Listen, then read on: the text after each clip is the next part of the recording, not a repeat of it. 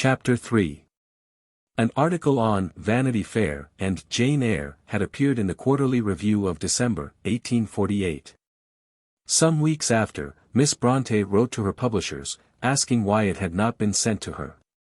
And conjecturing that it was unfavorable, she repeated her previous request, that whatever was done with the laudatory, all critiques adverse to the novel might be forwarded to her without fail. The Quarterly Review was accordingly sent. I am not aware that Miss Bronte took any greater notice of the article than to place a few sentences out of it in the mouth of a hard and vulgar woman in Shirley, where they are so much in character, that few have recognized them as a quotation. The time when the article was read was good for Miss Bronte. She was numbed to all petty annoyances by the grand severity of death. Otherwise she might have felt more keenly than they deserved the criticisms which, while striving to be severe, failed in logic, owing to the misuse of prepositions. And have smarted under conjectures as to the authorship of Jane Eyre, which, intended to be acute, were merely flippant. But flippancy takes a graver name when directed against an author by an anonymous writer. We call it then cowardly insolence. Every one has a right to form his own conclusion respecting the merits and demerits of a book. I complain not of the judgment which the reviewer passes on Jane Eyre. Opinions as to its tendency varied then, as they do now. While I write, I receive a letter from a clergyman in America in which he says, "We have in our sacred of sacreds a special shelf, highly adorned, as a place we delight to honor. Of novels which we recognize as having had a good influence on character our character. Foremost is Jane Eyre. Nor do I deny the existence of a diametrically opposite judgment. And so, as I trouble not myself about the reviewer's style of composition, I leave his criticisms regarding the merits of the work on one side. But when, forgetting the chivalrous spirit of the good and noble Southey, who said, in reviewing anonymous works myself, when I have known the authors I have never mentioned them. Taking it for granted they had sufficient reasons for avoiding the publicity, the Quarterly Reviewer goes on into gossiping conjectures as to who Currer Bell really is, and pretends to decide on what the writer may be from the book. I protest with my whole soul against such want of Christian charity. Not even the desire to write a smart article, which shall be talked about in London. When the faint mask of the anonymous can be dropped at pleasure if the cleverness of the review be admired, not even this temptation can excuse the stabbing cruelty of the judgment. Who is he that should say of an unknown woman, she must be one who for some sufficient reason has long forfeited the society of her sex? Is he one who has led a wild and struggling and isolated life, seeing few but plain and outspoken northerns, unskilled in the euphuisms which assist the polite world to skim over the mention of vice? Has he striven through long weeping years to find excuses for the lapse of an only brother, and through daily contact with a poor lost profligate, been compelled into a certain familiarity with the vices that his soul abhors? Has he, through trials, close following in dread march through his household, sweeping the hearthstone bare of life and love, still striven hard for strength to say, "It is the Lord"? Let him do what seemeth to him good, and sometimes striven in vain, until the kindly light returned. If through all these dark waters the scornful reviewer have passed clear, refined, free from stain, with a soul that has never in all its agonies cried Lama Sabachthani, still. Even then let him pray with the publican rather than judge with the Pharisee. January L0th, 1849. And had a very tolerable day yesterday, and a pretty quiet night last night, though she did not sleep much. Mr. Wheelhouse ordered the blister to be put on again. She bore it without sickness. I have just dressed it, and she is risen and come downstairs. She looks somewhat pale and sickly. She has had one dose of the cod liver oil, it smells and tastes like train oil. I am trying to hope, but the day is windy, cloudy, and stormy. My spirits fall at intervals very low, then I look where you counsel me to look, beyond earthly tempests and sorrows. I seem to get strength, if not consolation. It will not do to anticipate. I feel that hourly. In the night, I awake and long for morning, then my heart is wrung. Papa continues much the same, he was very faint when he came down to breakfast. Dear E., your friendship is some comfort to me. I am thankful for it. I see few lights through the darkness of the present time, but amongst them the constancy of a kind heart attached to me is one of the most cheering and serene. January 15, 1849. I can scarcely say that Anne is worse, nor can I say she is better. She varies often in the course of a day, yet each day is passed pretty much the same. The morning is usually the best time, the afternoon and the evening the most feverish. Her cough is the most troublesome at night, but it is rarely violent. The pain in her arms still disturbs her. She takes the cod liver oil and carbonate of iron regularly. She finds them both nauseous, but especially the oil. Her appetite is small indeed. Do not fear that I shall relax in my care of her. She is too precious not to be cherished with all the fostering strength I have. Papa, I am thankful to say, has been a good deal better this last day or two. As to your queries about myself, I can only say, that if I continue as I am I shall do very well. I have not yet got rid of the pains in my chest and back. They oddly return with every change of weather. And are still sometimes accompanied with a little soreness and hoarseness, but I combat them steadily with pitch plasters and bran tea. I should think it silly and wrong indeed not to be regardful of my own health at present. It would not do to be ill now. I avoid looking forward or backward, and try to keep looking upward. This is not the time to regret, dread, or weep. What I have and ought to do is very distinctly laid out for me. What I want, and pray for, is strength to perform it. The days pass in a slow, dark march, the nights are the test. The sudden wakings from restless sleep, the revived knowledge that one lies in her grave, and another not at my side, but in a separate and sick bed. However, God is over all. January 22, 1849. Anne really did seem to be a little better during some mild days last week, but today she looks very pale and languid again. She perseveres with the cod liver oil, but still finds it very nauseous. She is truly obliged to you for the soles for her shoes, and finds them extremely comfortable. I am to commission you to get her just such a respirator as Mrs. had. She would not object to give a higher price, if you thought it better. If it is not too much trouble, you may likewise get me a pair of soles. You can send them and the respirator when you send the box. You must put down the price of all, and we will pay you in a post-office order. Wuthering Heights was given to you. I have sent, neither letter nor parcel. I had nothing but dreary news to write, so preferred that others should tell her. I have not written to either. I cannot write, except when I am quite obliged. February 11, 1849. We received the box and its contents quite safely today. The pen wipers are very pretty, and we are very much obliged to you for them. I hope the respirator will be useful to Anne, in case she should ever be well enough to go out again. She continues very much in the same state, I trust not greatly worse, though she is becoming very thin. I fear it would be only self-delusion to fancy her better. What effect the advancing season may have on her, I know not. Perhaps the return of really warm weather may give nature a happy stimulus. I tremble at the thought of any change to cold wind or frost. Would that March were well over.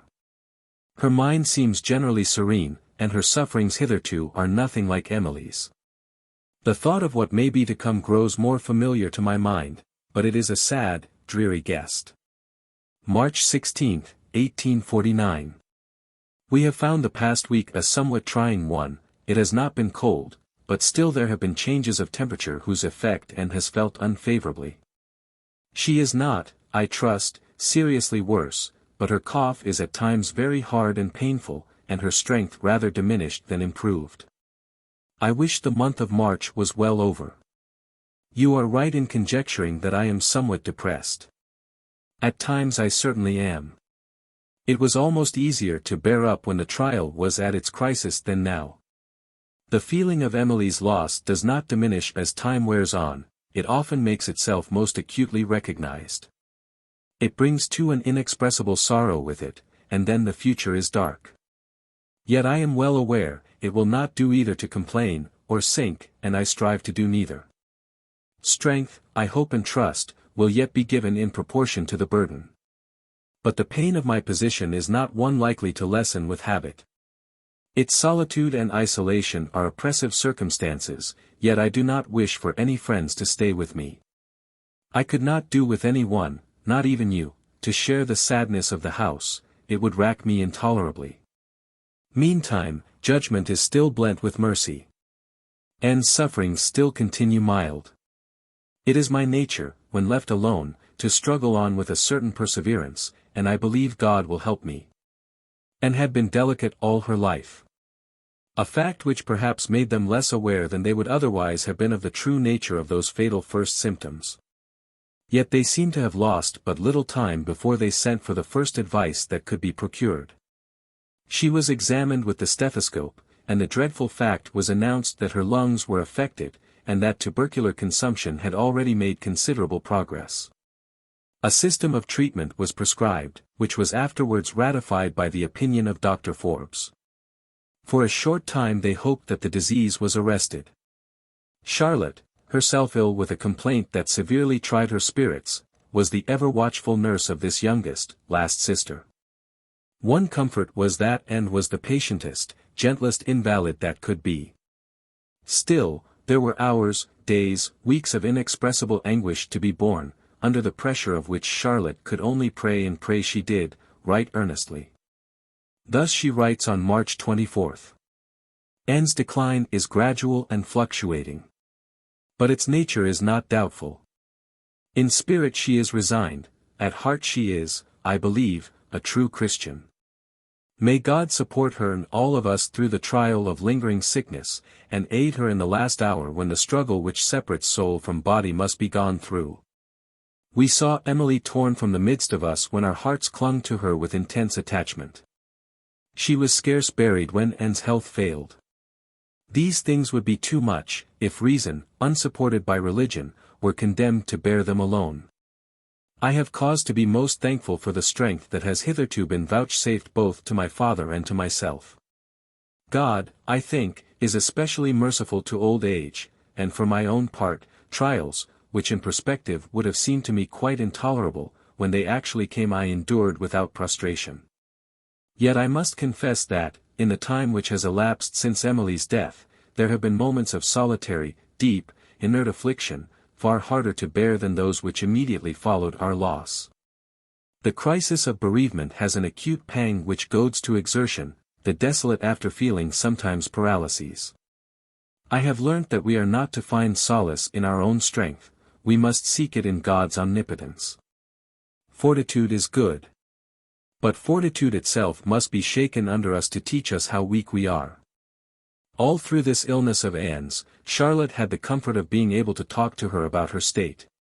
A comfort rendered inexpressibly great by the contrast which it presented to the recollection of Emily's rejection of all sympathy. If a proposal for Anne's benefit was made, Charlotte could speak to her about it, and the nursing and dying sister could consult with each other as to its desirability. I have seen but one of Anne's letters. It is the only time we seem to be brought into direct personal contact with this gentle, patient girl. In order to give the requisite preliminary explanation, I must state that the family of friends, to which E. belonged, proposed that Anne should come to them. In order to try what change of air and diet, and the company of kindly people could do towards restoring her to health. In answer to this proposal, Charlotte writes. March 24. I read your kind note to Anne, and she wishes me to thank you sincerely for your friendly proposal. She feels, of course, that it would not do to take advantage of it, by quartering an invalid upon the inhabitants of.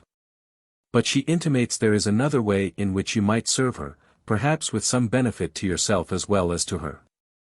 Should it, a month or two hence, be deemed advisable that she should go either to the seaside, or to some inland watering place, and should Papa be disinclined to move, and I consequently obliged to remain at home, she asks.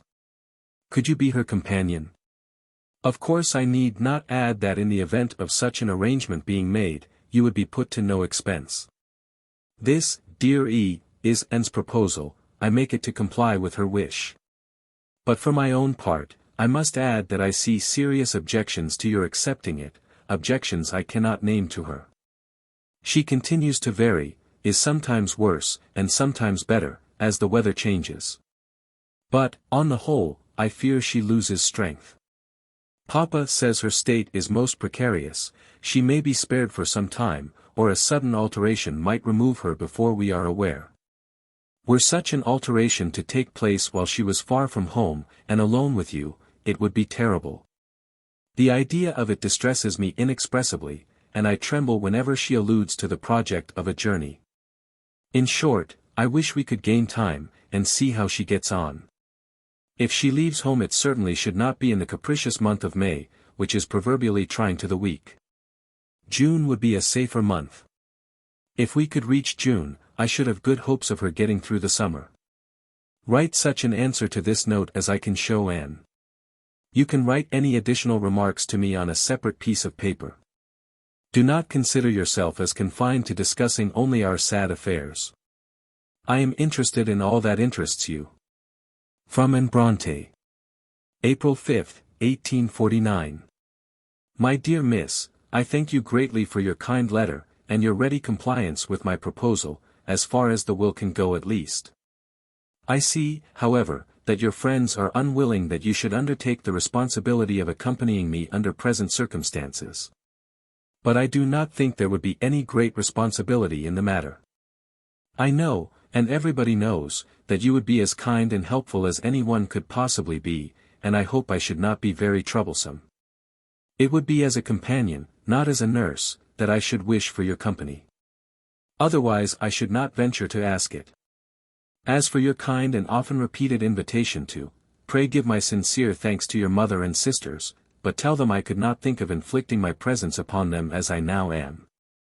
It is very kind of them to make so light of the trouble, but still there must be more or less, and certainly no pleasure, from the society of a silent invalid stranger. I hope, however, that Charlotte will by some means make it possible to accompany me after all. She is certainly very delicate, and greatly needs a change of air and scene to renovate her constitution. And then your going with me before the end of May, is apparently out of the question, unless you are disappointed in your visitors, but I should be reluctant to wait till then, if the weather would at all permit an earlier departure. You say May is a trying month, and so say others. The earlier part is often cold enough, I acknowledge, but, according to my experience, we are almost certain of some fine warm days in the latter half, when the laburnums and lilacs are in bloom. Whereas June is often cold, and July generally wet. But I have a more serious reason than this for my impatience of delay. The doctors say that change of air or removal to a better climate would hardly ever fail of success in consumptive cases, if the remedy were taken in time. But the reason why there are so many disappointments is, that it is generally deferred till it is too late. Now I would not commit this error. And, to say the truth, though I suffer much less from pain and fever than I did when you were with us, I am decidedly weaker, and very much thinner. My cough still troubles me a good deal, especially in the night, and, what seems worse than all, I am subject to great shortness of breath on going upstairs or any slight exertion. Under these circumstances, I think there is no time to be lost. I have no horror of death. If I thought it inevitable, I think I could quietly resign myself to the prospect, in the hope that you, dear Miss, would give as much of your company as you possibly could to Charlotte, and be a sister to her in my stead. But I wish it would please God to spare me, not only for Papa's and Charlotte's sakes, but because I long to do some good in the world before I leave it. I have many schemes in my head for future practice, humble and limited indeed, but still I should not like them all to come to nothing, and myself to have lived to so little purpose. But God's will be done. Remember me respectfully to your mother and sisters, and believe me, dear Miss, yours most affectionately, Anne Bronte. It must have been about this time that Anne composed her last verses, before the desk was closed, and the pen laid aside forever. I hoped that with the brave and strong my portion task might lie, to toil amid the busy throng, with purpose pure and high. 2. But God has fixed another part, and he has fixed it well, I said so with my bleeding heart, when first the anguish fell. 3. Thou God, hast taken our delight, our treasured hope, away, thou bidst us now weep through the night and sorrow through the day. 4. These weary hours will not be lost, these days of misery, these nights of darkness, anguish tossed, can I but turn to thee. 4. With secret labor to sustain in humble patience every blow. To gather fortitude from pain, and hope and holiness from woe. 6. Thus let me serve thee from my heart, whatever may be my written fate, whether thus early to depart, or yet a while to wait. 7. If thou shouldst bring me back to life, more humbled I should be, more wise, more strengthened for the strife, more apt to lean on thee. 8. Should death be standing at the gate, thus should I keep my vow. But, Lord, whatever be my fate, O let me serve thee now. I take Charlotte's own words as the best record of her thoughts and feelings during all this terrible time. April 12. I read Anne's letter to you, it was touching enough, as you say. If there were no hope beyond this world, no eternity, no life to come, Emily's fate, and that which threatens Anne, would be heartbreaking. I cannot forget Emily's death day. It becomes a more fixed, a darker, a more frequently recurring idea in my mind than ever. It was very terrible. She was torn, conscious, panting, reluctant, though resolute, out of a happy life. But it will not do to dwell on these things. I am glad your friends object to your going with Anne, it would never do. To speak truth, even if your mother and sisters had consented, I never could. It is not that there is any laborious attention to pay her. She requires, and will accept, but little nursing, but there would be hazard, and anxiety of mind, beyond what you ought to be subject to. If, a month or 6 weeks hence, she continues to wish for a change as much as she does now, I shall, D.V. go with her myself. It will certainly be my paramount duty, other cares must be made subservient to that. I have consulted Mr. T., he does not object, and recommends Scarborough, which was Anne's own choice. I trust affairs may be so ordered, that you may be able to be with us at least part of the time. Whether in lodgings or not, I should wish to be boarded. Providing oneself is, I think, an insupportable nuisance. I don't like keeping provisions in a cupboard, locking up, being pillaged, and all that. It is a petty, wearing annoyance. The progress of Anne's illness was slower than that of Emily's had been. And she was too unselfish to refuse trying means, from which, if she herself had little hope of benefit, her friends might hereafter derive a mournful satisfaction. I began to flatter myself she was getting strength. But the change to frost has told upon her, she suffers more of late. Still her illness has none of the fearful rapid symptoms which appalled in Emily's case. Could she only get over the spring, I hope summer may do much for her, and then early removal to a warmer locality for the winter might, at least, prolong her life. Could we only reckon upon another year, I should be thankful. But can we do this for the healthy? A few days ago I wrote to have Dr. Forbes' opinion. He warned us against entertaining sanguine hopes of recovery. The cod liver oil he considers a peculiarly efficacious medicine.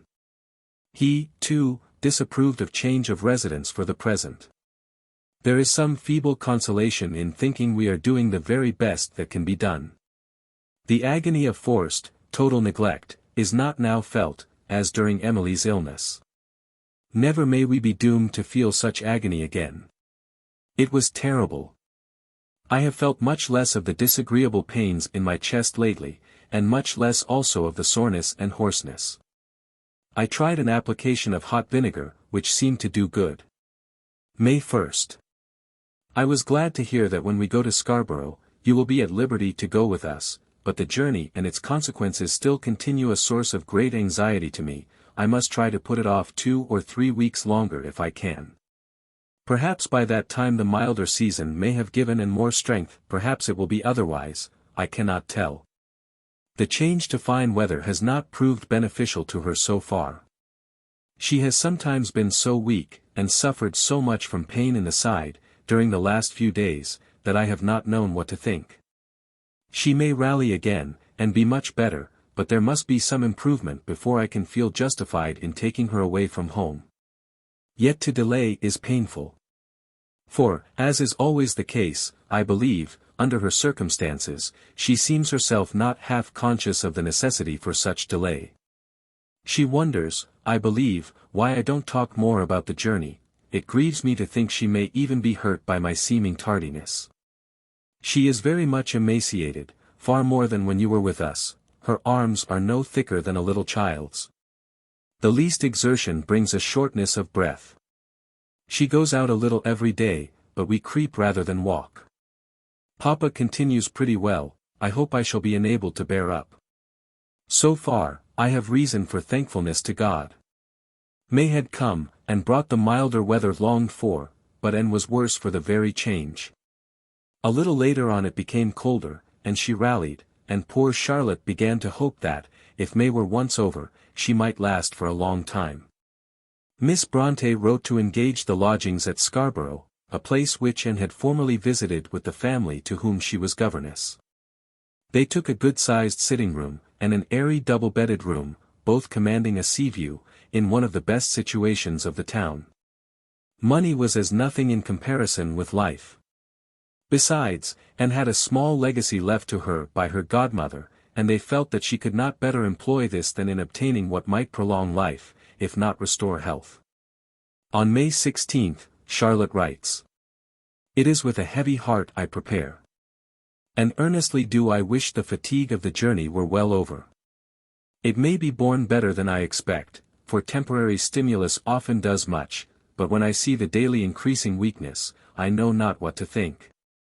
I fear you will be shocked when you see Anne, but be on your guard, dear E., not to express your feelings. Indeed, I can trust both your self-possession and your kindness. I wish my judgment sanctioned the step of going to Scarborough, more fully than it does. You ask how I have arranged about leaving Papa. I could make no special arrangement.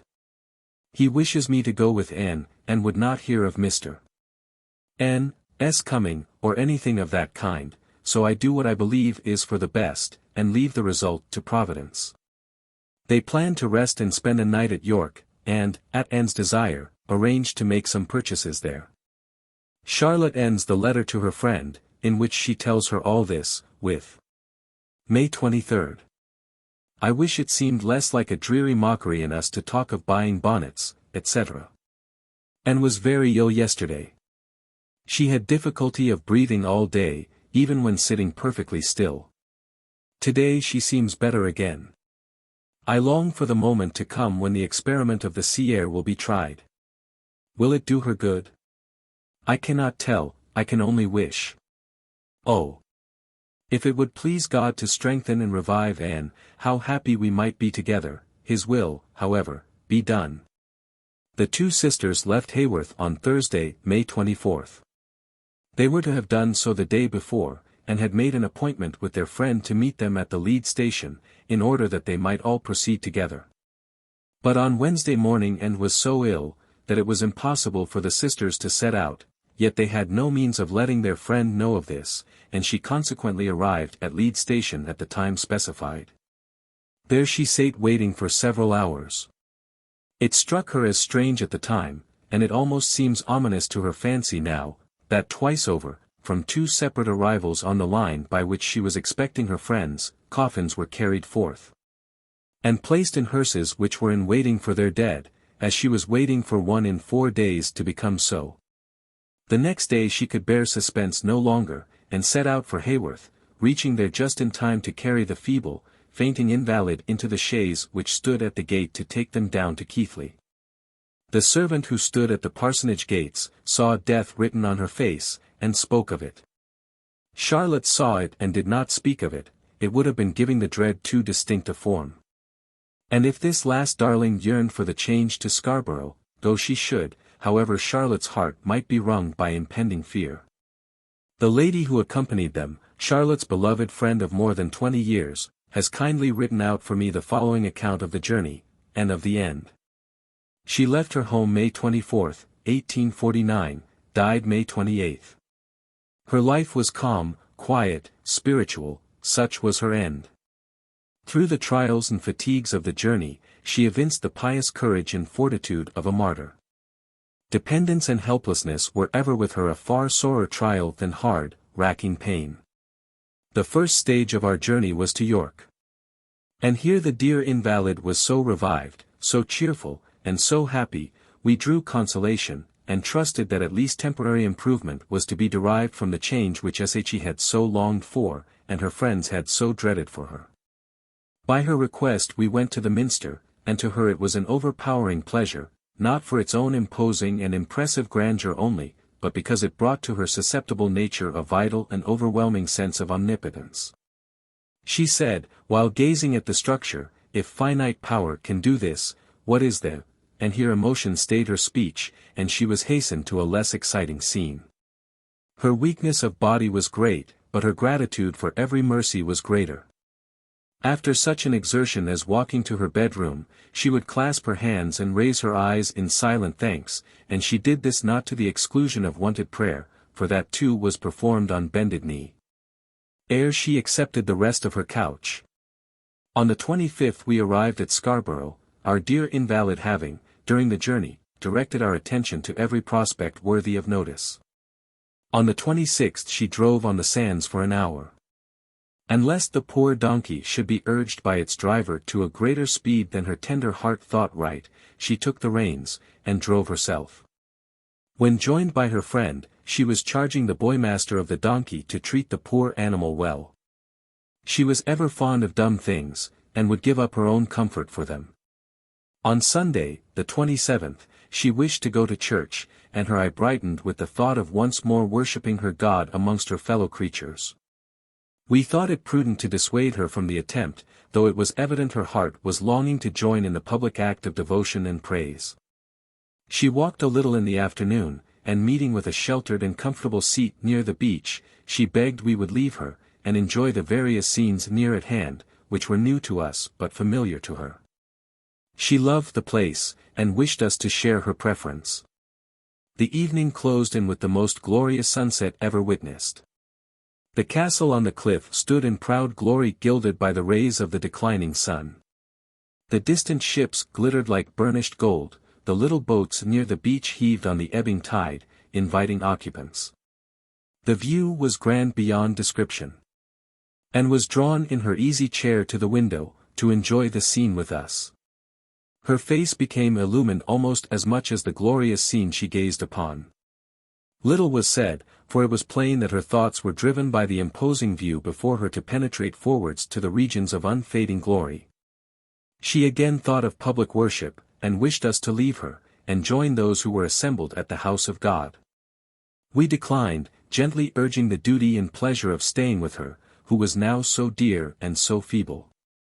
On returning to her place near the fire, she conversed with her sister upon the propriety of returning to their home.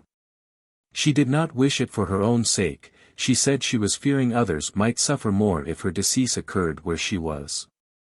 She probably thought the task of accompanying her lifeless remains on a long journey was more than her sister could bear, more than the bereaved father could bear, were she borne home another.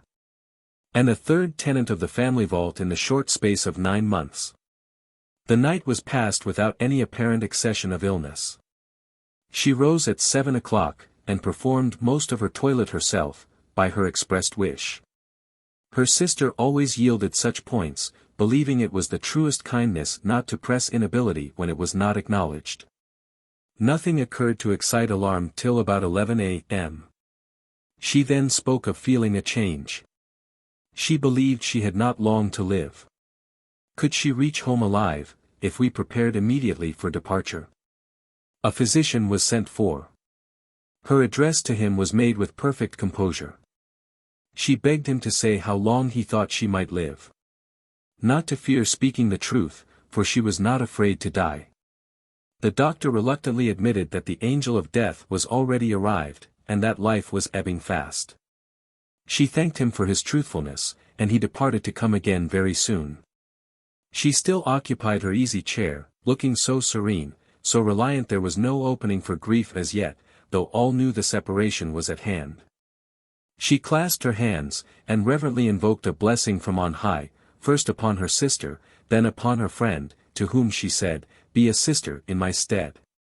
Give Charlotte as much of your company as you can." She then thanked each for her kindness and attention. Ere long the restlessness of approaching death appeared, and she was borne to the sofa.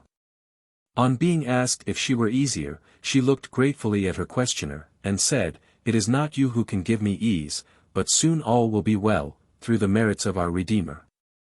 Shortly after this, seeing that her sister could hardly restrain her grief, she said, "Take courage, Charlotte, take courage."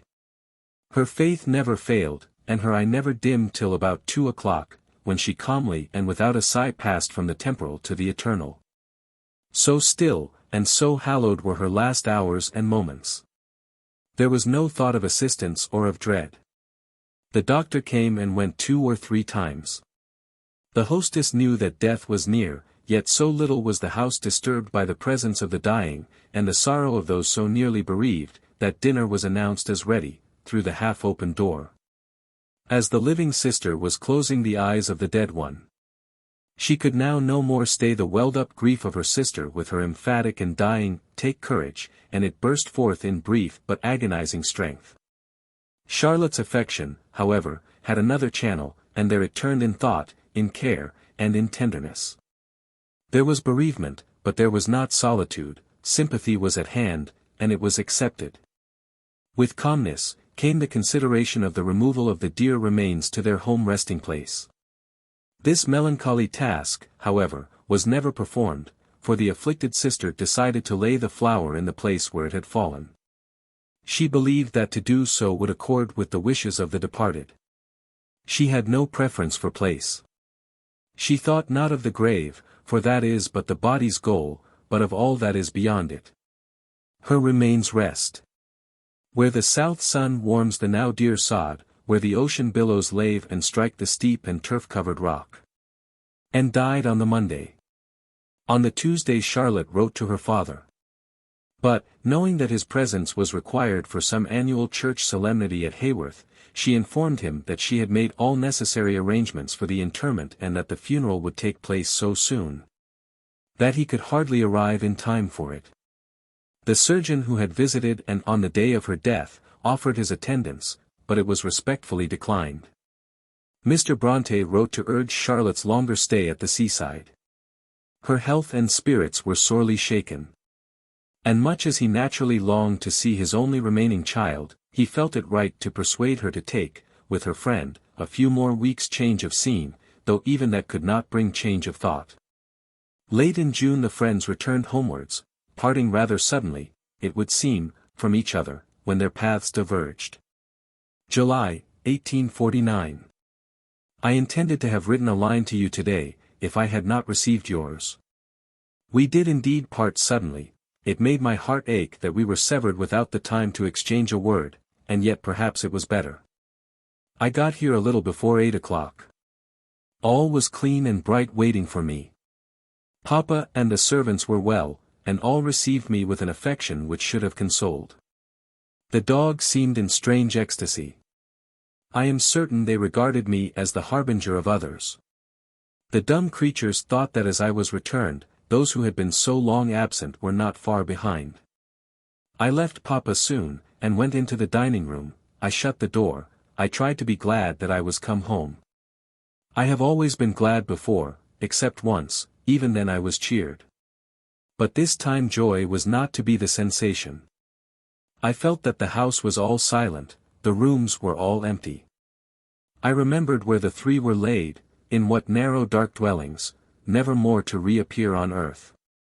So the sense of desolation and bitterness took possession of me.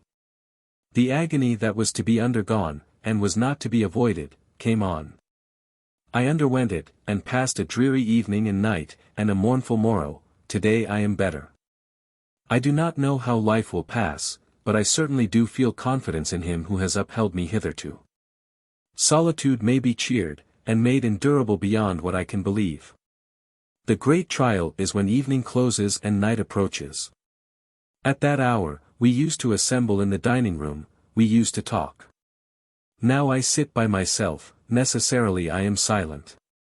I cannot help thinking of their last days, remembering their sufferings, and what they said and did, and how they looked in mortal affliction. Perhaps all this will become less poignant in time. Let me thank you once more, dear E., for your kindness to me, which I do not mean to forget. How did you think all looking at your home? Papa thought me a little stronger, he said my eyes were not so sunken. July 14, 1849. I do not much like giving an account of myself. I like better to go out of myself, and talk of something more cheerful. My cold, wherever I got it, whether at Easton or elsewhere, is not vanished yet. It began in my head, then I had a sore throat, and then a sore chest, with a cough, but only a trifling cough, which I still have at times. The pain between my shoulders likewise amazed me much. Say nothing about it, for I confess I am too much disposed to be nervous. This nervousness is a horrid phantom. I dare communicate no ailment to Papa, his anxiety harasses me inexpressibly. My life is what I expected it to be. Sometimes when I wake in the morning, and know that solitude, remembrance, and longing are to be almost my sole companions all day through, that at night I shall go to bed with them. That they will long keep me sleepless, that next morning I shall wake to them again, sometimes, Nell, I have a heavy heart of it. But crushed I am not, yet, nor robbed of elasticity, nor of hope, nor quite of endeavor. I have some strength to fight the battle of life. I am aware, and can acknowledge, I have many comforts, many mercies. Still I can get on. But I do hope and pray, that never may you, or any one I love, be placed as I am. To sit in a lonely room, the clock ticking loud through a still house, and have open before the mind's eye the record of the last year, with its shocks, sufferings, losses, is a trial. I write to you freely, because I believe you will hear me with moderation, that you will not take alarm or think me in any way worse off than I am. Chapter 4. The tale of Shirley had been begun soon after the publication of Jane Eyre.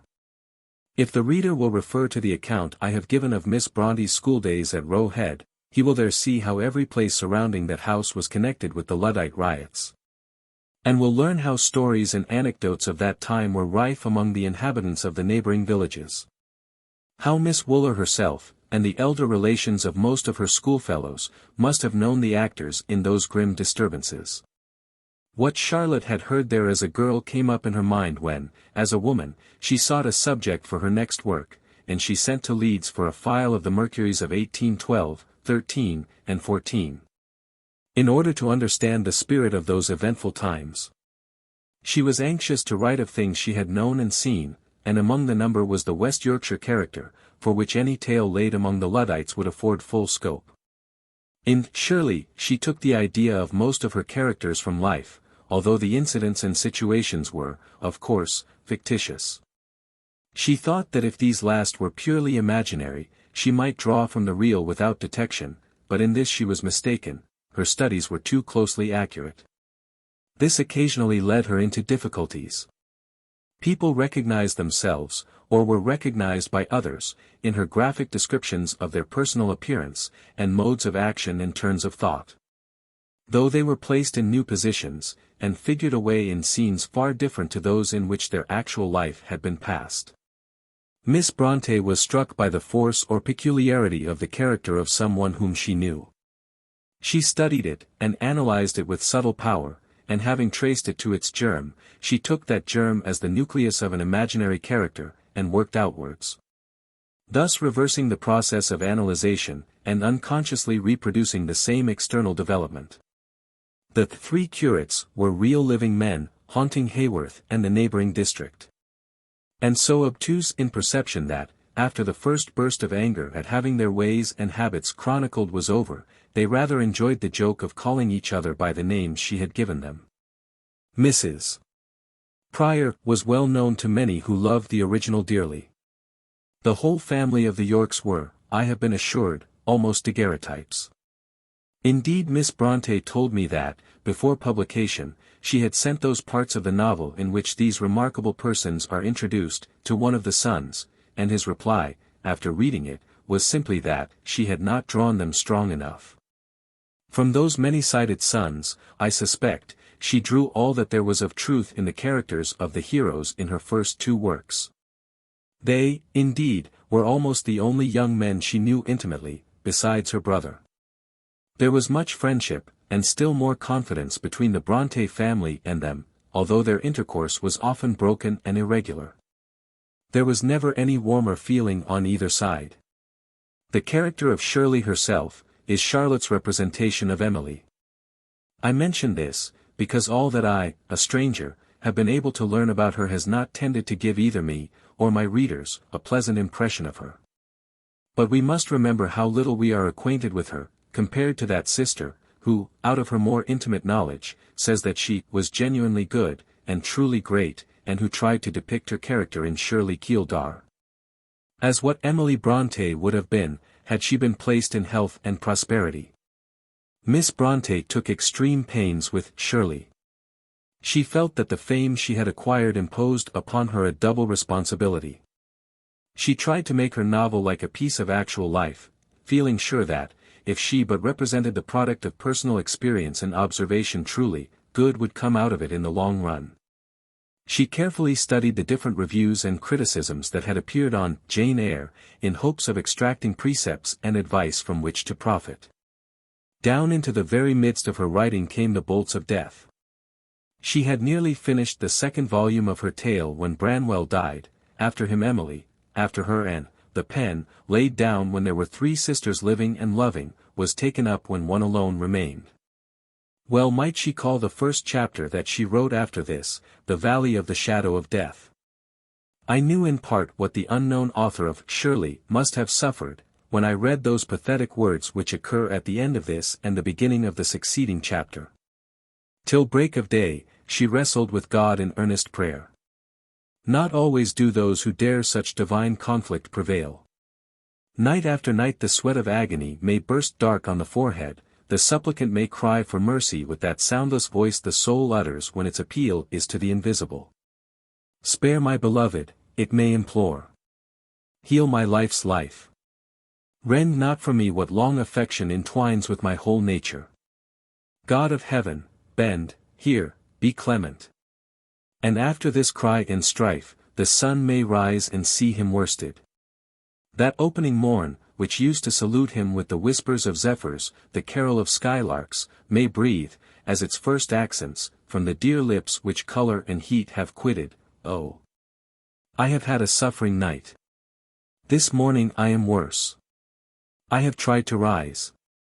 I cannot. Dreams I am unused to have troubled me.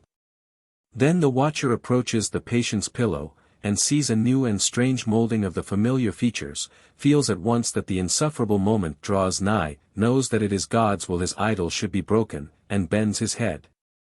And subdues his soul to the sentence he cannot avert, and scarce can bear. No piteous, unconscious moaning sound, which so wastes our strength that, even if we have sworn to be firm, a rush of unconquerable tears sweeps away the oath, preceded her waking. No space of deaf apathy followed. The first words spoken were not those of one becoming estranged from this world, and already permitted to stray at times into realms foreign to the living. She went on with her work steadily. But it was dreary to write without any one to listen to the progress of her tale, to find fault or to sympathize, while pacing the length of the parlor in the evenings, as in the days that were no more. 3 sisters had done this, then 2, the other sister dropping off from the walk, and now one was left desolate, to listen for echoing steps that never came, and to hear the wind sobbing at the windows, with an almost articulate sound.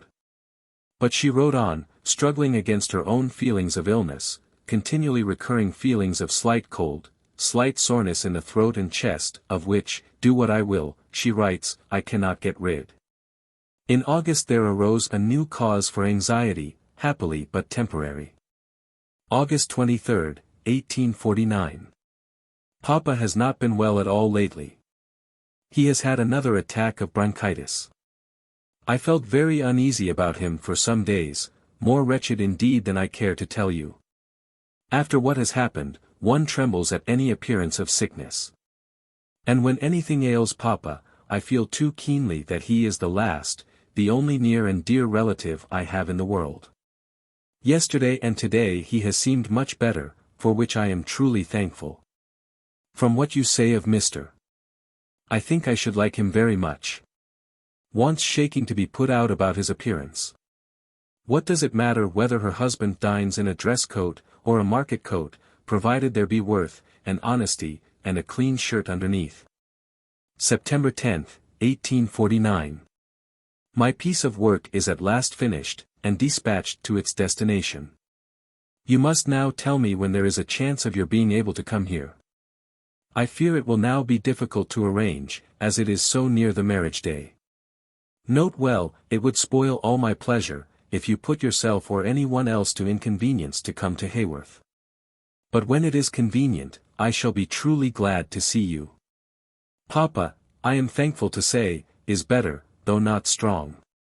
He is often troubled with a sensation of nausea. My cold is very much less troublesome, I am sometimes quite free from it. A few days since, I had a severe bilious attack, the consequence of sitting too closely to my writing, but it is gone now.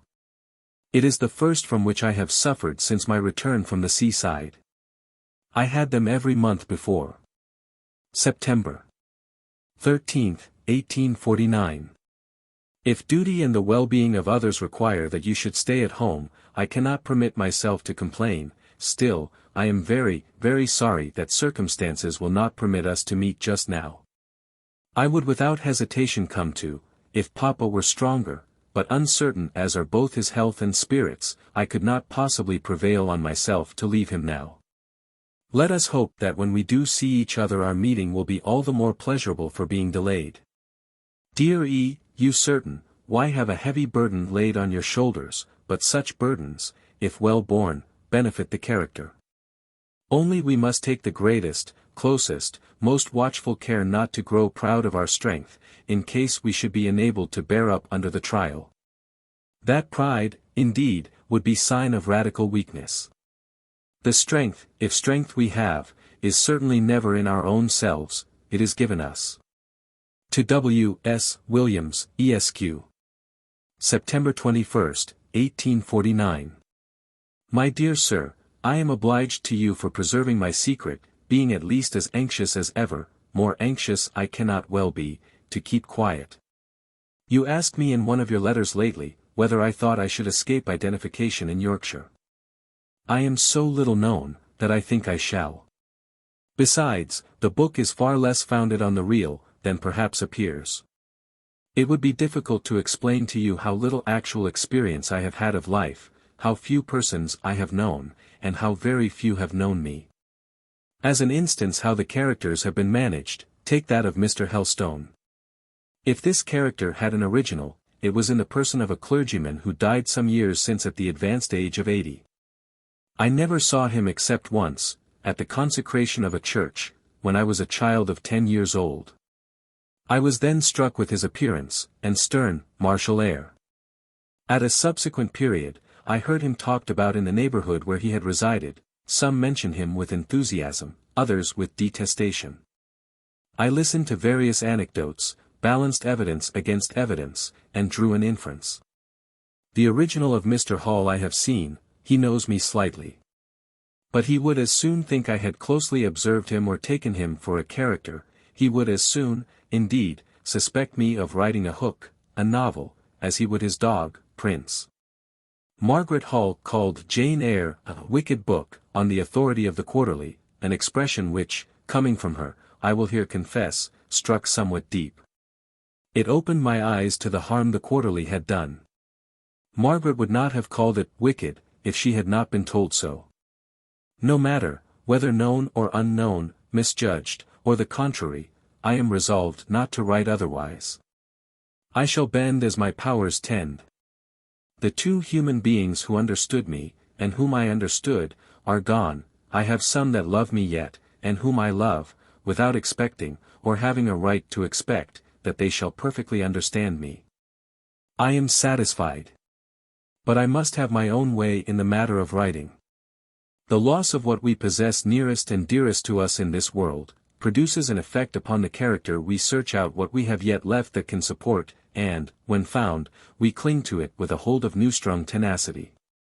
The faculty of imagination lifted me when I was sinking, 3 months ago. Its active exercise has kept my head above water since. Its results cheer me now, for I feel they have enabled me to give pleasure to others. I am thankful to God, who gave me the faculty, and it is for me a part of my religion to defend this gift, and to profit by its possession. Yours sincerely, Charlotte Bronte. At the time when this letter was written, both Tabby and the young servant whom they had to assist her were ill in bed. And, with the exception of occasional aid, Miss Bronte had all the household work to perform, as well as to nurse the 2 invalids. The serious illness of the younger servant was at its height, when a cry from Tabby called Miss Bronte into the kitchen, and she found the poor old woman of 80 laid on the floor, with her head under the kitchen grate. She had fallen from her chair in attempting to rise. When I saw her, 2 years later, she described to me the tender care which Charlotte had taken of her at this time, and wound up her account of how her own mother could not have had more thought for her nor Miss Bronte had, by saying, she's a good one, she is. But there was one day when the strung nerves gave way, when, as she says, I fairly broke down for 10 minutes, sat and cried like a fool. Tabby could neither stand nor walk. Papa had just been declaring that Martha was in imminent danger. I was myself depressed with headache and sickness. That day I hardly knew what to do, or where to turn. Thank God. Martha is now convalescent. Tabby, I trust, will be better soon. Papa is pretty well. I have the satisfaction of knowing that my publishers are delighted with what I sent them. This supports me. But life is a battle. May we all be enabled to fight it well. The kind friend, to whom she thus wrote, saw how the poor over-taxed system needed bracing, and accordingly sent her a shower bath, a thing for which she had long been wishing. The receipt of it was acknowledged as follows. September 28, 1849. Martha is now almost well, and Tabby much better. A huge monster package, from Nelson, Leeds, came yesterday. You want chastising roundly and soundly. Such are the thanks you get for all your trouble. Whenever you come to Haworth, you shall certainly have a thorough drenching in your own shower bath. I have not yet unpacked the wretch. Yours, as you deserve, C.B. There was misfortune of another kind impending over her. There were some railway shares, which, so early as 1846, she had told Miss Wooler she wished to sell, but had kept because she could not persuade her sisters to look upon the affair as she did, and so preferred running the risk of loss to hurting Emily's feelings by acting in opposition to her opinion. The depreciation of these same shares was now verifying Charlotte's soundness of judgment. They were in the York and North Midland Company, which was one of Mr. Hudson's pet lines, and had the full benefit of his peculiar system of management. She applied to her friend and publisher, Mr. Smith, for information on the subject, and the following letter is in answer to his reply. October 4, 1849. My dear Sir, I must not thank you for, but acknowledge the receipt of your letter.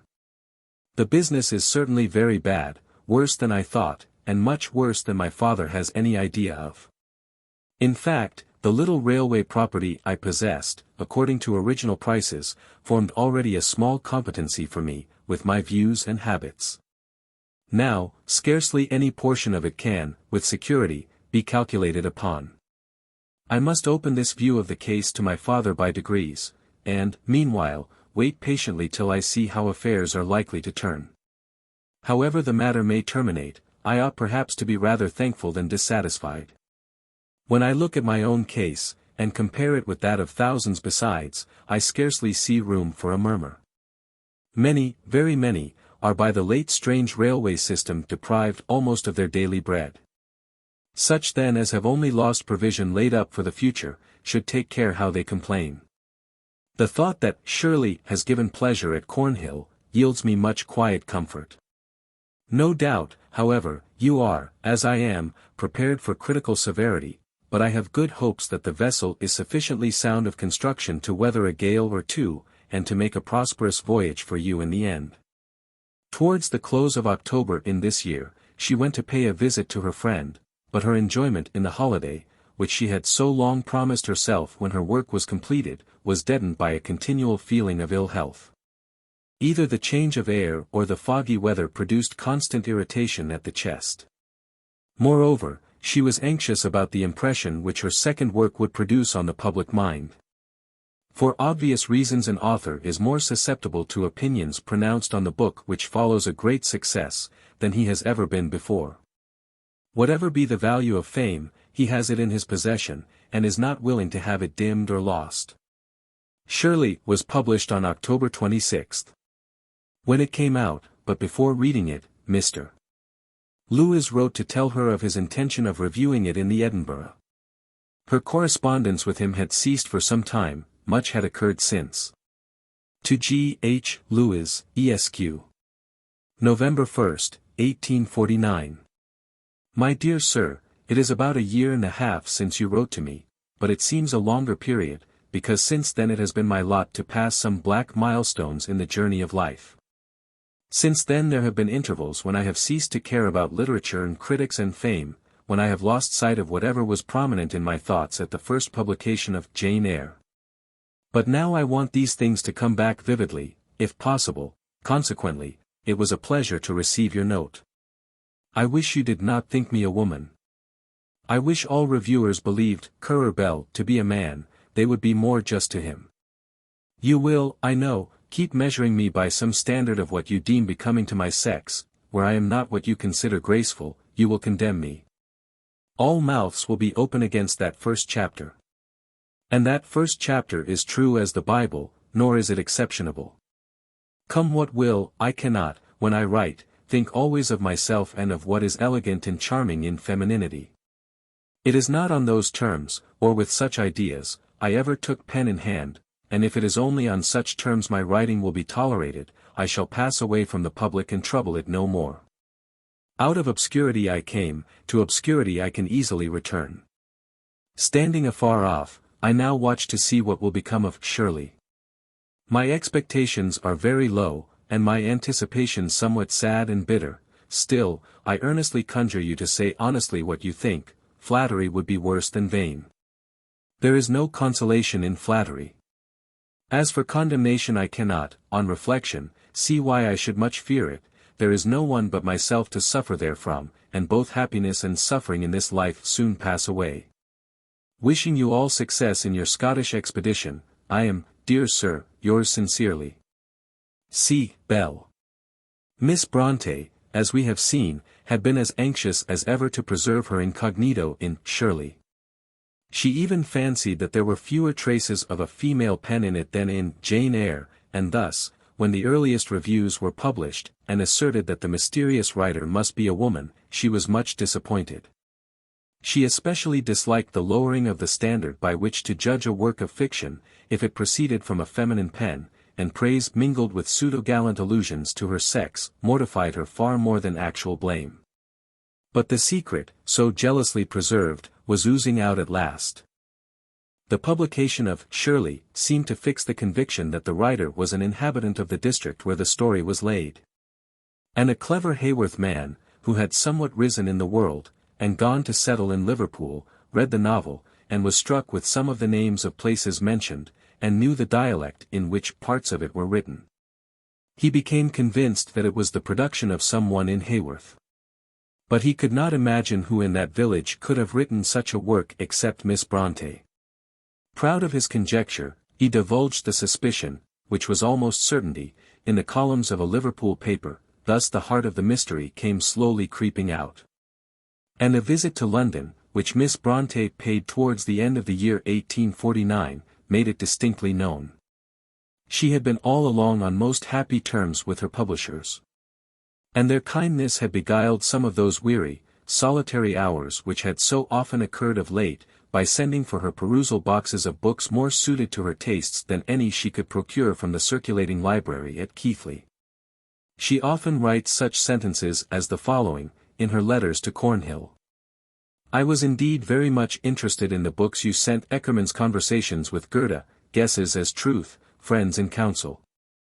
And the little work on English social life, pleased me particularly, and the last not least. We sometimes take a partiality to books as to characters, not on account of any brilliant intellect or striking peculiarity they boast, but for the sake of something good, delicate, and genuine. I thought that small book the production of a lady, and an amiable, sensible woman, and I liked it. You must not think of selecting any more works for me yet, my stock is still far from exhausted. I accept your offer respecting the Athenaeum. It is a paper I should like much to see, providing that you can send it without trouble. It shall be punctually returned. In a letter to her friend she complains of the feelings of illness from which she was seldom or never free. November 16, 1849. You are not to suppose any of the characters in Shirley intended as literal portraits. It would not suit the rules of art, nor of my own feelings, to write in that style. We only suffer reality to suggest, never to dictate. The heroines are abstractions and the heroes also. Qualities I have seen, loved, and admired, are here and there put in as decorative gems, to be preserved in that sitting. Since you say you could recognize the originals of all except the heroines, pray whom did you suppose the two Moors to represent? I send you a couple of reviews. The one is in the Examiner, written by Albany Fonblanque, who is called the most brilliant political writer of the day, a man whose dictum is much thought of in London. The other, in the Standard of Freedom, is written by William Howitt, a Quaker. I should be pretty well, if it were not for headaches and indigestion. My chest has been better lately. In consequence of this long protracted state of languor, headache, and sickness, to which the slightest exposure to cold added sensations of hoarseness and soreness at the chest, she determined to take the evil in time. As much for her father's sake as for her own, and to go up to London and consult some physician there. It was not her first intention to visit anywhere, but the friendly urgency of her publishers prevailed, and it was decided that she was to become the guest of Mr. Smith. Before she went, she wrote 2 characteristic letters about Shirley, from which I shall take a few extracts. Shirley makes her way. The reviews shower in fast. The best critique which has yet appeared is in the Revue des Deux Mondes, a sort of European cosmopolitan periodical, whose head-quarters are at Paris. Comparatively few reviewers, even in their praise, evince a just comprehension of the author's meaning. Eugene Forcard, the reviewer in question, follows Currer Bell through every winding, discerns every point, discriminates every shade, proves himself master of the subject, and lord of the aim. With that man I would shake hands, if I saw him. I would say, you know me, monsieur, I shall deem it an honor to know you. I could not say so much of the mass of the London critics. Perhaps I could not say so much to 500 men and women in all the millions of Great Britain. That matters little. My own conscience I satisfy first, and having done that, if I further content and delight a Froissart, a Fonblanque, and a Thackeray, my ambition has had its ration, it is fed, it lies down for the present satisfied. My faculties have wrought a day's task, and earned a day's wages. I am no teacher, to look on me in that light is to mistake me. To teach is not my vocation. What I am, it is useless to say. Those whom it concerns feel and find it out. To all others I wish only to be an obscure, steady-going, private character. To you, dear E., I wish to be a sincere friend. Give me your faithful regard, I willingly dispense with admiration. November 26. It is like you to pronounce the reviews not good enough, and belongs to that part of your character which will not permit you to bestow unqualified approbation on any dress, decoration, etc., belonging to you. Know that the reviews are superb. And were I dissatisfied with them, I should be a conceited ape. Nothing higher is ever said, from perfectly disinterested motives, of any living authors. If all be well, I go to London this week, Wednesday, I think. The dressmaker has done my small matters pretty well, but I wish you could have looked them over, and given a dictum. I insisted on the dresses being made quite plainly. At the end of November she went up to the Big Babylon, and was immediately plunged into what appeared to her a whirl, for changes, and scenes, and stimulus which would have been a trifle to others, were much to her. As was always the case with strangers, she was a little afraid at first of the family into which she was now received, fancying that the ladies looked on her with a mixture of respect and alarm. But in a few days, if this state of feeling ever existed, her simple, shy, quiet manners, her dainty personal and household ways, had quite done away with it, and she says that she thinks they begin to like her, and that she likes them much. For, kindness is a potent heart-winner. She had stipulated that she should not be expected to see many people. The recluse life she had led, was the cause of a nervous shrinking from meeting any fresh face, which lasted all her life long. Still, she longed to have an idea of the personal appearance and manners of some of those whose writings or letters had interested her. Mr. Thackeray was accordingly invited to meet her, but it so happened that she had been out for the greater part of the morning, and, in consequence, missed the luncheon hour at her friend's house. This brought on a severe and depressing headache in one accustomed to the early, regular hours of a Yorkshire parsonage. Besides, the excitement of meeting, hearing, and sitting next a man to whom she looked up with such admiration as she did to the author of Vanity Fair, was of itself overpowering to her frail nerves. She writes about this dinner as follows. December 10, 1849. As to being happy, I am under scenes and circumstances of excitement, but I suffer acute pain sometimes, mental pain, I mean. At the moment Mr. Thackeray presented himself, I was thoroughly faint from inanition, having eaten nothing since a very slight breakfast, and it was then 7 o'clock in the evening. Excitement and exhaustion made savage work of me that evening. What he thought of me I cannot tell. She told me how difficult she found it, this first time of meeting Mr. Thackeray, to decide whether he was speaking in jest or in earnest, and that she had, she believed, completely misunderstood an inquiry of his, made on the gentlemen's coming into the drawing-room. He asked her if she had perceived the secret of their cigars, to which she replied literally, discovering in a minute afterwards, by the smile on several faces, that he was alluding to a passage in Jane Eyre. Her hosts took pleasure in showing her the sights of London. On one of the days which had been set apart for some of these pleasant excursions, a severe review of Shirley was published in the Times. She had heard that her book would be noticed by it, and guessed that there was some particular reason for the care with which her hosts mislaid it on that particular morning. She told them that she was aware why she might not see the paper. Mrs. Smith at once admitted that her conjecture was right, and said that they had wished her to go to the day's engagement before reading it. But she quietly persisted in her request to be allowed to have the paper. Mrs. Smith took her work, and tried not to observe the countenance, which the other tried to hide between the large sheets, but she could not help becoming aware of tears stealing down the face and dropping on the lap. The first remark Miss Bronte made was to express her fear lest so severe a notice should check the sale of the book, and injuriously affect her publishers. Wounded as she was, her first thought was for others.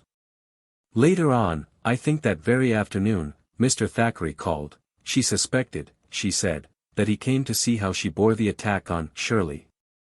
But she had recovered her composure, and conversed very quietly with him. He only learnt from the answer to his direct inquiry that she had read the Times article. She acquiesced in the recognition of herself as the authoress of Jane Eyre, because she perceived that there were some advantages to be derived from dropping her pseudonym. One result was an acquaintance with Miss Martineau. She had sent her the novel just published, with a curious note, in which Currer Bell offered a copy of Shirley to Miss Martineau, as an acknowledgment of the gratification he had received from her works. From Deerbrook he had derived a new and keen pleasure, and experienced a genuine benefit. In his mind Deerbrook, etc. Miss Martineau, in acknowledging this note and a copy of Shirley, dated her letter from a friend's house in the neighborhood of Mr. Smith's residence. And when, a week or two afterwards, Miss Bronte found how near she was to her correspondent, she wrote, in the name of Currer Bell, to propose a visit to her. 6 o'clock, on a certain Sunday afternoon, December 10th, was the time appointed. Miss Martineau's friends had invited the unknown Currer Bell to their early tea. They were ignorant whether the name was that of a man or a woman, and had had various conjectures as to sex, age, and appearance. Miss Martineau had, indeed, expressed her private opinion pretty distinctly by beginning her reply, to the professedly masculine note referred to above, with "Dear Madam," but she had addressed it to Currer Bell, Esq. At every ring the eyes of the party turned towards the door. Some stranger, a gentleman, I think, came in. For an instant they fancied he was Currer Bell, and indeed an Esq. He stayed some time, went away. Another ring, Miss Bronte was announced. And in came a young-looking lady, almost childlike in stature, in a deep mourning dress, neat as a Quaker's, with her beautiful hair smooth and brown, her fine eyes blazing with meaning and her sensible face indicating a habit of self-control. She came, hesitated one moment at finding 4 or 5 people assembled, then went straight to Miss Martineau with intuitive recognition, and, with the freemasonry of good feeling and gentle breeding. She soon became as one of the family seated round the tea-table. And, before she left, she told them, in a simple, touching manner, of her sorrow and isolation, and a foundation was laid for her intimacy with Miss Martineau.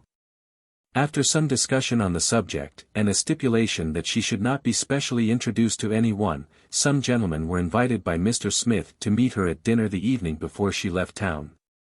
Her natural place would have been at the bottom of the table by her host, and the places of those who were to be her neighbors were arranged accordingly. But, on entering the dining-room, she quickly passed up so as to sit next to the lady of the house, anxious to shelter herself near some one of her own sex. This slight action arose out of the same womanly seeking after protection on every occasion, when there was no moral duty involved in asserting her independence, that made her about this time write as follows: Mrs. watches me very narrowly when surrounded by strangers. She never takes her eye from me. I like the surveillance, it seems to keep guard over me. Respecting this particular dinner party she thus wrote to the Brussels schoolfellow of former days, whose friendship had been renewed during her present visit to London. The evening after I left you passed better than I expected.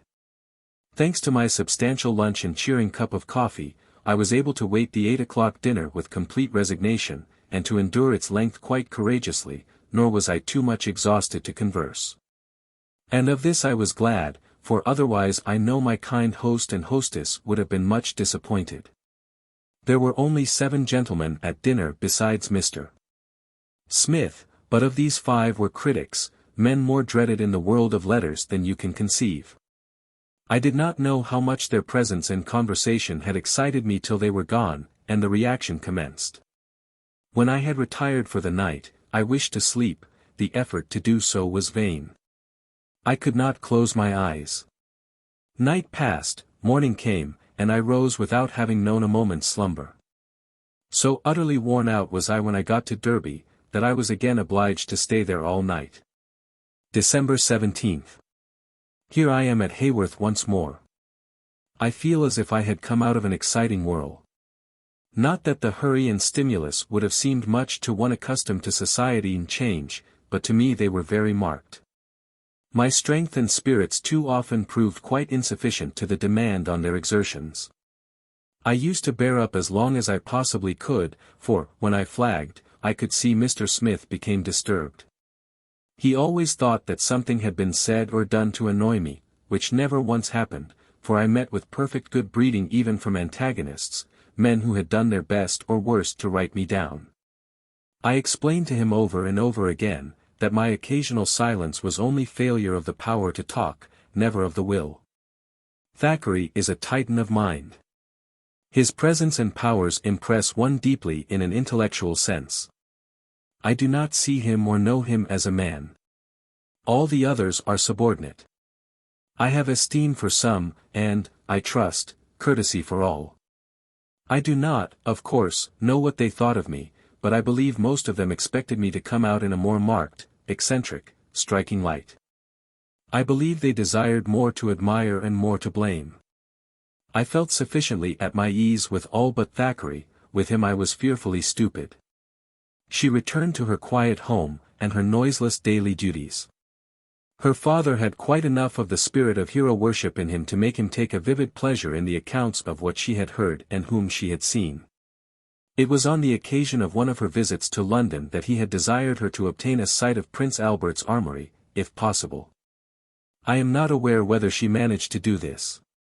But she went to one or two of the great national armories in order that she might describe the stern steel harness and glittering swords to her father, whose imagination was forcibly struck by the idea of such things.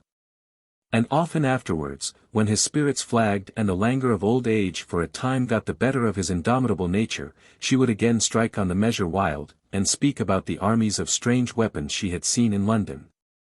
Till he resumed his interest in the old subject, and was his own keen, warlike, intelligent self again. Chapter 5. Her life at Haworth was so unvaried that the postman's call was the event of her day. Yet she dreaded the great temptation of centering all her thoughts upon this one time, and losing her interest in the smaller hopes and employments of the remaining hours. Thus she conscientiously denied herself the pleasure of writing letters too frequently, because the answers, when she received them, took the flavour out of the rest of her life. Or the disappointment, when the replies did not arrive, lessened her energy for her home duties. The winter of this year in the north was hard and cold. It affected Miss Bronte's health less than usual, however, probably because the change in the medical advice she had taken in London had done her good. Probably, also, because her friend had come to pay her a visit, and enforced that attention to bodily symptoms which Miss Bronte was too apt to neglect, from a fear of becoming nervous herself about her own state and thus infecting her father. But she could scarcely help feeling much depressed in spirits as the anniversary of her sister Emily's death came round. All the recollections connected with it were painful, yet there were no outward events to call off her attention, and prevent them from pressing hard upon her. At this time, as at many others, I find her alluding in her letters to the solace which she found in the books sent her from Cornhill. What, I sometimes ask, could I do without them? I have recourse to them as to friends. They shorten and cheer many an hour that would be too long and too desolate otherwise. Even when my tired sight will not permit me to continue reading, it is pleasant to see them on the shelf, or on the table. I am still very rich, for my stock is far from exhausted. Some other friends have sent me books lately. The perusal of Harriet Martineau's Eastern Life has afforded me great pleasure. And I have found a deep and interesting subject of study in Newman's work on the soul. Have you read this work? It is daring, it may be mistaken, but it is pure and elevated. Froude's Nemesis of Faith I did not like, I thought it morbid. Yet in its pages, too, are found sprinklings of truth. By this time, Airedale, Wharfdale, Calderdale, and Ribblesdale all knew the place of residence of Currer Bell. She compared herself to the ostrich hiding its head in the sand. And says that she still buries hers in the heath of Haworth moors, but the concealment is but self-delusion. Indeed it was. Far and wide in the West Riding had spread the intelligence that Currer Bell was no other than a daughter of the venerable clergyman of Haworth. The village itself caught up the excitement. Mr. having finished Jane Eyre, is now crying out for the other book. He is to have it next week. Mr. R. has finished Shirley, he is delighted with it. John's wife seriously thought him gone wrong in the head, as she heard him giving vent to roars of laughter as he sat alone, clapping and stamping on the floor.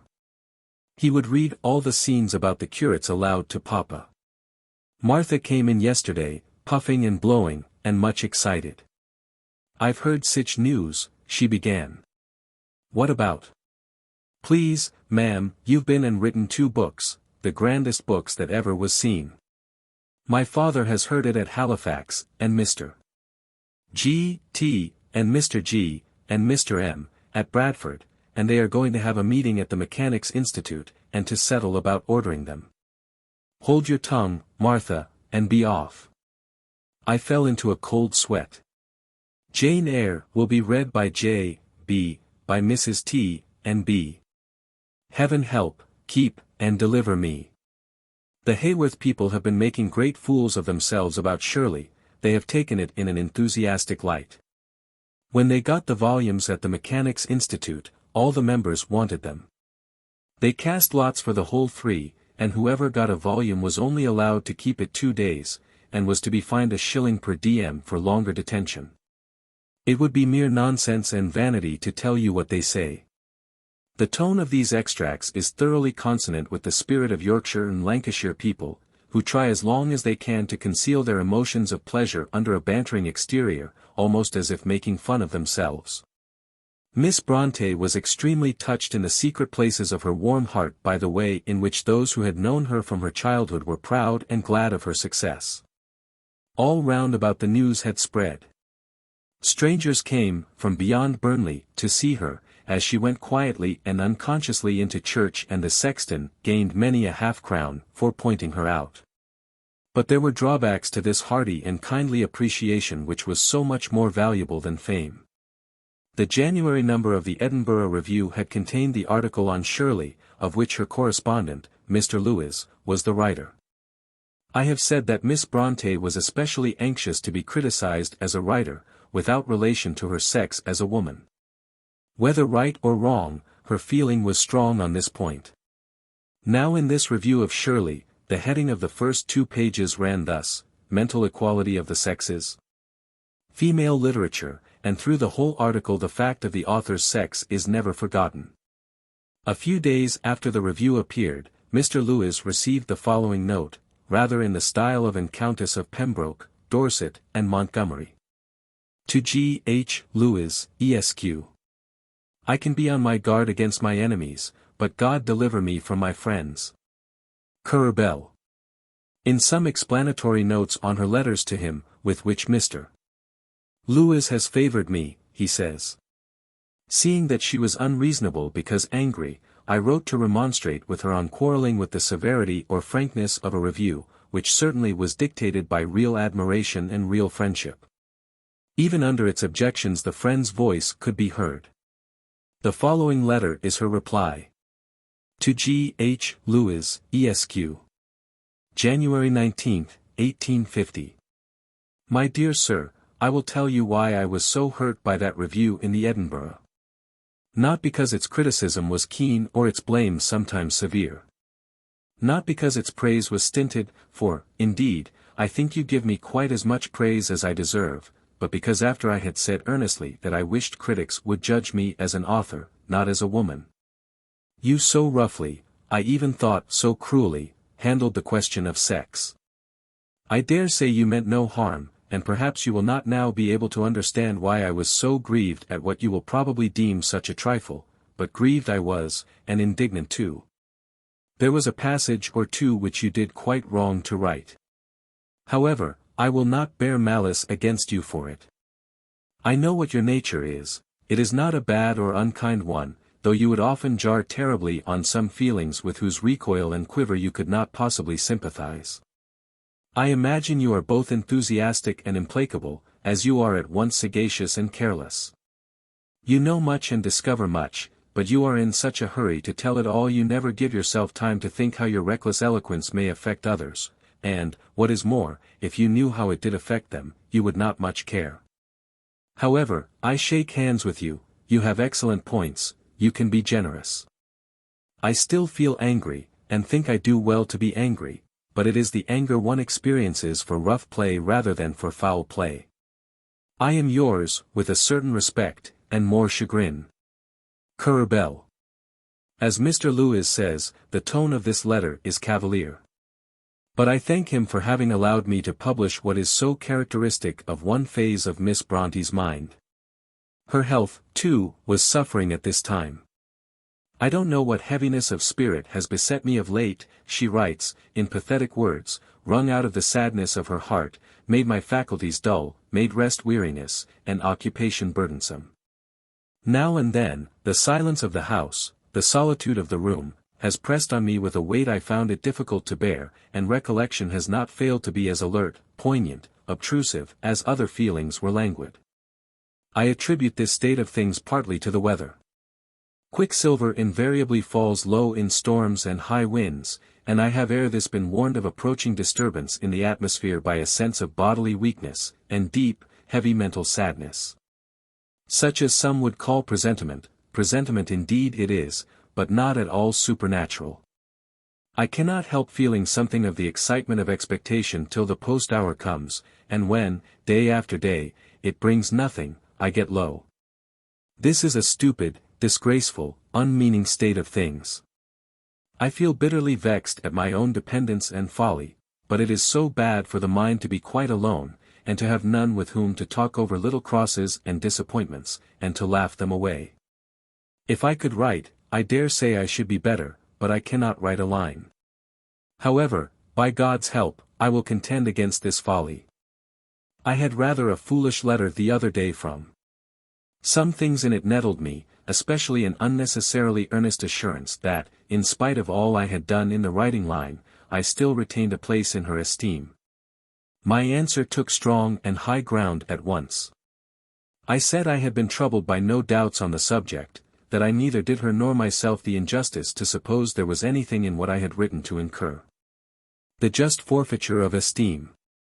A few days since, a little incident happened which curiously touched me. Papa put into my hands a little packet of letters and papers, telling me that they were Mamma's, and that I might read them. I did read them, in a frame of mind I cannot describe. The papers were yellow with time, all having been written before I was born. It was strange now to peruse, for the first time, the records of a mind whence my own sprang. And most strange, and at once sad and sweet, to find that mind of a truly fine, pure, and elevated order. They were written to Papa before they were married. There is a rectitude, a refinement, a constancy, a modesty, a sense, a gentleness about them indescribable. I wished that she had lived, and that I had known her. All through this month of February, I have had a crushing time of it. I could not escape from or rise above certain most mournful recollections, the last days, the sufferings, the remembered words, most sorrowful to me, of those who, faith assures me, are now happy. At evening and bedtime, such thoughts would haunt me, bringing a weary heartache. The reader may remember the strange prophetic vision, which dictated a few words, written on the occasion of the death of a pupil of hers in January, 1840. Wherever I seek for her now in this world, she cannot be found. No more than a flower or a leaf which withered 20 years ago. A bereavement of this kind gives one a glimpse of the feeling those must have, who have seen all drop round them, friend after friend, and are left to end their pilgrimage alone. Even in persons of naturally robust health, and with no ricordarsi di tempo felice nella miseria. To wear, with slow dropping but perpetual pain, upon their spirits, the nerves and appetite will give way in solitude. How much more must it have been so with Miss Bronte, delicate and frail in constitution, tried by much anxiety and sorrow in early life, and now left to face her life alone. Owing to Mr. Bronte's great age, and long-formed habits of solitary occupation when in the house, his daughter was left to herself for the greater part of the day. Ever since his serious attacks of illness, he had dined alone. A portion of her dinner, regulated by strict attention to the diet most suitable for him, being taken into his room by herself. After dinner she read to him for an hour or so, as his sight was too weak to allow of his reading long to himself. He was out of doors among his parishioners for a good part of each day, often for a longer time than his strength would permit. Yet he always liked to go alone, and consequently her affectionate care could be no check upon the length of his walks to the more distant hamlets which were in his cure. He would come back occasionally utterly fatigued, and be obliged to go to bed, questioning himself sadly as to where all his former strength of body had gone to. His strength of will was the same as ever. That which he resolved to do he did, at whatever cost of weariness. But his daughter was all the more anxious from seeing him so regardless of himself and his health. The hours of retiring for the night had always been early in the parsonage, now family prayers were at 8 o'clock, directly after which Mr. Bronte and old Tabby went to bed, and Martha was not long in following. But Charlotte could not have slept if she had gone, could not have rested on her desolate couch. She stopped up, it was very tempting, late and later, striving to beguile the lonely night with some employment, till her weak eyes failed to read or to sew, and could only weep in solitude over the dead that were not. No one on earth can even imagine what those hours were to her. All the grim superstitions of the North had been implanted in her during her childhood by the servants, who believed in them. They recurred to her now, with no shrinking from the spirits of the dead, but with such an intense longing once more to stand face to face with the souls of her sisters, as no one but she could have felt. It seemed as if the very strength of her yearning should have compelled them to appear. On windy nights, cries, and sobs, and wailings seemed to go round the house, as of the dearly beloved striving to force their way to her. Some one conversing with her once objected, in my presence, to that part of Jane Eyre, in which she hears Rochester's voice crying out to her in a great crisis of her life, he being many, many miles distant at the time. I do not know what incident was in Miss Bronte's recollection when she replied, in a low voice, drawing in her breath, but it is a true thing, it really happened. The reader, who has even faintly pictured to himself her life at this time, the solitary days, the waking, watching nights, may imagine to what a sensitive pitch her nerves were strung, and how such a state was sure to affect her health. It was no bad thing for her that about this time various people began to go over to Haworth, curious to see the scenery described and, surely, if a sympathy with the writer, of a more generous kind than to be called mere curiosity, did not make them wish to know whether they could not in some way serve or cheer one who had suffered so deeply. Among this number were Sir James and Lady Kay Shuttleworth.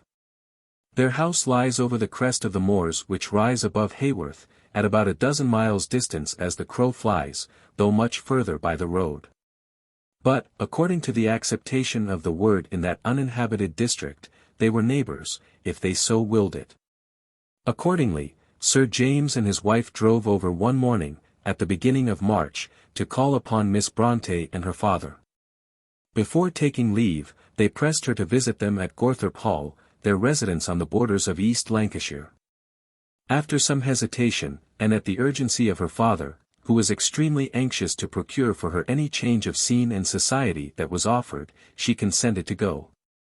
On the whole, she enjoyed her visit very much, in spite of her shyness, and the difficulty she always experienced in meeting the advances of those strangers whose kindness she did not feel herself in a position to repay. She took great pleasure in the quiet drives to old ruins and old halls, situated among older hills and woods.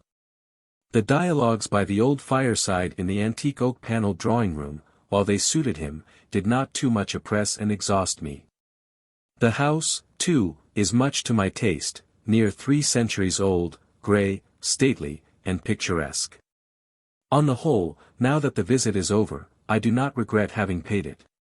The worst of it is, that there is now some menace hanging over my head of an invitation to go to them in London during the season. This, which would be a great enjoyment to some people, is a perfect terror to me. I should highly prize the advantages to be gained in an extended range of observation. But I tremble at the thought of the price I must necessarily pay in mental distress and physical wear and tear. On the same day on which she wrote the above, she sent the following letter to Mr. Smith.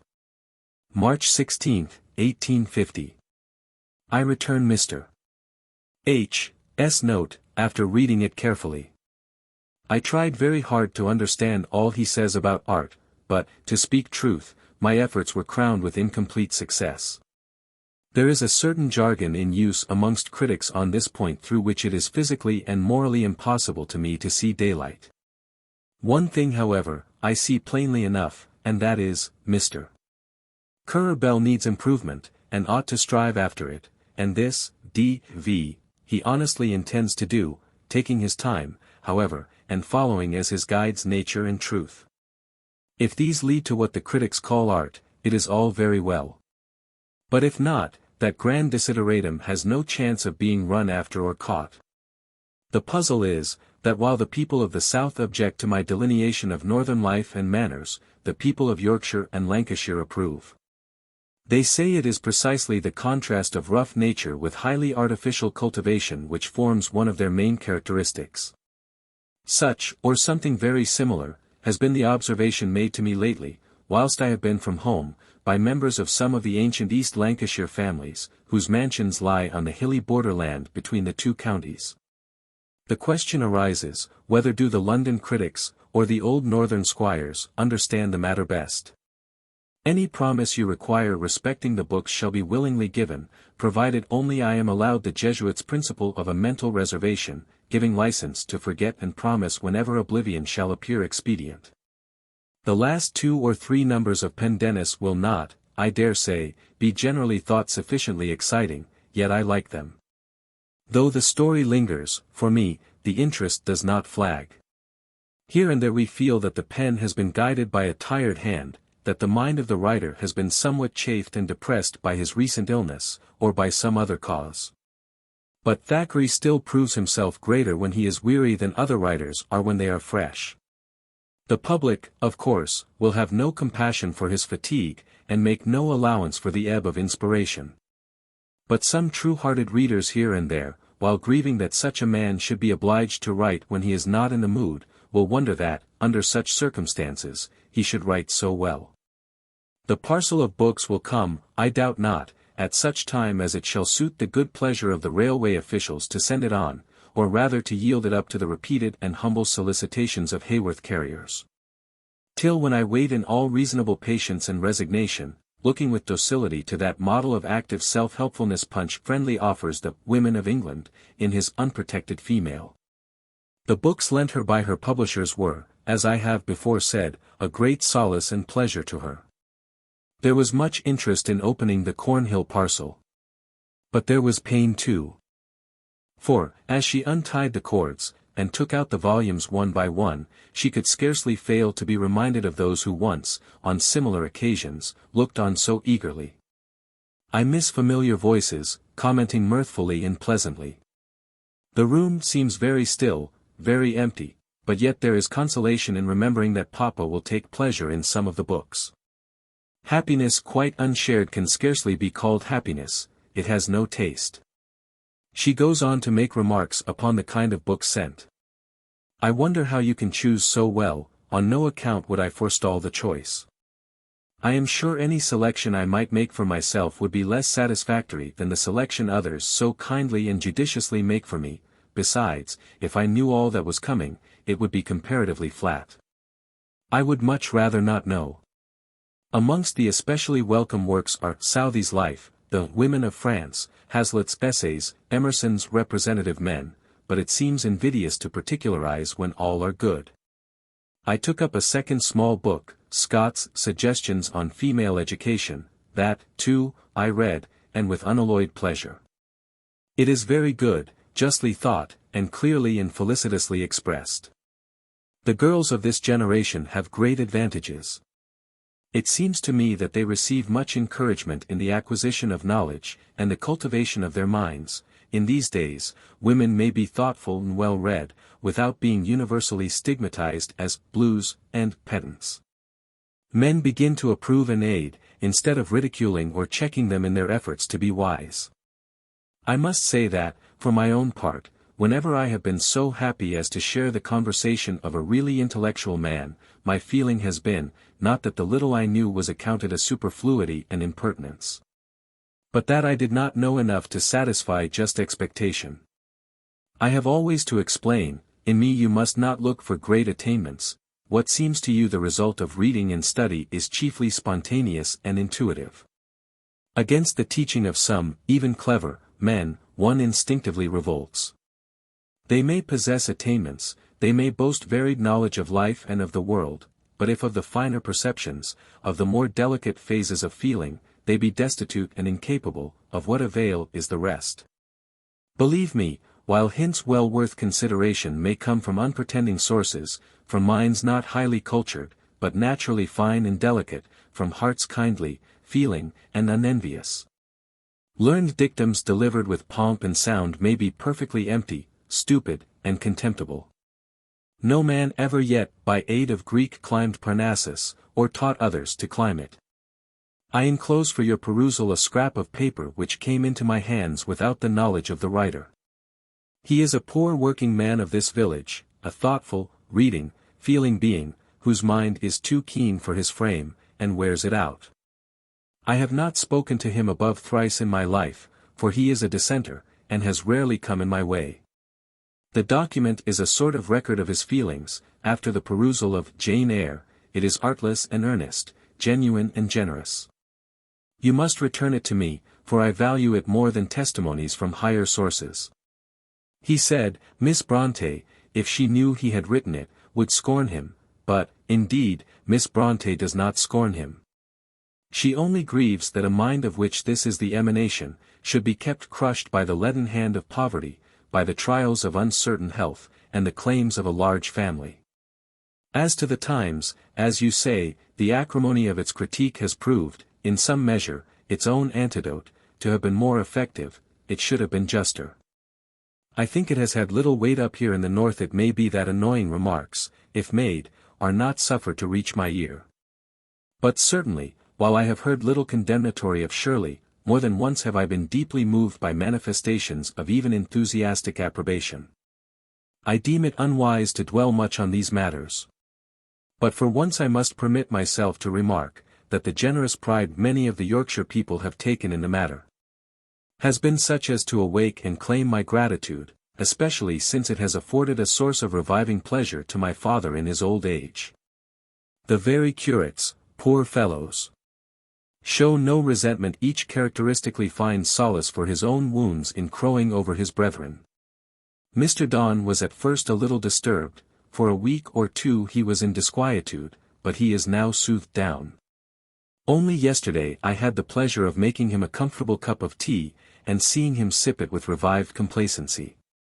It is a curious fact that, since he read Shirley, he has come to the house oftener than ever, and been remarkably meek and assiduous to please. Some people's natures are veritable enigmas. I quite expected to have had one good scene at least with him, but as yet nothing of the sort has occurred. Chapter 6. During the earlier months of this spring, Haworth was extremely unhealthy. The weather was damp, low fever was prevalent, and the household at the parsonage suffered along with its neighbors.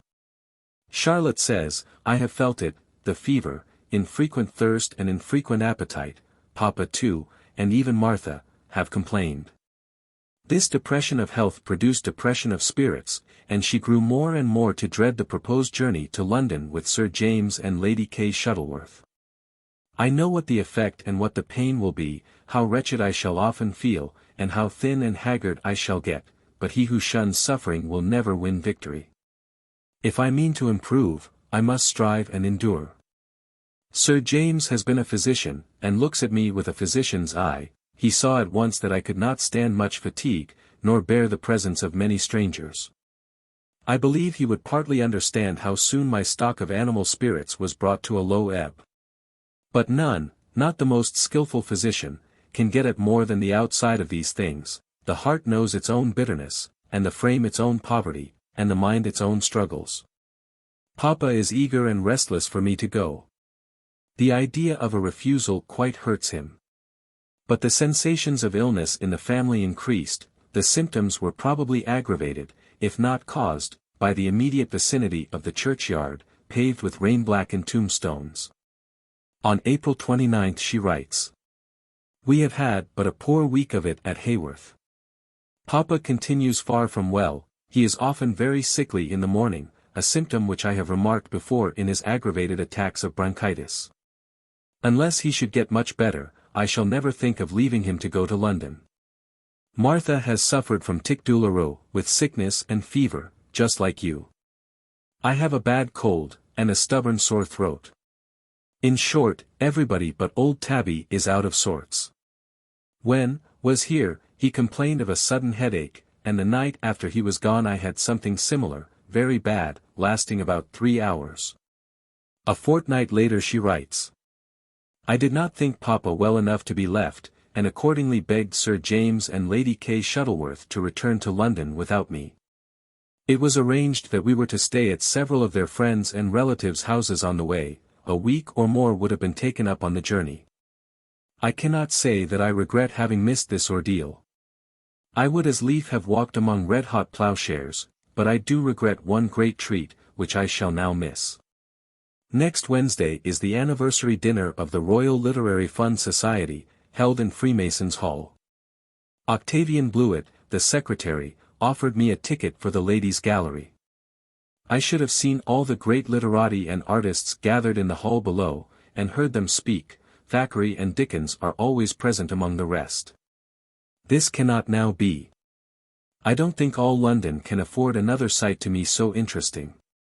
It became requisite, however, before long, that she should go to London on business. And as Sir James K. Shuttleworth was detained in the country by indisposition, she accepted Mrs. Smith's invitation to stay quietly at her house, while she transacted her affairs. In the interval between the relinquishment of the first plan and the adoption of the second, she wrote the following letter to one who was much valued among her literary friends.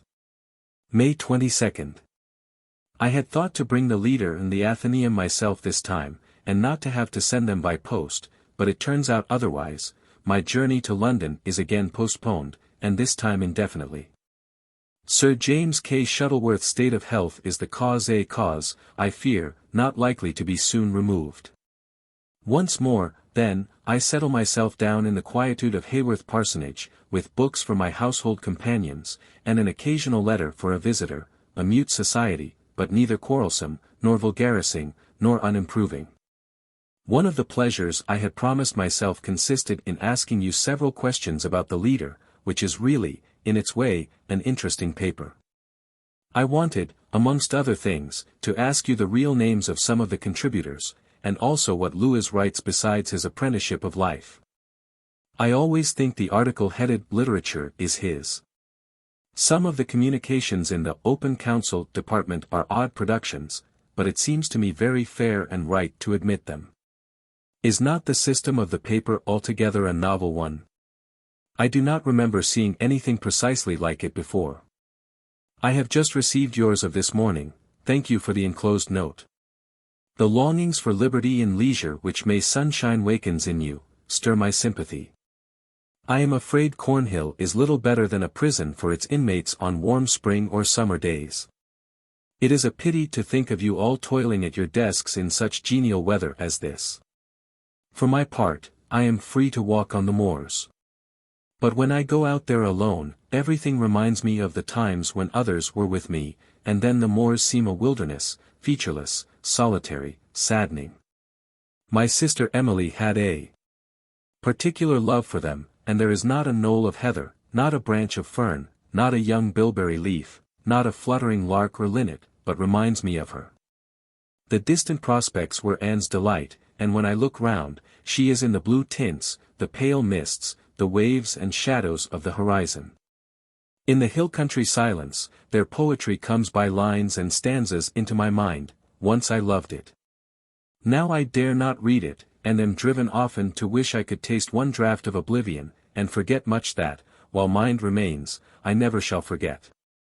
Many people seem to recall their departed relatives with a sort of melancholy complacency, but I think these have not watched them through lingering sickness, nor witnessed their last moments. It is these reminiscences that stand by your bedside at night, and rise at your pillow in the morning. At the end of all, however, exists the great hope. Eternal life is theirs now. She had to write many letters, about this time, to authors who sent her their books, and strangers who expressed their admiration of her own. The following was in reply to one of the latter class, and was addressed to a young man at Cambridge. May 23, 1850. Apologies are indeed unnecessary for a reality of feeling, for a genuine unaffected impulse of the spirit, such as prompted you to write the letter which I now briefly acknowledge. Certainly it is something to me that what I write should be acceptable to the feeling heart and refined intellect.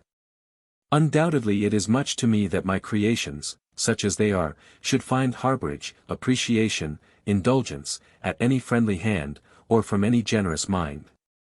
You are very welcome to take Jane, Caroline, and Shirley for your sisters, and I trust they will often speak to their adopted brother when he is solitary, and soothe him when he is sad.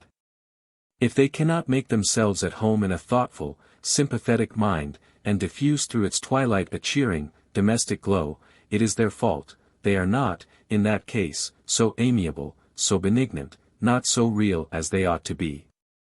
If they can find household altars in human hearts, they will fulfill the best design of their creation, in therein maintaining a genial flame, which shall warm but not scorch, light but not dazzle. What does it matter that part of your pleasure in such beings has its source in the poetry of your own youth rather than in any magic of theirs?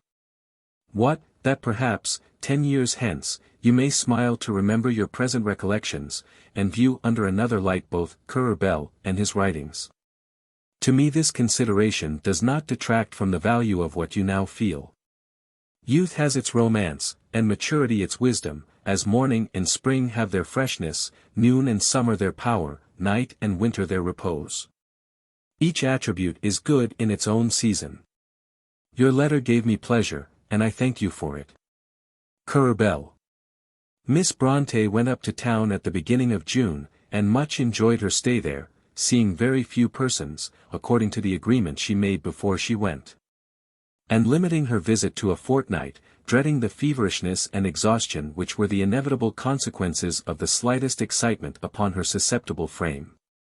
June 12. Since I wrote to you last, I have not had many moments to myself, except such as it was absolutely necessary to give to rest. On the whole, however, I have thus far got on very well, suffering much less from exhaustion than I did last time. Of course I cannot give you in a letter a regular chronicle of how my time has been spent. I can only, just notify what I deem three of its chief incidents: a sight of the Duke of Wellington at the Chapel Royal, he is a real grand old man, a visit to the House of Commons, which I hope to describe to you some day when I see you, and last, not least, an interview with Mr. Thackeray. He made a morning call, and sat above 2 hours. Mr. Smith only was in the room the whole time. He described it afterwards as a queer scene, and, I suppose it was. The giant sate before me. I was moved to speak to him of some of his shortcomings, literary of course. One by one the faults came into my head, and one by one I brought them out, and sought some explanation or defense. He did defend himself, like a great Turk and heathen. That is to say, the excuses were often worse than the crime itself. The matter ended in decent amity. If all be well, I am to dine at his house this evening. I have seen Louis too. I could not feel otherwise to him than half sadly, half tenderly, a queer word that last, but I use it because the aspect of Louisa's face almost moves me to tears. It is so wonderfully like Emily, her eyes, her features, the very nose, the somewhat prominent mouth, the forehead, even, at moments, the expression. Whatever Louis says, I believe I cannot hate him. Another likeness I have seen, too, that touched me sorrowfully. You remember my speaking of a Miss K., a young authoress, who supported her mother by writing? Hearing that she had a longing to see me, I called on her yesterday. She met me half frankly, half tremblingly. We sate down together, and when I had talked with her 5 minutes, her face was no longer strange, but mournfully familiar. It was Martha in every lineament. I shall try to find a moment to see her again. I do not intend to stay here, at the furthest, more than a week longer, but at the end of that time I cannot go home, for the house at Haworth is just now unroofed. Repairs were become necessary. She soon followed her letter to the friend to whom it was written, but her visit was a very short one, for, in accordance with a plan made before leaving London, she went on to Edinburgh to join the friends with whom she had been staying in town. She remained only a few days in Scotland, and those were principally spent in Edinburgh, with which she was delighted, calling London a dreary place in comparison. My stay in Scotland, she wrote some weeks later, was short, and what I saw was chiefly comprised in Edinburgh and the neighbourhood, in Abbotsford and in Melrose, for I was obliged to relinquish my first intention of going from Glasgow to Oban, and thence through a portion of the Highlands. But though the time was brief, and the view of objects limited, I found such a charm of situation, association, and circumstance, that I think the enjoyment experienced in that little space equalled in degree, and excelled in kind. All which London yielded during a month's sojourn in Edinburgh, compared to London, is like a vivid page of history compared to a large dull treatise on political economy. And as to Melrose and Abbotsford, the very names possess music and magic. And again, in a letter to a different correspondent, she says, I would not write to you immediately on my arrival at home, Because each return to this old house brings with it a phase of feeling which it is better to pass through quietly before beginning to indite letters. The 6 weeks of change and enjoyment are past, but they are not lost. Memory took a sketch of each as it went by, and, especially, a distinct daguerreotype of the 2 days I spent in Scotland. Those were 2 very pleasant days. I always liked Scotland as an idea, but now, as a reality, I like it far better. It furnished me with some hours as happy almost as any I ever spent. Do not fear, however, that I am going to bore you with description. You will, before now, have received a pithy and pleasant report of all things, to which any addition of mine would be superfluous. My present endeavors are directed towards recalling my thoughts, cropping their wings, drilling them into correct discipline, and forcing them to settle to some useful work. They are idle, and keep taking the train down to London, or making a foray over the border. Especially are they prone to perpetrate that last excursion. And who, indeed, that has once seen Edinburgh, with its couchant crag lion, but must see it again in dreams, waking or sleeping? My dear sir, do riot think I blaspheme, when I tell you that your great London, as compared to Dunedin, mine own romantic town, is as prose compared to poetry, or as a great rambling, heavy epic compared to a lyric, brief, bright, clear and vital as a flash of lightning. You have nothing like Scott's monument, or, if you had that, and all the glories of architecture assembled together, you have nothing like Arthur's Seat, and, above all, you have right the Scotch national character. And it is that grand character after all which gives the land its true charm, its true greatness. On her return from Scotland, she again spent a few days with her friends, and then made her way to Haworth. July 15. I got home very well, and full glad was I that no insuperable obstacle had deferred my return 1 single day longer. Just at the foot of Bridgehouse Hill, I met John, staff in hand. He fortunately saw me in the cab, stopped, and informed me he was setting off to be, by Mr. Bronte's orders, to see how I was, for that he had been quite miserable ever since he got Miss S. letter.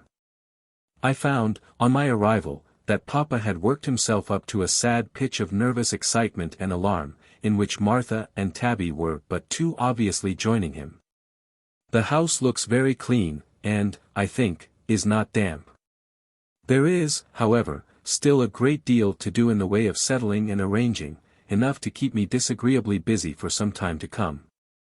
I was truly thankful to find Papa pretty well, but I fear he is just beginning to show symptoms of a cold. My cold continues better. An article in a newspaper I found awaiting me on my arrival, amused me. It was a paper published while I was in London.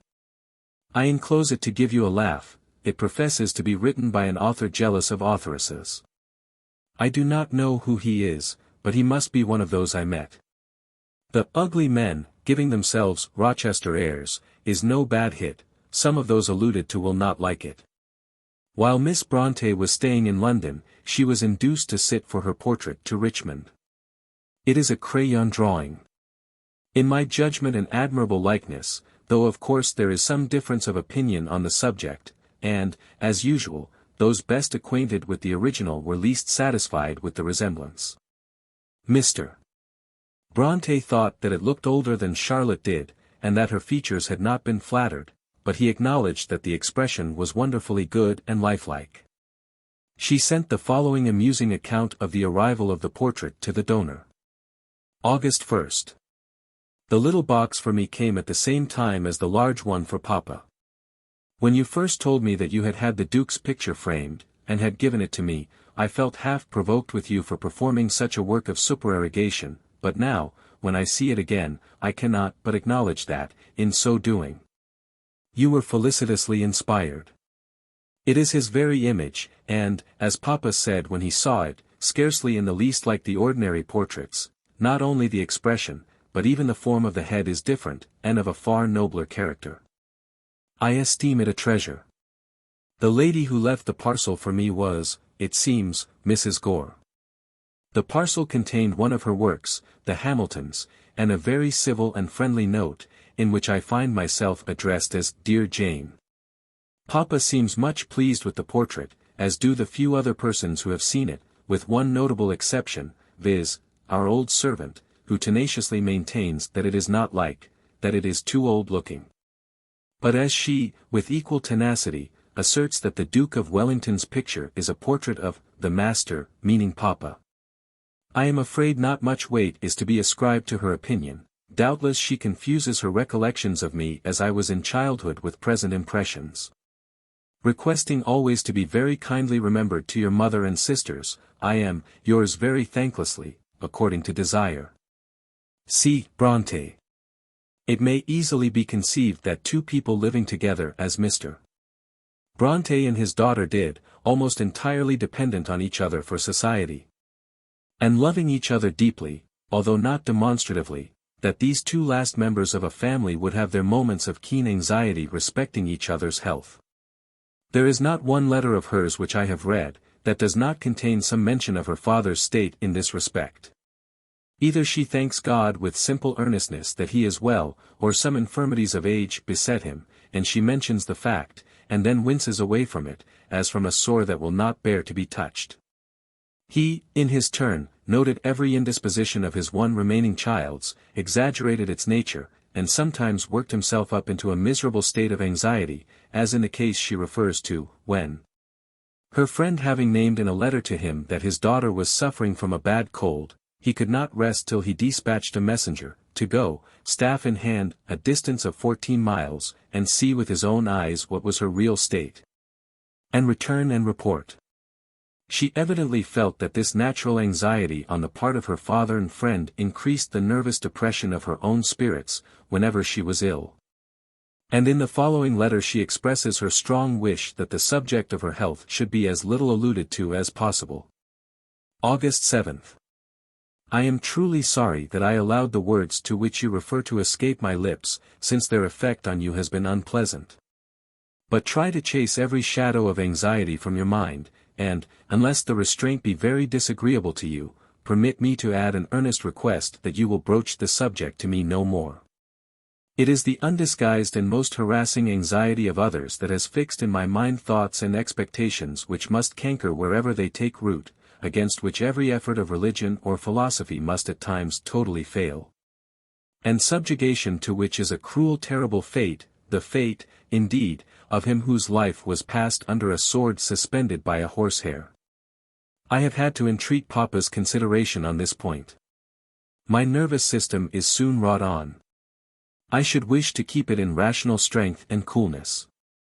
But to do so I must determinately resist the kindly meant, but too irksome expression of an apprehension, for the realization or defeat of which I have no possible power to be responsible. At present, I am pretty well. Thank God. Papa, I trust, is no worse, but he complains of weakness. Chapter 7. Her father was always anxious to procure every change that was possible for her, seeing, as he did, the benefit which she derived from it, however reluctant she might have been to leave her home and him beforehand. This August she was invited to go for a week to the neighborhood of Bowness, where Sir James K. Shuttleworth had taken a house.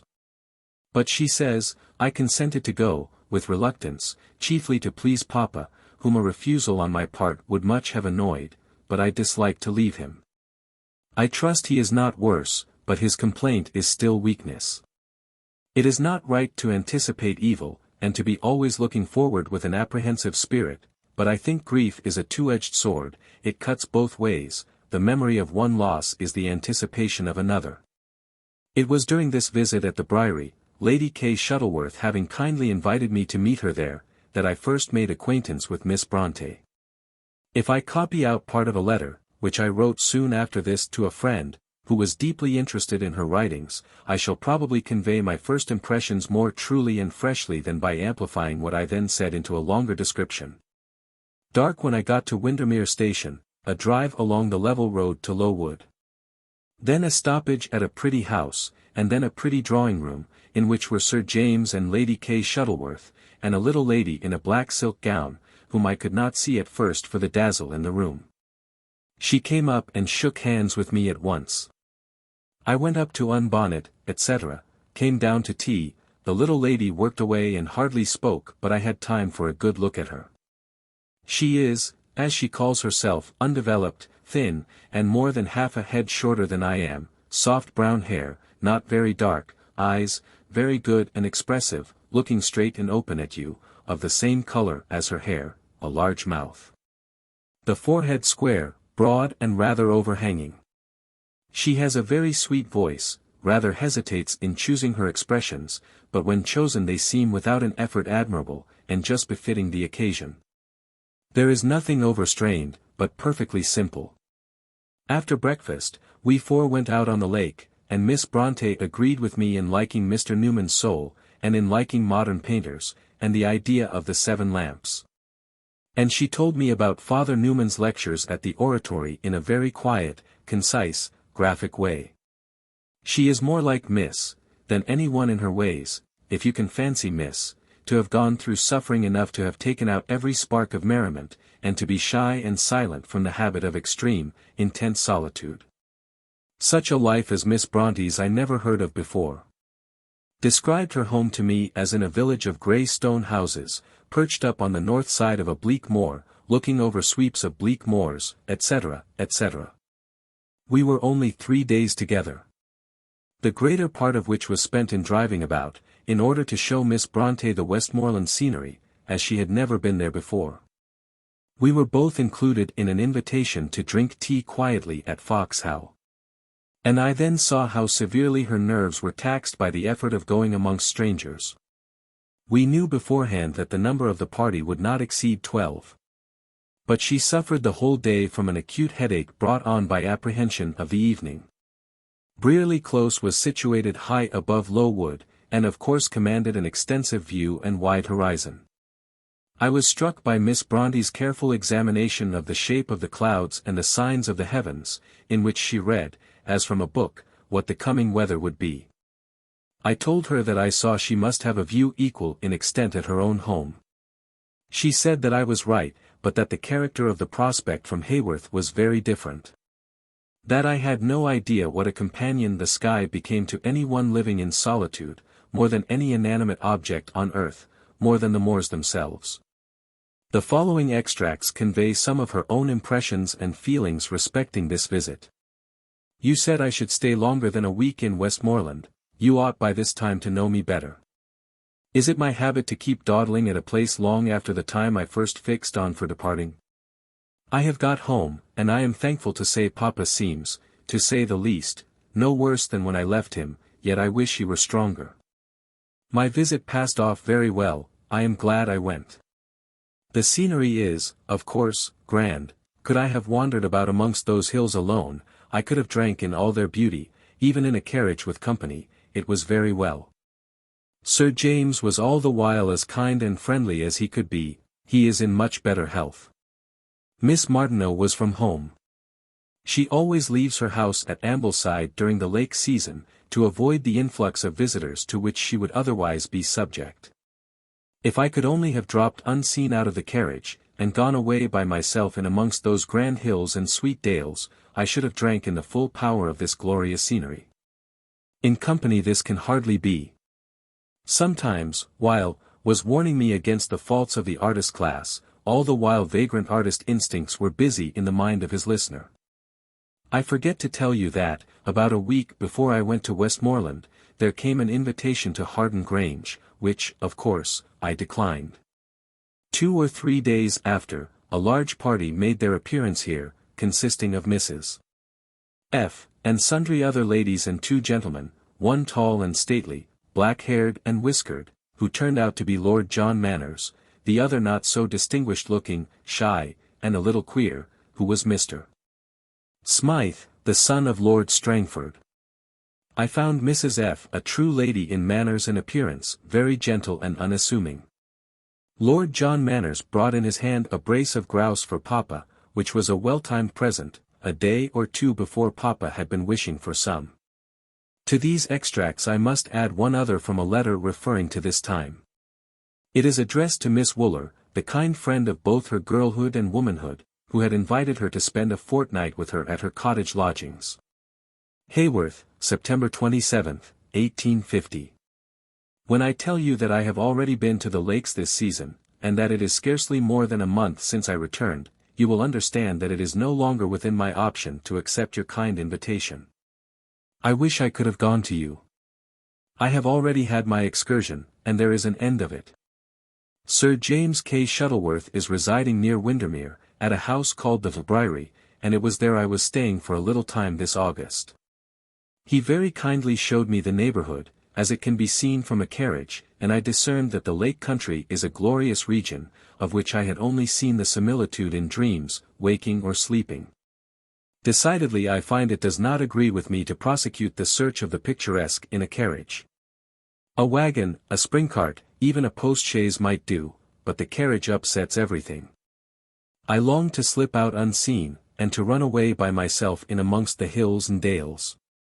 Erratic and vagrant instincts tormented me, and these I was obliged to control or rather suppress for fear of growing in any degree enthusiastic, and thus drawing attention to the lioness, the authoress. You say that you suspect I have formed a large circle of acquaintance by this time. No, I cannot say that I have. I doubt whether I possess either the wish or the power to do so. A few friends I should like to have, and these few I should like to know well. If such knowledge brought proportionate regard, I could not help concentrating my feelings. Dissipation, I think, appears synonymous with dilution. However, I have, as yet, scarcely been tried. During the month I spent in London in the spring, I kept very quiet, having the fear of lionizing before my eyes. I only went out once to dinner, and once was present at an evening party. And the only visits I have paid have been to Sir James K. Shuttleworth's and my publishers. From this system I should not like to depart. As far as I can see, indiscriminate visiting tends only to a waste of time and a vulgarising of character. Besides, it would be wrong to leave Papa often. He is now in his 75th year, the infirmities of age begin to creep upon him. During the summer he has been much harassed by chronic bronchitis, but I am thankful to say that he is now somewhat better. I think my own health has derived benefit from change and exercise. Somebody in D. professes to have authority for saying, that when Miss Bronte was in London she neglected to attend divine service on the Sabbath, and in the week spent her time in going about to balls, theatres, and operas. On the other hand, the London quidnuncs make my seclusion a matter of wonder, and devise 20 romantic fictions to account for it. Formerly I used to listen to report with interest, and a certain credulity. But I am now grown deaf and skeptical. Experience has taught me how absolutely devoid of foundation her stories may be. I must now quote from the first letter I had the privilege of receiving from Miss Bronte. It is dated August the 27th. Papa and I have just had tea, he is sitting quietly in his room, and I in mine. Storms of rain are sweeping over the garden and churchyard. As to the moors, they are hidden in thick fog. Though alone, I am not unhappy. I have 1,000 things to be thankful for, and, amongst the rest, that this morning I received a letter from you, and that this evening I have the privilege of answering it. I do not know the Life of Sidney Taylor. Whenever I have the opportunity one will get it. The little French book you mention shall also take its place on the list of books to be procured as soon as possible. It treats a subject interesting to all women, perhaps, more especially to single women, though, indeed, mothers, like you, study it for the sake of their daughters. The Westminster Review is not a periodical I see regularly, but some time since I got hold of a number, for last January, I think, in which there was an article entitled, Woman's Mission, the phrase is hackneyed, containing a great deal that seemed to me just and sensible. Men begin to regard the position of woman in another light than they used to do, and a few men, whose sympathies are fine and whose sense of justice is strong, think and speak of it with a candor that commands my admiration. They say, however, and, to an extent, truly, that the amelioration of our condition depends on ourselves. Certainly there are evils which our own efforts will best reach. But as certainly there are other evils, deep-rooted in the foundation of the social system, which no efforts of ours can touch, of which we cannot complain, of which it is advisable not too often to think. I have read Tennyson's In Memoriam, or rather part of it. I closed the book when I had got about halfway. It is beautiful, it is mournful, it is monotonous. Many of the feelings expressed bear, in their utterance, the stamp of truth. Yet, if Arthur Hallam had been somewhat nearer Alfred Tennyson, his brother instead of his friend, I should have distrusted this rhymed, and measured, and printed monument of grief. What change the lapse of years may work I do not know. But it seems to me that bitter sorrow, while recent, does not flow out in verse. I promise to send you Wordsworth's Prelude, and, accordingly, dispatch it by this post. The other little volume shall follow in a day or two. I shall be glad to hear from you whenever you have time to write to me, but you are never, on any account, to do this except when inclination prompts and leisure permits. I should never thank you for a letter which you had felt it a task to write. A short time after we had met at the Briery, she sent me the volume of Currer, Ellis, and Acton Bell's poems. And thus alludes to them in the note that accompanied the parcel. The little book of rhymes was sent by way of fulfilling a rashly made promise, and the promise was made to prevent you from throwing away 4 shillings in an injudicious purchase. I do not like my own share of the work, nor care that it should be read. Ellis Bell's I think good and vigorous, and Acton's have the merit of truth and simplicity. Mine are chiefly juvenile productions. The restless effervescence of a mind that would not be still. In those days, the sea too often wrought and was tempestuous, and weed, sand, shingle, all turned up in the tumult. This image is much too magniloquent for the subject, but you will pardon it. Another letter of some interest was addressed, about this time, to a literary friend, on September 5th. The reappearance of the Athenaeum is very acceptable, not merely for its own sake, though I esteem the opportunity of its perusal a privilege, but because, as a weekly token of the remembrance of friends, it cheers and gives pleasure. I only fear that its regular transmission may become a task to you. In this case, discontinue it at once. I did indeed enjoy my trip to Scotland, and yet I saw little of the face of the country, nothing of its grandeur or finer scenic features. But Edinburgh, Melrose, Abbotsford, these 3 in themselves suffice to stir feelings of such deep interest and admiration, that neither at the time did I regret, nor have I since regretted the want of wider space over which to diffuse the sense of enjoyment. There was room and variety enough to be very happy, and enough, the proverb says, is as good as a feast. The Queen, indeed, was right to climb Arthur's Seat with her husband and children. I shall not soon forget how I felt when, having reached its summit, we all sat down and looked over the city, towards the sea and Leith, and the Pentland Hills. No doubt you are proud of being a native of Scotland, proud of your country, her capital, her children, and her literature. You cannot be blamed. The article in the Palladium is one of those notices over which an author rejoices trembling. He rejoices to find his work finely, fully, fervently appreciated, and trembles under the responsibility such appreciation seems to devolve upon him. I am counseled to wait and watch, D.V. I will do so. Yet it is harder to wait with the hands bound, and the observant and reflective faculties at their silent and unseen work, than to labor mechanically. I need not say how I felt the remarks on Wuthering Heights. They woke the saddest yet most grateful feelings. They are true, they are discriminating, they are full of late justice, but it is very late, alas. In one sense, too late. Of this, however, and of the pang of regret for a light prematurely extinguished, it is not wise to speak much. Whoever the author of this article may be, I remain his debtor. Yet, you see, even here, Shirley is disparaged in comparison with Jane Eyre, and yet I took great pains with Shirley. I did not hurry, I tried to do my best, and my own impression was that it was not inferior to the former work. Indeed, I had bestowed on it more time, thought, and anxiety, but great part of it was written under the shadow of impending calamity. And the last volume, I cannot deny, was composed in the eager, restless endeavor to combat mental sufferings that were scarcely tolerable.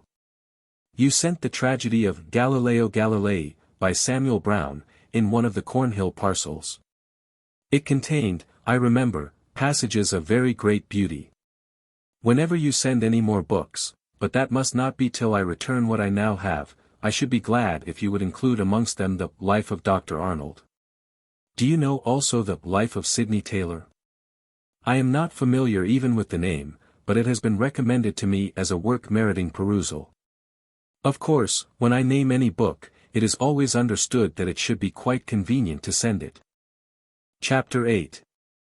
It was thought desirable about this time, to republish Wuthering Heights and Agnes Grey, the works of the two sisters, and Charlotte undertook the task of editing them.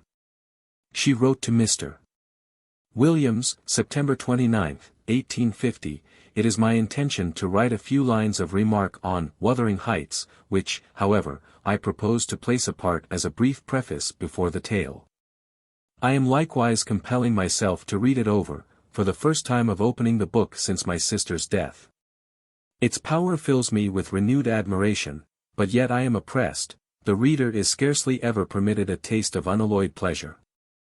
Every beam of sunshine is poured down through black bars of threatening cloud, every page is surcharged with a sort of moral electricity, and the writer was unconscious of all this, nothing could make her conscious of it. And this makes me reflect, perhaps I am too incapable of perceiving the faults and peculiarities of my own style. I should wish to revise the proofs, if it be not too great an inconvenience to send them. It seems to me advisable to modify the orthography of the old servant Joseph's speeches, for though, as it stands, it exactly renders the Yorkshire dialect to a Yorkshire ear, yet, I am sure Southerns must find it unintelligible. And thus one of the most graphic characters in the book is lost on them. I grieve to say that I possess no portrait of either of my sisters. To her own dear friend, as to one who had known and loved her sisters, she writes still more fully respecting the painfulness of her task.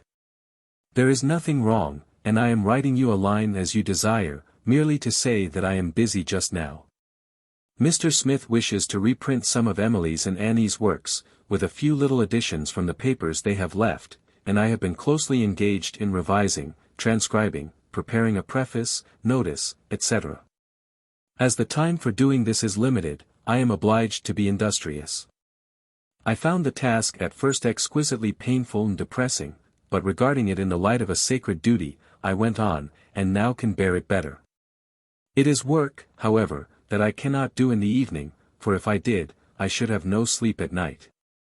Papa, I am thankful to say, is in improved health, and so, I think, am I trust you are the same. I have just received a kind letter from Miss Martineau. She has got back to Ambleside, and had heard of my visit to the lakes. She expressed her regret, etc., at not being at home.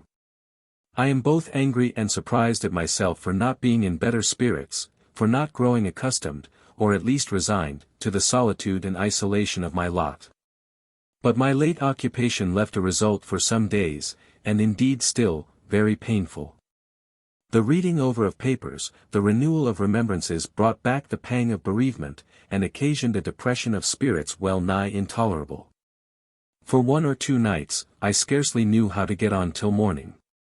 And when morning came, I was still haunted with a sense of sickening distress. I tell you these things, because it is absolutely necessary to me to have some relief.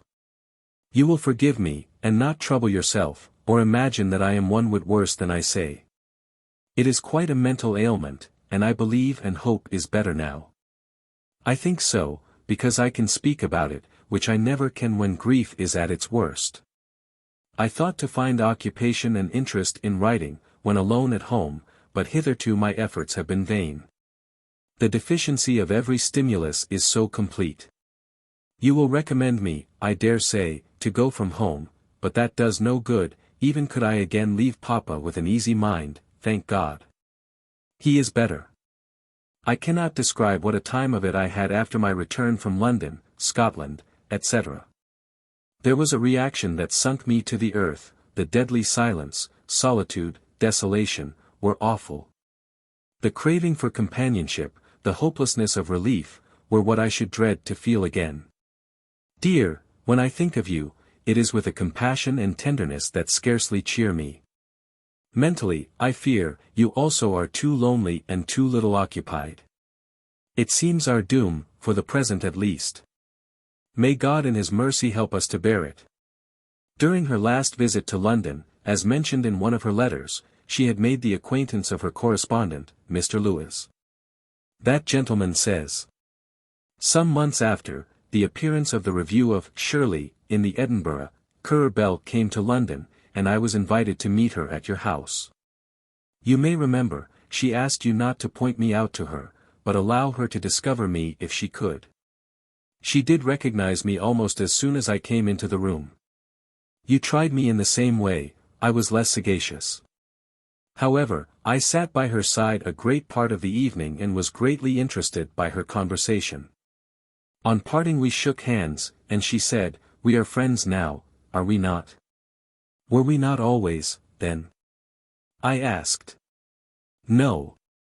Not always," she said, significantly, and that was the only allusion she made to the offending article.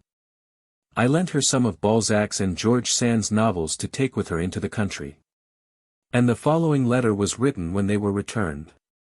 I am sure you will have thought me very dilatory in returning the books you so kindly lent me. The fact is, having some other books to send, I retained yours to enclose them in the same parcel.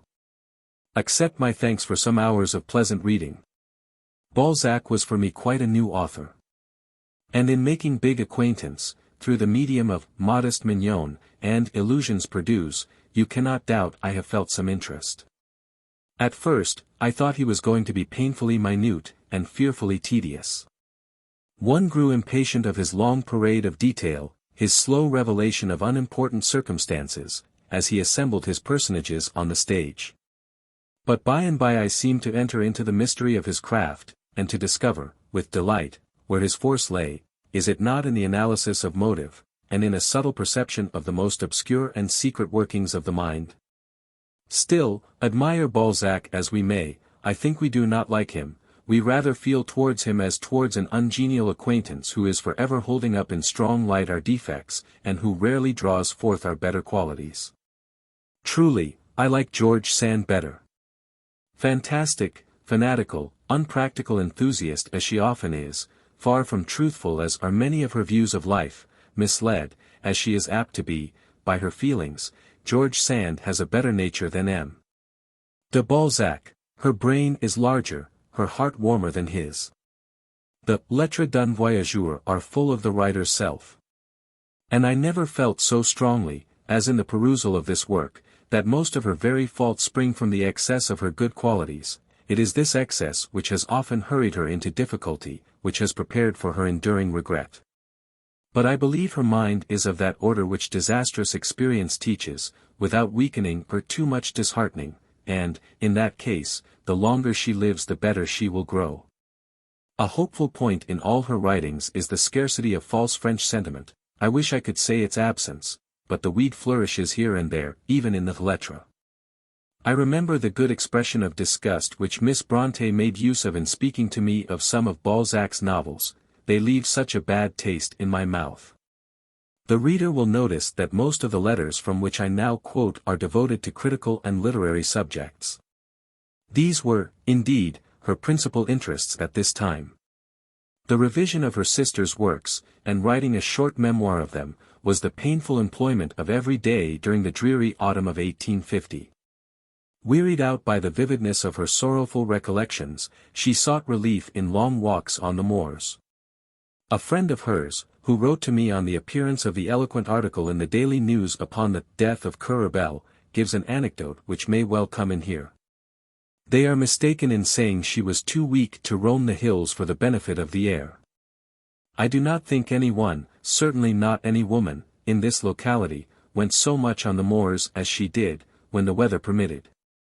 Indeed, she was so much in the habit of doing so, that people, who live quite away on the edge of the common, knew her perfectly well. I remember on one occasion an old woman saw her at a little distance, and she called out, "How, Miss Bronte! Hey ya, have you seen aught o' my calf?" Miss Bronte told her she could not say, for she did not know it. "Well," she said, "ya know, it's getting up like now, between a cow, and a cof, what we call a stirk, ya know, Miss Bronte, will ya turn it this way if ya happen to see't, as you're going back, Miss Bronte, na dio, Miss Bronte." It must have been about this time that a visit was paid to her by some neighbors, who were introduced to her by a mutual friend. This visit has been described in a letter from which I am permitted to give extracts, which will show the impression made upon strangers by the character of the country round her home, and other circumstances. Though the weather was drizzly, we resolved to make our long-planned excursion to Haworth, so we packed ourselves into the buffalo skin, and that into the gig, and set off about 11. The rain ceased, and the day was just suited to the scenery, wild and chill, with great masses of cloud glooming over the moors, and here and there a ray of sunshine covertly stealing through, and resting with a dim magical light upon some high bleak village, or darting down into some deep glen, lighting up the tall chimney, or glistening on the windows and wet roof of the mill which lies couching in the bottom. The country got wilder and wilder as we approached Haworth. For the last 4 miles we were ascending a huge moor, at the very top of which lies the dreary black-looking village of Haworth. The village street itself is one of the steepest hills I have ever seen, and the stones are so horribly jolting that I should have got out and walked with W, if possible, but, having once begun the ascent, to stop was out of the question. At the top was the inn where we put up, close by the church, and the clergyman's house, we were told, was at the top of the churchyard. So through that we went, a dreary, dreary place, literally paved with rain-blackened tombstones, and all on the slope, for at Haworth there is on the highest height a higher still, and Mr. Bronte's house stands considerably above the church. There was the house before us, a small oblong stone house, with not a tree to screen it from the cutting wind, but how were we to get at it from the churchyard we could not see. There was an old man in the churchyard, brooding like a ghoul over the graves, with a sort of grim hilarity on his face. I thought he looked hardly human, however, he was human enough to tell us the way. And presently we found ourselves in the little bare parlour. Presently the door opened, and in came a superannuated mastiff, followed by an old gentleman very like Miss Bronte, who shook hands with us, and then went to call his daughter. A long interval, during which we coaxed the old dog, and looked at a picture of Miss Bronte, by Richmond, the solitary ornament of the room, looking strangely out of place on the bare walls, and at the books on the little shelves. Most of them evidently the gift of the authors since Miss Bronte's celebrity. Presently she came in, and welcomed us very kindly, and took me upstairs to take off my bonnet, and herself brought me water and towels. The uncarpeted stone stairs and floors, the old drawers propped on wood, were all scrupulously clean and neat. When we went into the parlour again, we began talking very comfortably, when the door opened and Mr. Bronte looked in. Seeing his daughter there, I suppose he thought it was all right, and he retreated to his study on the opposite side of the passage, presently emerging again to bring W, a country newspaper. This was his last appearance till we went. Miss Bronte spoke with the greatest warmth of Miss Martineau, and of the good she had gained from her. Well, we talked about various things, the character of the people, about her solitude, etc. Till she left the room to help about dinner, I suppose, for she did not return for an age. The old dog had vanished. A fat curly-haired dog honored us with his company for some time, but finally manifested a wish to get out, so we were left alone. At last she returned, followed by the maid and dinner, which made us all more comfortable. And we had some very pleasant conversation, in the midst of which time passed quicker than we supposed, for at last W found that it was 3:30, and we had 14 or 15 miles before us.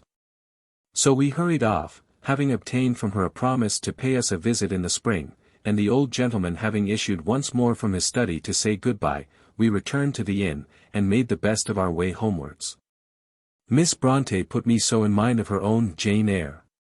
She looked smaller than ever, and moved about so quietly, and noiselessly, just like a little bird, as Rochester called her, barring that all birds are joyous, and that joy can never have entered that house since it was first built.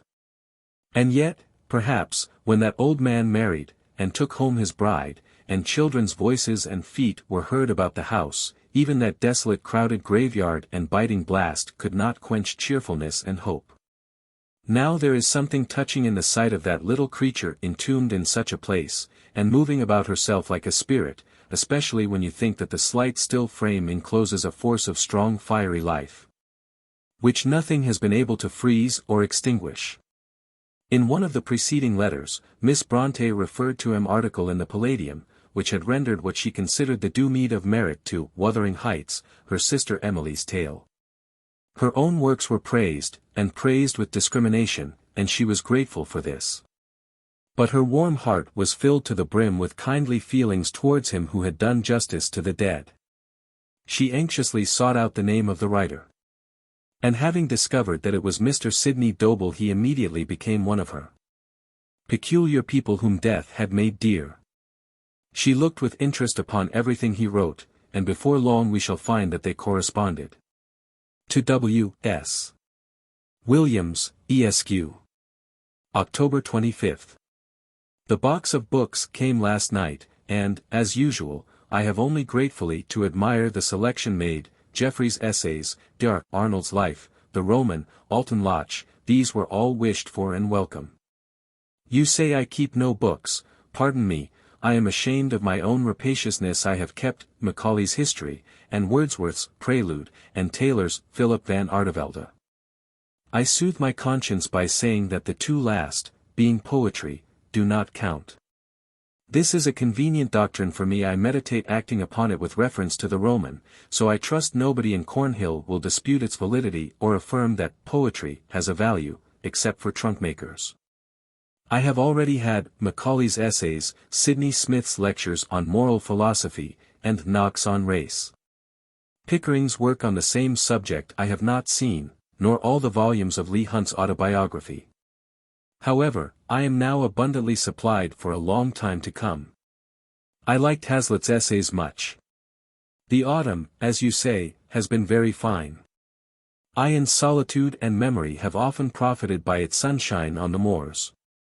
I had felt some disappointment at the non-arrival of the proof sheets of Wuthering Heights. A feverish impatience to complete the revision is apt to beset me. The work of looking over papers, etc., could not be gone through with impunity, and with unaltered spirits. Associations too tender, regrets too bitter, sprang out of it. Meantime, the Cornhill books now, as heretofore, are my best medicine, affording a solace which could not be yielded by the very same books procured from a common library. Already I have read the greatest part of the Roman. Passages in it possess a kindling virtue such as true poetry alone can boast. There are images of genuine grandeur, there are lines that at once stamp themselves on the memory. Can it be true that a new planet has risen on the heaven, whence all stars seemed fast fading? I believe it is, for this Sidney Dobell speaks with a voice of his own, unborrowed, unmimicked. You hear Tennyson, indeed, sometimes, and Byron sometimes, in some passages of the Roman, but then again you have a new note, nowhere clearer than in a certain brief lyric, sang in a meeting of minstrels, a sort of dirge over a dead brother. That not only charmed the ear and brain, it soothed the heart. The following extract will be read with interest as conveying her thoughts after the perusal of Dr. Arnold's Life. November 6. I have just finished reading the Life of Dr. Arnold, but now when I wish, according to your request, to express what I think of it, I do not find the task very easy, proper terms seem wanting. This is not a character to be dismissed with a few laudatory words, it is not a one-sided character. Pure panegyric would be inappropriate.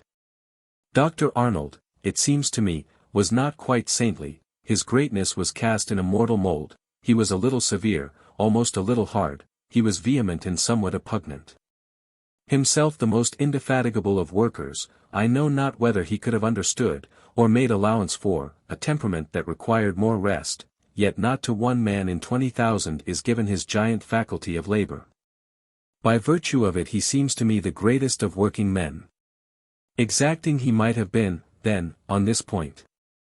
And granting that he were so, and a little hasty, stern, and positive, those were his sole faults, if, indeed, that can be called a fault which in no shape degrades the individual's own character, but is only apt to oppress and overstrain the weaker nature of his neighbors. Afterwards come his good qualities. About these there is nothing dubious. Where can we find justice, firmness, independence, earnestness, sincerity, fuller and purer than in him. But this is not all, and I am glad of it. Besides high intellect and stainless rectitude, his letters and his life attest his possession of the most true-hearted affection.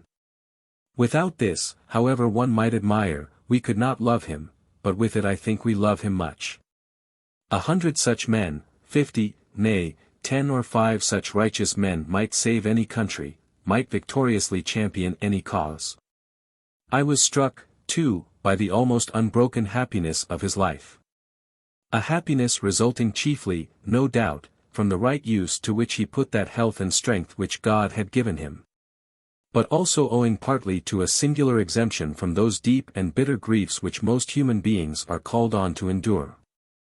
His wife was what he wished, his children were healthy and promising, his own health was excellent, his undertakings were crowned with success, even death was kind, for, however sharp the pains of his last hour, they were but brief. God's blessing seems to have accompanied him from the cradle to the grave. One feels thankful to know that it has been permitted to any man to live such a life. When I was in Westmoreland last August, I spent an evening at Foxhowe, where Mrs. Arnold and her daughters still reside. It was twilight as I drove to the place, and almost dark ere I reached it, still I could perceive that the situation was lovely. The house looked like a nest half buried in flowers and creepers, and, dusk as it was, I could feel that the valley and the hills round were beautiful as imagination could dream. If I say again what I have said already before, it is only to impress and re-impress upon my readers the dreary monotony of her life at this time. The dark, bleak season of the year brought back the long evenings, which tried her severely, all the more so, because her weak eyesight rendered her incapable of following any occupation but knitting by candlelight. For her father's sake, as well as for her own, she found it necessary to make some exertion to ward off settled depression of spirits. She accordingly accepted an invitation to spend a week or 10 days with Miss Martineau at Ambleside. She also proposed to come to Manchester and see me, on her way to Westmoreland. But, unfortunately, I was from home, and unable to receive her.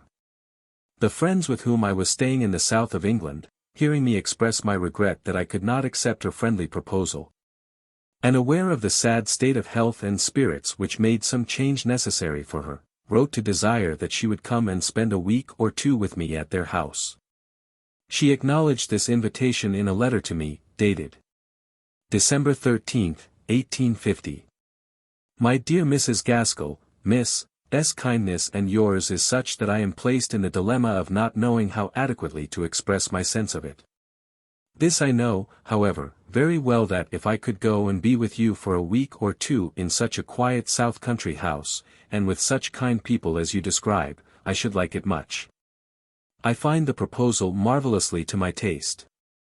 It is the pleasantest, gentlest, sweetest temptation possible. But, delectable as it is, its solicitations are by no means to be yielded to without the sanction of reason, and therefore I desire for the present to be silent, and to stand back till I have been to Miss Martineau's, and returned home, and considered well whether it is a scheme as right as agreeable. Meantime, the mere thought does me good. On the 10th of December, the 2nd edition of Wuthering Heights was published. She sent a copy of it to Mr. Doble, with the following letter. To Mr. Doble. Haworth, near Keighley, Yorkshire. December 8, 1850. I offer this little book to my critic in the Palladium, and he must believe it accompanied by a tribute of the sincerest gratitude. Not so much for anything he has said of myself, as for the noble justice he has rendered to one dear to me as myself, perhaps dearer. And perhaps one kind word spoken for her awakens a deeper, tenderer, sentiment of thankfulness than eulogies heaped on my own head. As you will see when you have read the biographical notice, my sister cannot thank you herself. She is gone out of your sphere and mine, and human blame and praise are nothing to her now. But to me, for her sake, they are something still. It revived me for many a day to find that, dead as she was, the work of her genius had at last met with worthy appreciation. Tell me, when you have read the introduction, whether any doubts still linger in your mind respecting the authorship of Wuthering Heights, Wildfell Hall, etc. Your mistrust did me some injustice. It proved a general conception of character such as I should be sorry to call mine, but these false ideas will naturally arise when we only judge an author from his works. In fairness, I must also disclaim the flattering side of the portrait. I am no young Penthesilea Medius in Millibus, but a plain country parson's daughter. Once more I thank you, and that with a full heart. C. Bronte. Chapter 9. Immediately after the republication of her sister's book she went to Miss Martineau's. I can write to you now, dear E., for I am away from home, and relieved, temporarily, at least, by change of air and scene, from the heavy burden of depression which, I confess, has for nearly 3 months been sinking me to the earth. I never shall forget last autumn. Some days and nights have been cruel, but now, having once told you this, I need say no more on the subject. My loathing of solitude grew extreme, my recollection of my sisters intolerably poignant. I am better now. I am at Miss Martineau's for a week. Her house is very pleasant, both within and without, arranged at all points with admirable neatness and comfort. Her visitors enjoy the most perfect liberty, what she claims for herself she allows them. I rise at my own hour, breakfast alone, she is up at 5, takes a cold bath, and a walk by starlight, and has finished breakfast and got to her work by 7 o'clock. I pass the morning in the drawing-room, she, in her study. At 2 o'clock we meet, work, talk, and walk together till 5, her dinner hour, spend the evening together, when she converses fluently and abundantly, and with the most complete frankness.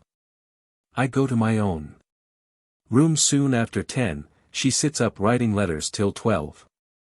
She appears exhaustless in strength and spirits, and indefatigable in the faculty of labor. She is a great and a good woman. Of course not without peculiarities, but I have seen none as yet that annoy me. She is both hard and warm-hearted, abrupt and affectionate, liberal and despotic.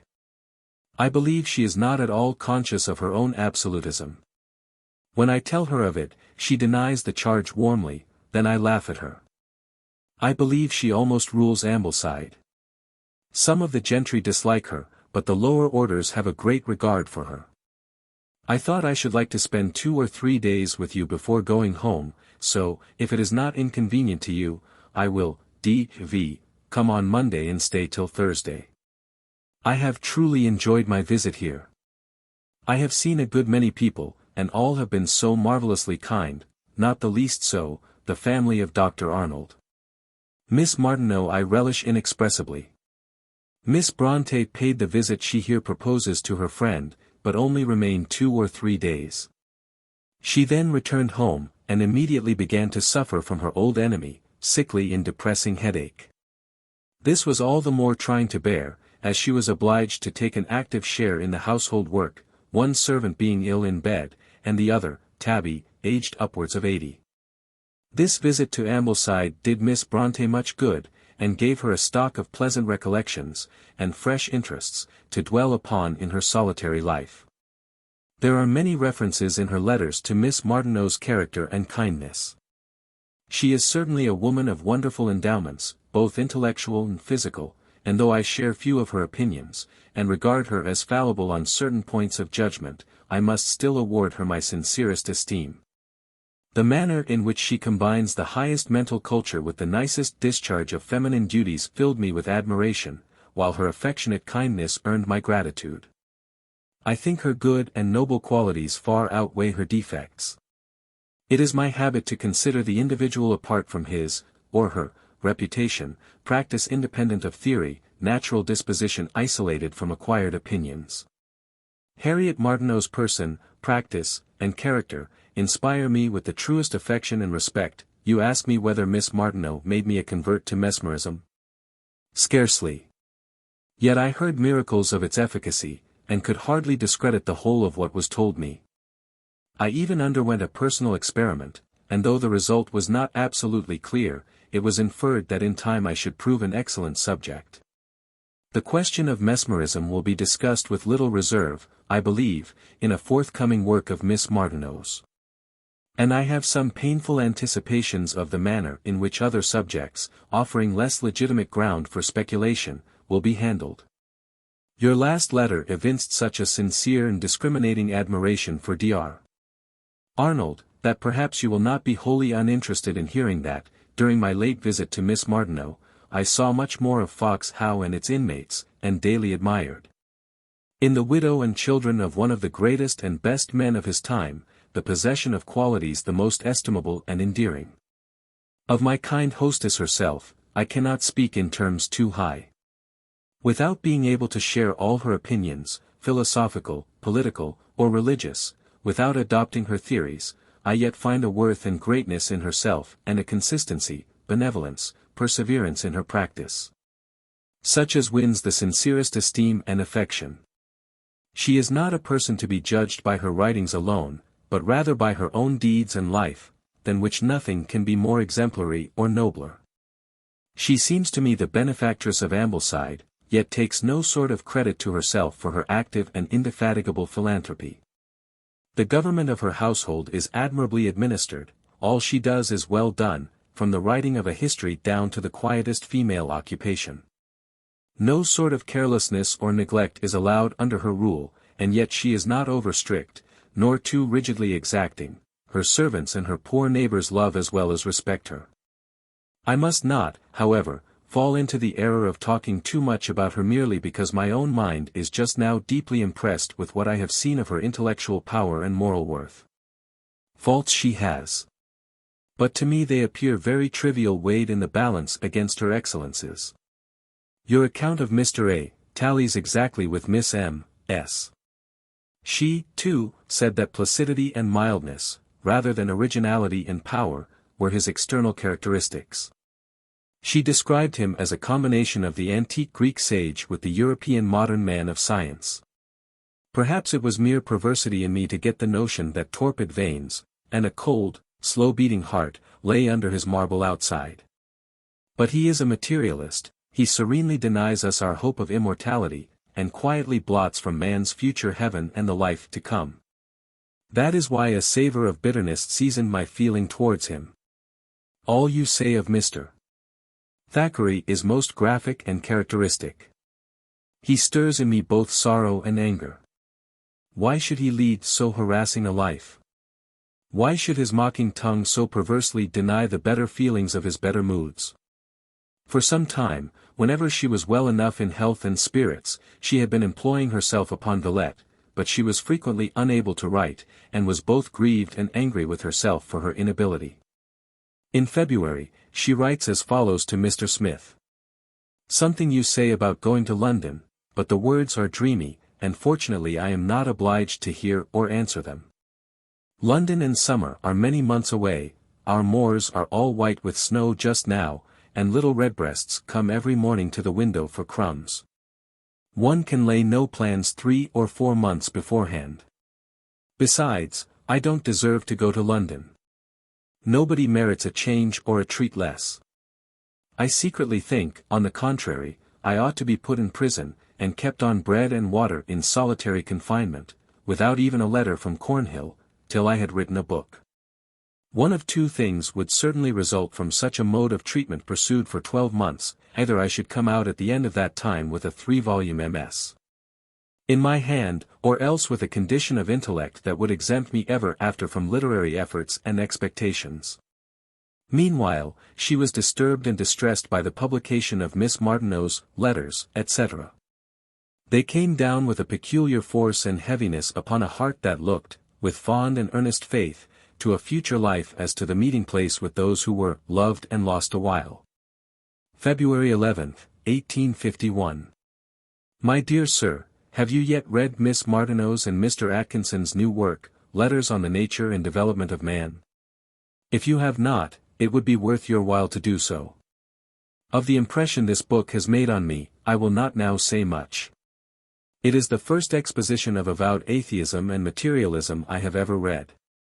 The first unequivocal declaration of disbelief in the existence of a God or a future life I have ever seen. In judging of such exposition and declaration, one would wish entirely to put aside the sort of instinctive horror they awaken, and to consider them in an impartial spirit and collected mood. This I find it difficult to do. The strangest thing is, that we are called on to rejoice over this hopeless blank, to receive this bitter bereavement as great gain, to welcome this unutterable desolation as a state of pleasant freedom. Who could do this if he would? Who would do it if he could? Sincerely, for my own part, do I wish to find and know the truth, but if this be truth, well may she guard herself with mysteries, and cover herself with a veil. If this be truth, man or woman who beholds her can but curse the day he or she was born. I said, however, I would not dwell on what I thought.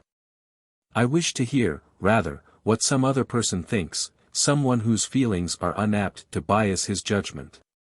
Read the book, then, in an unprejudiced spirit, and candidly say what you think of it. I mean, of course, if you have time, not otherwise. And yet she could not bear the contemptuous tone in which this work was spoken of by many critics. It made her more indignant than almost any other circumstance during my acquaintance with her.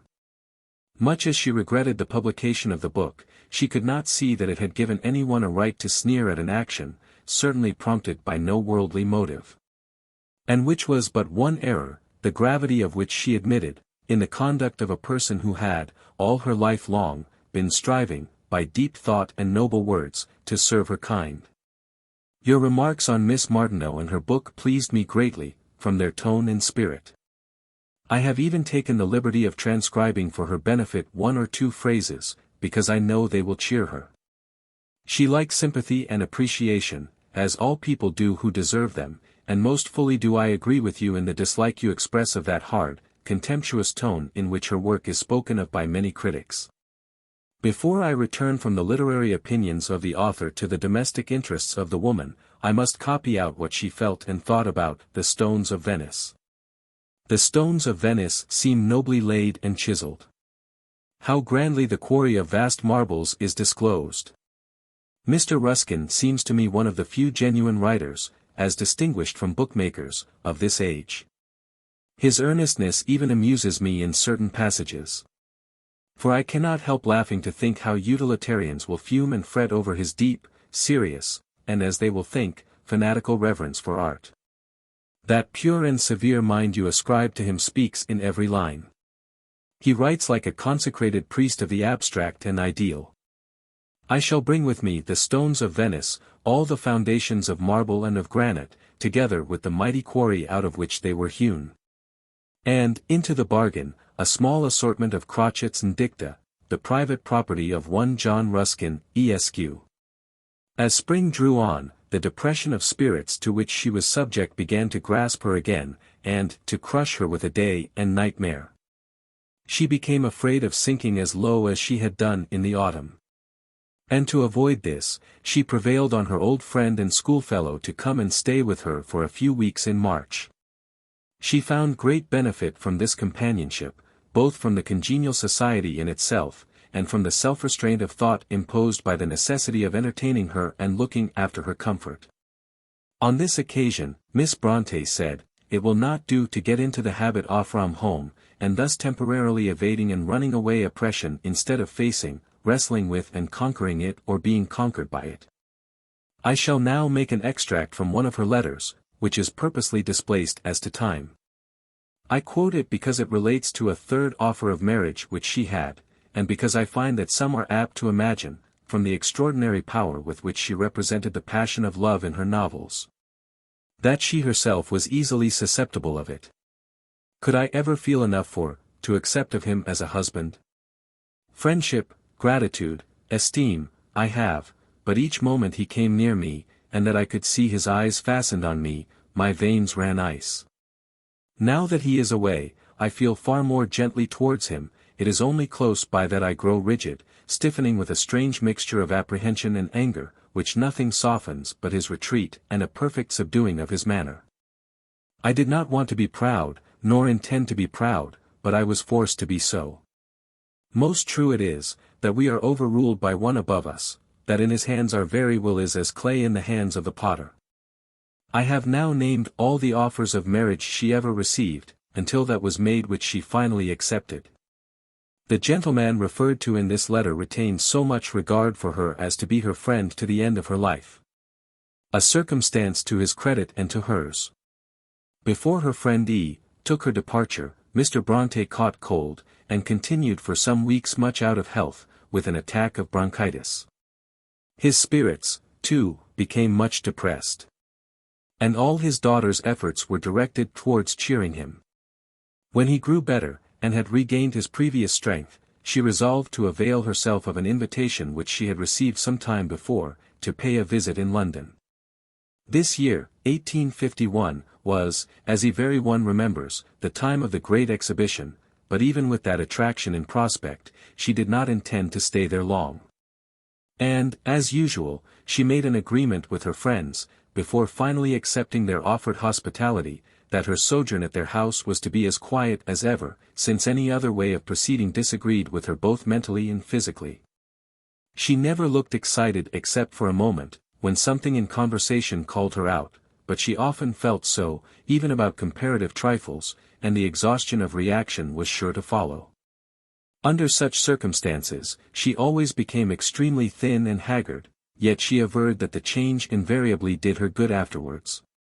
Her preparations in the way of dress for this visit, in the gay time of that gay season, were singularly in accordance with her feminine taste.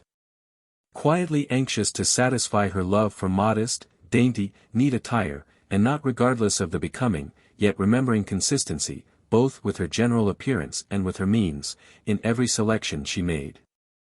By the by, I meant to ask you when you went to Leeds, to do a small errand for me, but fear your hands will be too full of business. It was merely this, in case you chanced to be in any shop where the lace cloaks, both black and white, of which I spoke, were sold, to ask their price. I suppose they would hardly like to send a few to Haworth to be looked at. Indeed, if they cost very much, it would be useless, but if they are reasonable and they would send them, I should like to see them.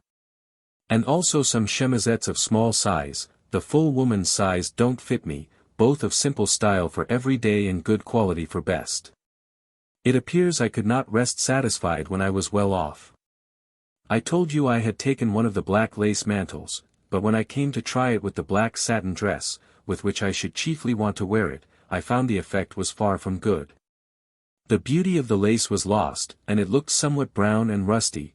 I wrote to Mr., requesting him to change it for a white mantle of the same price. He was extremely courteous, and sent to London for one, which I have got this morning.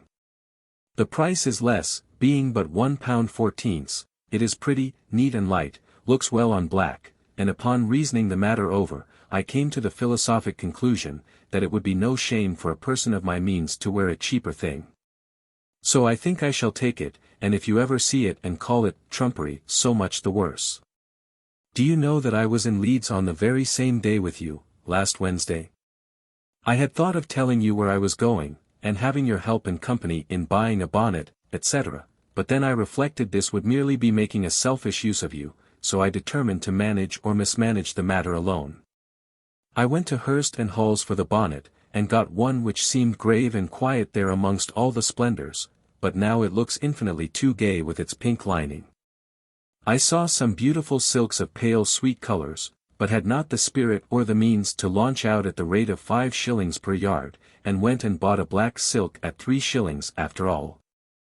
I rather regret this, because Papa says he would have lent me a sovereign if he had known. I believe, if you had been there, you would have forced me to get into debt. I really can no more come to be, before I go to London than I can fly. I have quantities of sewing to do, as well as household matters to arrange, before I leave, as they will clean, etc., in my absence. Besides, I am grievously afflicted with headache, which I trust to change of air for relieving.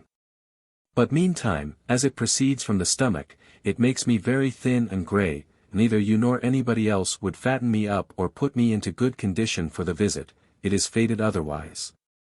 No matter. Calm your passion, yet I am glad to see it.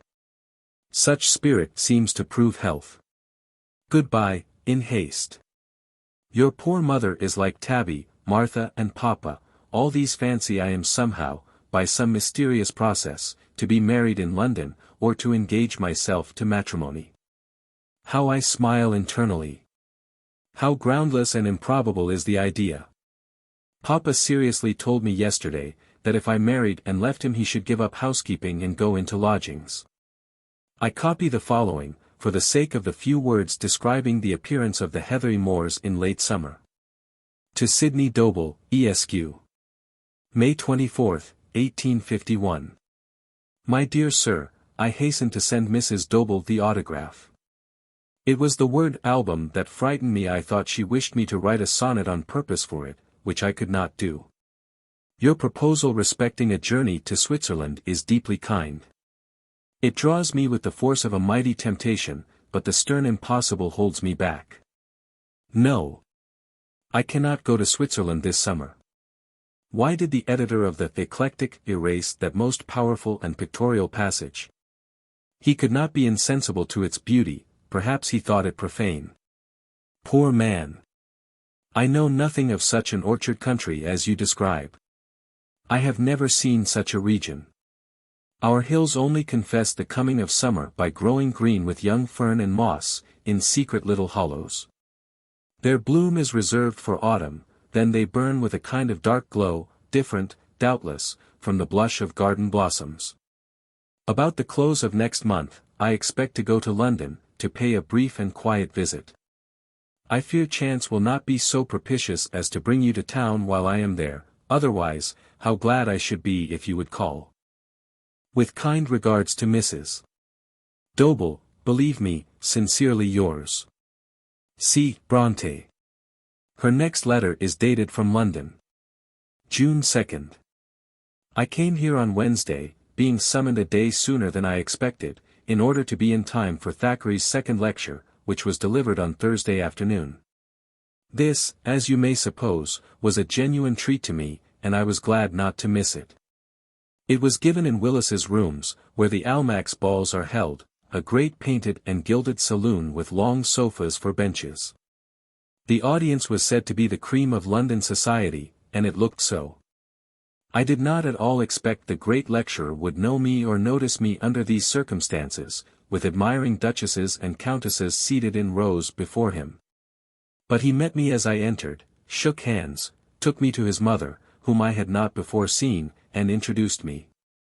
She is a fine, handsome, young-looking old lady, was very gracious, and called with one of her granddaughters next day. Thackeray called too, separately. I had a long talk with him, and I think he knows me now a little better than he did, but of this I cannot yet be sure. He is a great and strange man. There is quite a furor for his lectures. They are a sort of essays, characterized by his own peculiar originality and power, and delivered with a finished taste and ease, which is felt, but cannot be described.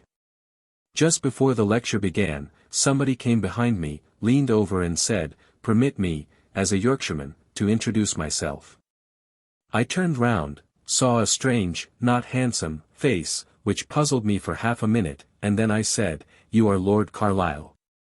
He nodded and smiled. He talked a few minutes very pleasantly and courteously. Afterwards came another man with the same plea, that he was a Yorkshireman, and this turned out to be Mr. Monckton Milnes.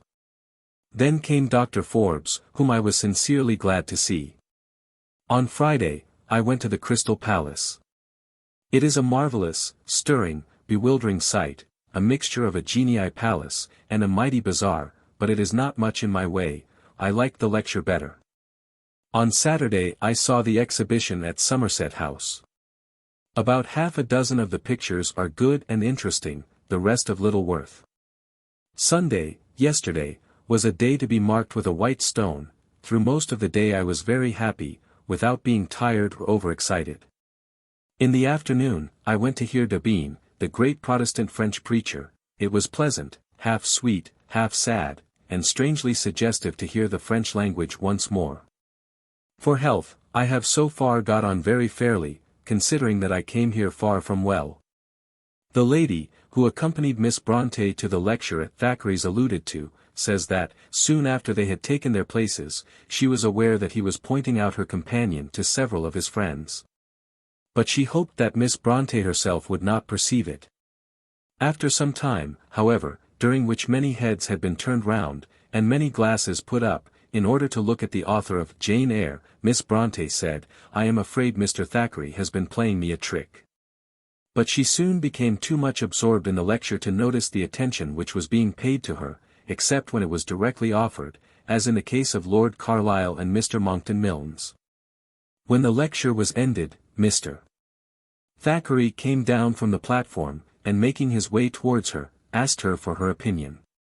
This she mentioned to me not many days afterwards, adding remarks almost identical with those which I subsequently read in The Let, where a similar action on the part of M. Paul Emanuel is related. As our party left the hall, he stood at the entrance, he saw and knew me, and lifted his hat, he offered his hand in passing, and uttered the words, "Chuen dites vous?" Question eminently characteristic, and reminding me, even in this his moment of triumph, of that inquisitive restlessness, that absence of what I consider desirable self-control, which were amongst his faults. He should not have cared just then to ask what I thought, or what anybody thought, but he did care, and he was too natural to conceal, too impulsive to repress his wish. Well, if I blamed his over-eagerness, I liked his naivete. I would have praised him, I had plenty of praise in my heart, but alas, I no words on my lips. Who has words at the right moment? I stammered some lame expressions, but was truly glad when other people, coming up with profuse congratulations, covered my deficiency by their redundancy. As they were preparing to leave the room, her companion saw with dismay that many of the audience were forming themselves into two lines, on each side of the aisle down which they had to pass before reaching the door. Aware that any delay would only make the ordeal more trying, her friend took Miss Bronte's arm in hers, and they went along the avenue of eager and admiring faces. During this passage through the cream of society, Miss Bronte's hand trembled to such a degree, that her companion feared lest she should turn faint and be unable to proceed. And she dared not express her sympathy or try to give her strength by any touch or word, lest it might bring on the crisis she dreaded.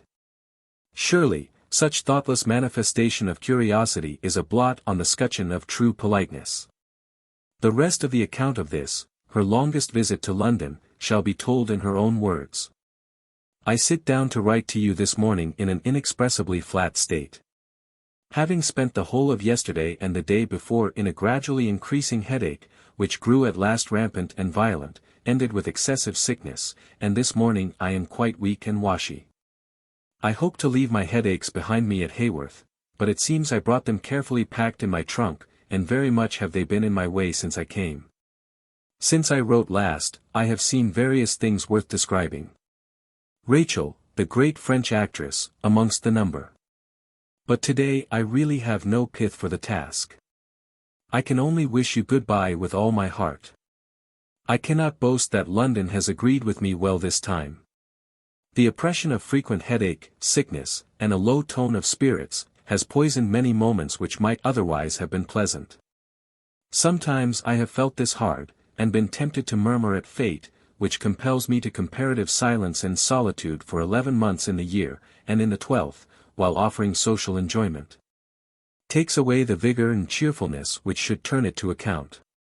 But circumstances are ordered for us, and we must submit. Your letter would have been answered yesterday, but I was already gone out before post time, and was out all day. People are very kind, and perhaps I shall be glad of what I have seen afterwards, but it is often a little trying at the time.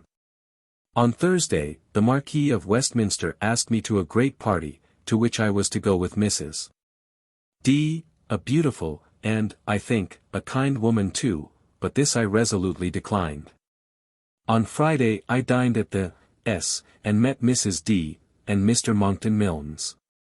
On Saturday I went to hear and see Rachel. A wonderful sight, terrible as if the earth had cracked deep at your feet, and revealed a glimpse of hell. I shall never forget it. She made me shudder to the marrow of my bones. In her some fiend has certainly taken up an incarnate home. She is not a woman, she is a snake, she is the... On Sunday I went to the Spanish ambassador's chapel, where Cardinal Wiseman, in his archiepiscopal robes and mitre, held a confirmation.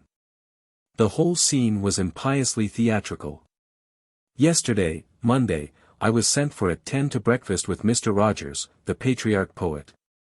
Mrs. D. and Lord Glenelg were there, no one else. This certainly proved a most calm, refined, and intellectual treat. After breakfast, Sir David Brewster came to take us to the Crystal Palace. I had rather dreaded this, for Sir David is a man of profoundest science, and I feared it would be impossible to understand his explanations of the mechanism, etc.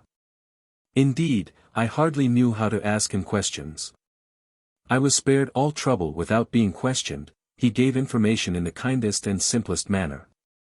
After 2 hours spent at the exhibition, and where, as you may suppose, I was very tired, we had to go to Lord Westminster's, and spend 2 hours more in looking at the collection of pictures in his splendid gallery. To another friend she writes, "May have told you that I have spent a month in London this summer. When you come, you shall ask what questions you like on that point, and I will answer to the best of my stammering ability.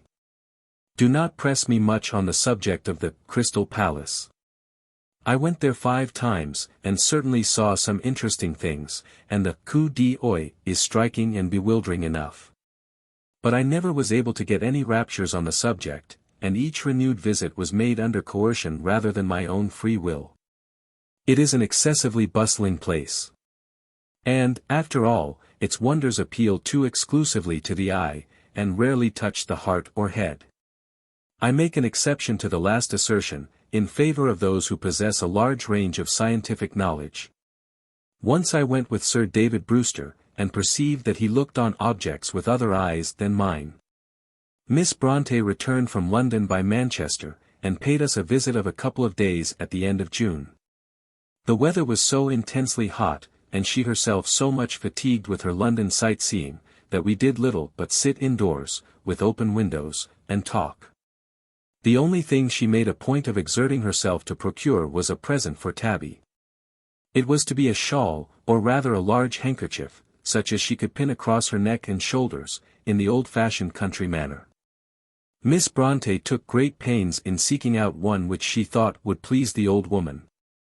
On her arrival at home, she addressed the following letter to the friend with whom she had been staying in London. Haworth, July 1st, 1851. My dear Mrs. Smith, once more I am at home, where, I am thankful to say, I found my father very well. The journey to Manchester was a little hot and dusty, but otherwise pleasant enough. The 2 stout gentlemen, who filled a portion of the carriage when I got in, quitted it at Rugby, and 2 other ladies and myself had it to ourselves the rest of the way. The visit to Mrs. Gaskell formed a cheering break in the journey. Haworth Parsonage is rather a contrast, yet even Haworth Parsonage does not look gloomy in this bright summer weather. It is somewhat still, but with the windows open I can hear a bird or 2 singing on certain thorn trees in the garden. My father and the servants think me looking better than when I felt home, and I certainly feel better myself for the change. You are too much like your son to render it advisable I should say much about your kindness during my visit.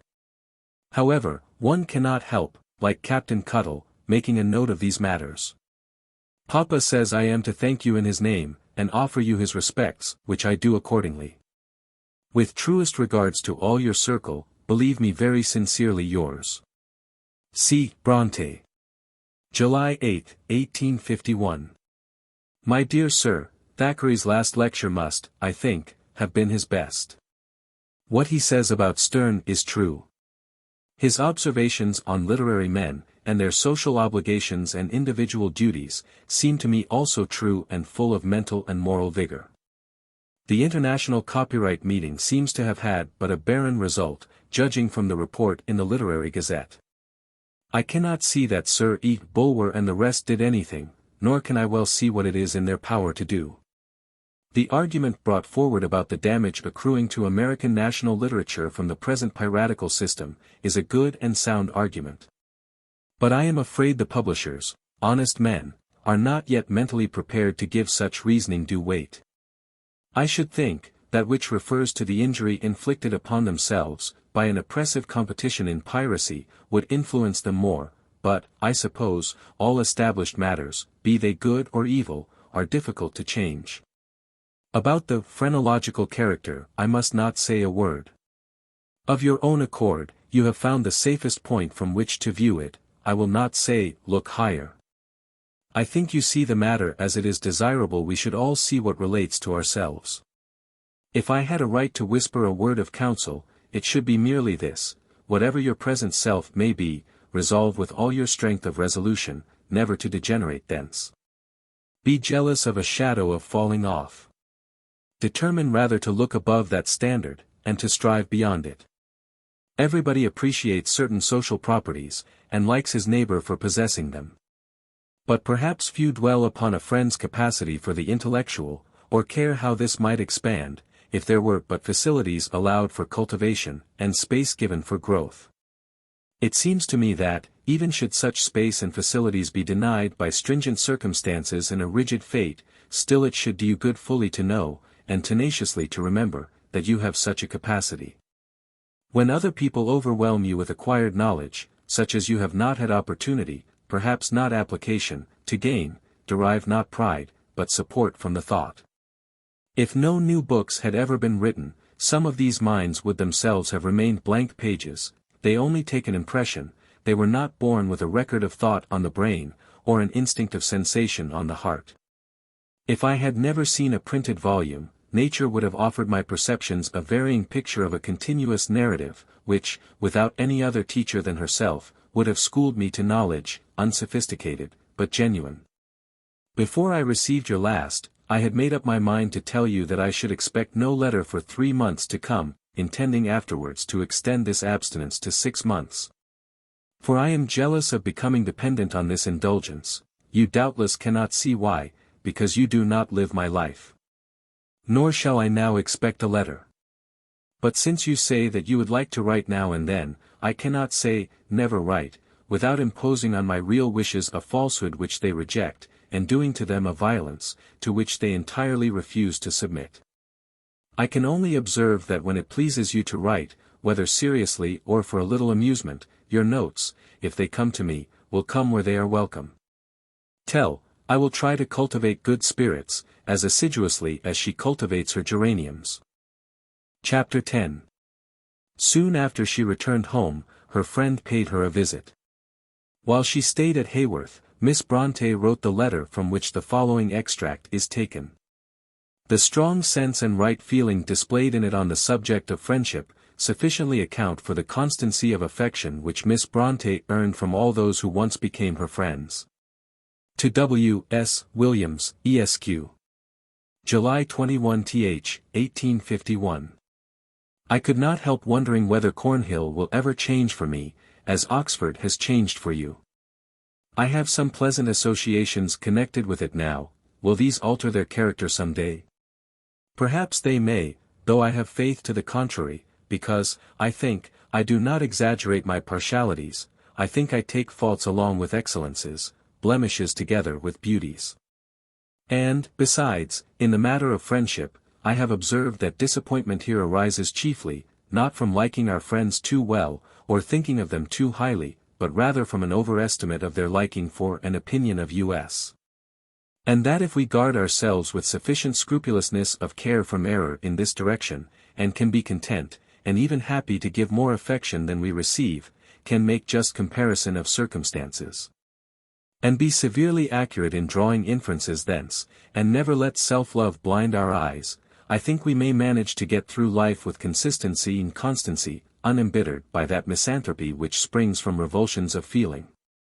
All this sounds a little metaphysical, but it is good sense if you consider it. The moral of it is, that if we would build on a sure foundation in friendship, we must love our friends for their sakes rather than for our own.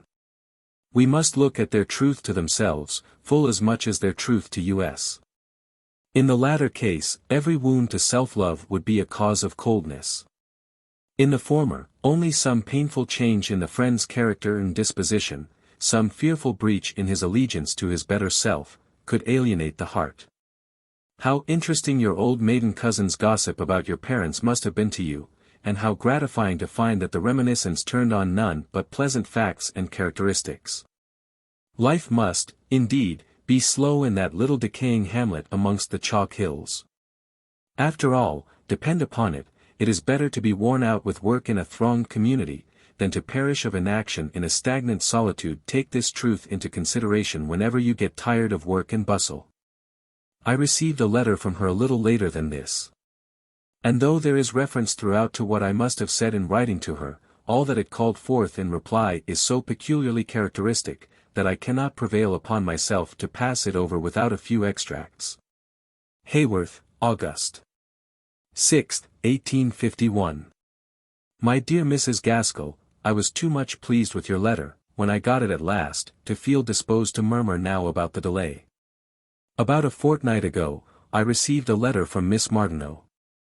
Also a long letter, and treating precisely the same subjects on which yours dwelt, viz., the exhibition in Thackeray's last lecture.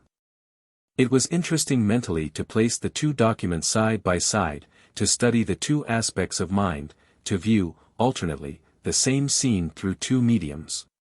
Full striking was the difference. And the more striking because it was not the rough contrast of good and evil, but the more subtle opposition, the more delicate diversity of different kinds of good. The excellences of one nature resembled, I thought, that of some sovereign medicine, harsh, perhaps, to the taste, but potent to invigorate. The good of the other seemed more akin to the nourishing efficacy of our daily bread. It is not bitter. It is not lusciously sweet, it pleases, without flattering the palate, it sustains, without forcing the strength. I very much agree with you in all you say. For the sake of variety, I could almost wish that the concord of opinion were less complete. To begin with Trafalgar Square. My taste goes with yours and Metta's completely on this point. I have always thought it a fine site, and sight also. The view from the summit of those steps has ever struck me as grand and imposing. Nelson Column included the fountains I could dispense with. With respect, also, to the Crystal Palace, my thoughts are precisely yours. Then I feel sure you speak justly of Thackeray's lecture. You do well to set aside odious comparisons, and to wax impatient of that trite twaddle about nothing newness, a jargon which simply proves, in those who habitually use it, a coarse and feeble faculty of appreciation. An inability to discern the relative value of originality in novelty, a lack of that refined perception which, dispensing with the stimulus of an ever-new subject, can derive sufficiency of pleasure from freshness of treatment. To such critics, the prime of a summer morning would bring no delight. Wholly occupied with railing at their cook for not having provided a novel and piquant breakfast dish, they would remain insensible to such influences as lie in sunrise, dew, and breeze. Therein would be nothing new. Is it Mr. S. family experience which has influenced your feelings about the Catholics? I own, I cannot be sorry for this commencing change. Good people, very good people, I doubt not, there are amongst the Romanists, but the system is not one which would have such sympathy as yours. Look at Popery taking off the mask in Naples. I have read the Saint's Tragedy. As a work of art, it seems to me far superior to either Alton Locke or Yeast. Faulty it may be, crude and unequal, yet there are portions where some of the deep chords of human nature are swept with a hand which is strong even while it falters. We see throughout, I think, that Elizabeth has not, and never bad, a mind perfectly sane. From the time that she was what she herself, in the exaggeration of her humility, calls an idiot girl, to the hour when she lay moaning in visions on her dying bed, a slight craze runs through her whole existence. This is good, this is true. A sound mind, a healthy intellect, would have dashed the priest power to the wall, would have defended her natural affections from his grasp, as a lioness defends her young. Would have been as true to husband and children, as your leal-hearted little Maggie was to her Frank. Only a mind weak with some fatal flaw could have been influenced as was this poor saint's. But what anguish, what struggles! Seldom do I cry over books, but here, my eyes rained as I read. When Elizabeth turns her face to the wall, I stopped, there needed no more. Deep truths are touched on in this tragedy, touched on, not fully elicited. Truths that stir a peculiar pity, a compassion hot with wrath, and bitter with pain. This is no poet's dream, we know that such things have been done, that minds have been thus subjugated, and lives thus laid waste. Remember me kindly and respectfully to Mr. Gaskell, and though I have not seen Marianne, I must beg to include her in the love I send the others. Could you manage to convey a small kiss to that dear, but dangerous little person, Julia? She surreptitiously possessed herself of a minute fraction of my heart, which has been missing, ever since I saw her. Believe me, sincerely and affectionately yours. C. Bronte. The reference which she makes at the end of this letter is to my youngest little girl, between whom and her a strong mutual attraction existed. The child would steal her little hand into Miss Bronte's scarcely larger one, and each took pleasure in this apparently unobserved caress.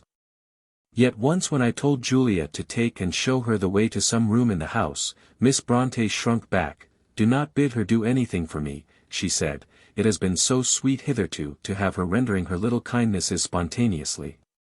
As illustrating her feelings with regard to children, I may give what she says in another of her letters to me. "Whenever I see Florence and Julia again, I shall feel like a fond but bashful suitor, who views at a distance the fair personage to whom, in his clownish awe, he dare not risk a near approach. Such is the clearest idea I can give you of my feeling towards children I like, but to whom I am a stranger, and to what children am I not a stranger? They seem to me little wonders. Their talk, their ways are all matter of half-admiring, half-puzzled speculation." The following is part of a long letter which I received from her, dated September 20th, 1851. Beautiful are those sentences out of James Martineau's sermons, some of them gems most pure and genuine, ideas deeply conceived, finely expressed. I should like much to see his review of his sister's book. Of all the articles respecting which you question me, I have seen none, except that notable one in the Westminster on the emancipation of women. But why are you and I to think, perhaps I should rather say to feel, so exactly alike on some points that there can be no discussion between us? Your words on this paper express my thoughts. Well argued it is, clear, logical, but vast is the hiatus of omission, harsh the consequent jar on every finer chord of the soul. What is this hiatus? I think I know, and, knowing, I will venture to say. I think the writer forgets there is such a thing as self-sacrificing love and disinterested devotion. When I first read the paper, I thought it was the work of a powerful-minded, clear-headed woman, who had a hard, jealous heart, muscles of iron, and nerves of bend leather, of a woman who longed for power, and had never felt affection. To many women affection is sweet, and power conquered indifferent though we all like influence one. I believe J. S. Mill would make a hard, dry, dismal world of it.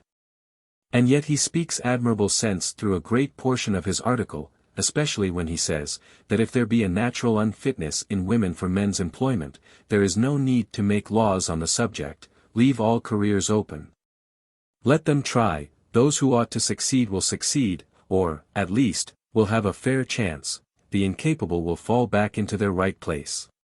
He likewise disposes of the maternity question very neatly. In short, J. S.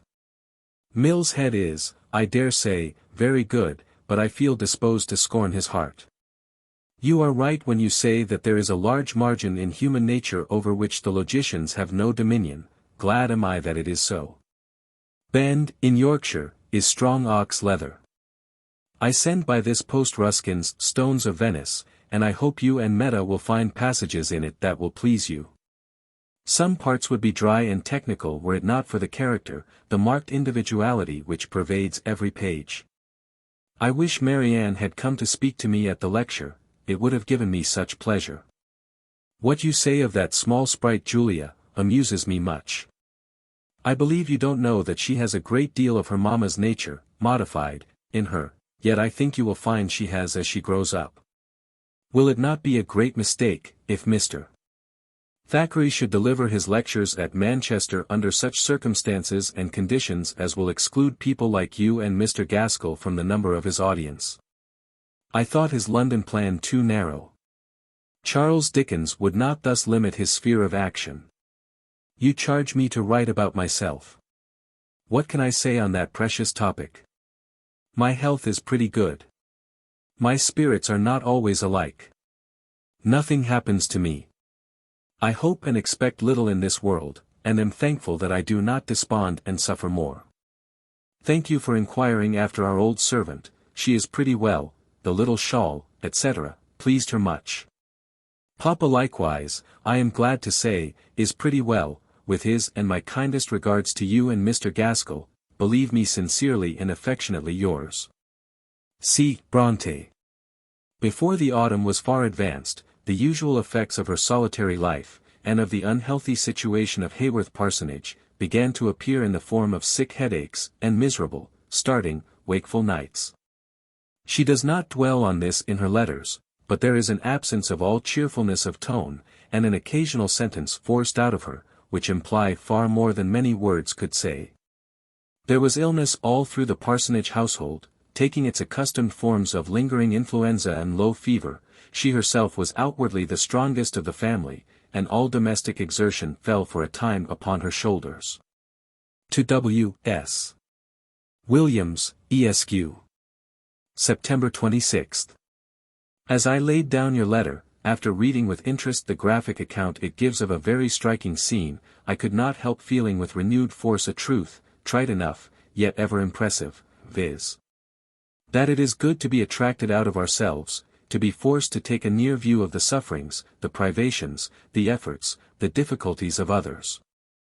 If we ourselves live in fullness of content, it is well to be reminded that thousands of our fellow creatures undergo a different lot. It is well to have sleepy sympathies excited, and lethargic selfishness shaken up. If, on the other hand, we be contending with the special grief, the intimate trial, the peculiar bitterness with which God has seen fit to mingle our own cup of existence, it is very good to know that our overcast lot is not singular. It stills the repining word and thought, it rouses the flagging strength, to have it vividly set before us that there are countless afflictions in the world. Each perhaps rivaling, some surpassing, the private pain over which we are too prone exclusively to sorrow. All those crowded emigrants had their troubles, their untoward causes of banishment. You, the looker-on, had your wishes and regrets, your anxieties, alloying your home happiness and domestic bliss. And the parallel might be pursued further, and still it would be true, still the same, a thorn in the flesh for each, some burden, some conflict for all. How far this state of things is susceptible of amelioration from changes in public institutions, alterations in national habits, may and ought to be earnestly considered, but this is a problem not easily solved. The evils, as you point them out, are great, real, and most obvious. The remedy is obscure and vague, yet for such difficulties as spring from over-competition, emigration must be good, the new life in a new country must give a new lease of hope. The wider field, less thickly peopled, must open a new path for endeavor. But I always think great physical powers of exertion and endurance ought to accompany such a step.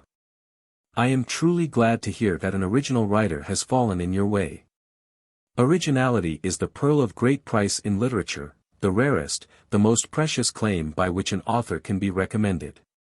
Are not your publishing prospects for the coming season tolerably rich and satisfactory? You inquire after Currer Bell. It seems to me that the absence of his name from your list of announcements will leave no blank, and that he may at least spare himself the disquietude of thinking he is wanted when it is certainly not his lot to appear. Perhaps Currer Bell has his secret moan about these matters, but if so, he will keep it to himself. It is an affair about which no words need be wasted, for no words can make a change. It is between him and his position, his faculties and his fate. My husband and I were anxious that she should pay us a visit before the winter had set completely in, and she thus wrote, declining our invitation. November 6. If anybody would tempt me from home, you would. But, just now, from home I must not, will not go. I feel greatly better at present than I did 3 weeks ago. For a month or 6 weeks about the equinox, autumnal or vernal, is a period of the year which, I have noticed, strangely tries me. Sometimes the strain falls on the mental, sometimes on the physical part of me. I am ill with neuralgic headache, or I am ground to the dust with deep dejection of spirits, not, however, such dejection but I can keep it to myself. That weary time has, I think and trust, got over for this year. It was the anniversary of my poor brother's death, and of my sister's failing health, I need say no more. As to running away from home every time I have a battle of this sort to fight, it would not do. Besides, the weird would follow. As to shaking it off, that cannot be. I have declined to go to Miss Martineau, and now I decline to go to you. But listen, do not think that I throw your kindness away, or that it fails of doing the good you desire. On the contrary, the feeling expressed in your letter, proved by your invitation, goes right home where you would have it to go, and heals as you would have it to heal. Your description of Friederike Bremer tallies exactly with one I read somewhere, in I know not what book. I laughed out when I got to the mention of Friederike's special accomplishment, given by you with a distinct simplicity that, to my taste, is what the French would call impayable. Where do you find the foreigner who is without some little drawback of this description? It is a pity. A visit from Miss Wooler at this period did Miss Bronte much good for the time. She speaks of her guests' company as being very pleasant, like good wine, both to her father and to herself. But Miss Wooler could not remain with her long, and then again the monotony of her life returned upon her in all its force. The only events of her days and weeks consisting in the small changes which occasional letters brought. It must be remembered that her health was often such as to prevent her stirring out of the house in inclement or wintry weather. She was liable to sore throat, and depressing pain at the chest, and difficulty of breathing, on the least exposure to cold. A letter from her late visitor touched and gratified her much. It was simply expressive of gratitude for attention and kindness shown to her, but it wound up by saying that she had not for many years experienced so much enjoyment as during the 10 days passed at Haworth. This little sentence called out a wholesome sensation of modest pleasure in Miss Bronte's mind, and she says, "It did me good." I find, in a letter to a distant friend, written about this time, a retrospect of her visit to London. It is too ample to be considered as a mere repetition of what she had said before, and, besides, it shows that her first impressions of what she saw and heard were not crude and transitory, but stood the tests of time and afterthought. I spent a few weeks in town last summer, as you have heard, and was much interested by many things I heard and saw there. What now chiefly dwells in my memory are Mr. Thackeray's lectures, Mademoiselle Rachel's acting, Daubigne's, Melville's, and Morris's preaching, and the Crystal Palace. Mr. Thackeray's lectures you will have seen mentioned and commented on in the papers. They were very interesting. I could not always coincide with the sentiments expressed, or the opinions broached, but I admired the gentlemanlike ease, the quiet humor, the taste, the talent, the simplicity, and the originality of the lecturer. Rachel's acting transfixed me with wonder, enchained me with interest, and thrilled me with horror. The tremendous force with which she expresses the very worst passions in their strongest essence forms an exhibition as exciting as the bull fights of Spain, and the gladiatorial combats of old Rome. And, it seemed to me, not one whit more moral than these poisoned stimulants to popular ferocity. It is scarcely human nature that she shows you, it is something wilder and worse, the feelings and fury of a fiend. The great gift of genius she undoubtedly has, but, I fear, she rather abuses it than turns it to good account. With all the three preachers I was greatly pleased. Melville seemed to me the most eloquent, Maurice the most in earnest. Had I the choice, it is Maurice whose ministry I should frequent. On the Crystal Palace I need not comment. You must already have heard too much of it. It struck me at the first with only a vague sort of wonder and admiration. But having one day the privilege of going over it in company with an eminent countryman of yours, Sir David Brewster, and hearing, in his friendly Scotch accent, his lucid explanation of many things that had been to me before a sealed book, I began a little better to comprehend it, or at least a small part of it. Whether its final results will equal expectation, I know not. Her increasing indisposition subdued her at last, in spite of all her efforts of reason and will. She tried to forget oppressive recollections in writing. Her publishers were importunate for a new book from her pen. Villette was begun, but she lacked power to continue it. It is not at all likely, she says, that my book will be ready at the time you mention. If my health is spared, I shall get on with it as fast as is consistent with its being done, if not well, yet as well as I can do it. Not one whit faster.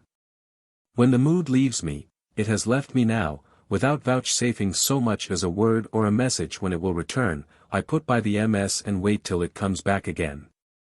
God knows, I sometimes have to wait long, very long it seems to me. Meantime, if I might make a request to you, it would be this. Please to say nothing about my book till it is written, and in your hands. You may not like it. I am not myself elated with it as far as it is gone, and authors, you need not be told, are always tenderly indulgent, even blindly partial to their own. Even if it should turn out reasonably well, still I regard it as ruin to the prosperity of an ephemeral book like a novel, to be much talked of beforehand, as if it were something great. People are apt to conceive, or at least to profess, exaggerated expectation, such as no performance can realize, then ensue disappointment and the due revenge, detraction, and failure. If when I write, I were to think of the critics who, I know, are waiting for Currer Bell, ready to break all his bones or ever he comes to the bottom of the den, my hand would fall paralyzed on my desk. However, I can but do my best, and then muffle my head in the mantle of patience, and sit down at her feet and wait. The mood here spoken of did not go off, it had a physical origin. Indigestion, nausea, headache, sleeplessness, all combined to produce miserable depression of spirits. A little event which occurred about this time, did not tend to cheer her. It was the death of poor old faithful keeper, Emily's dog. He had come to the parsonage in the fierce strength of his youth. Sullen and ferocious he had met with his master in the indomitable Emily. Like most dogs of his kind, he feared, respected, and deeply loved her who subdued him. He had mourned her with the pathetic fidelity of his nature, falling into old age after her death. And now, her surviving sister wrote, "Poor old keeper died last Monday morning, after being ill one night, he went gently to sleep. We laid his old faithful head in the garden.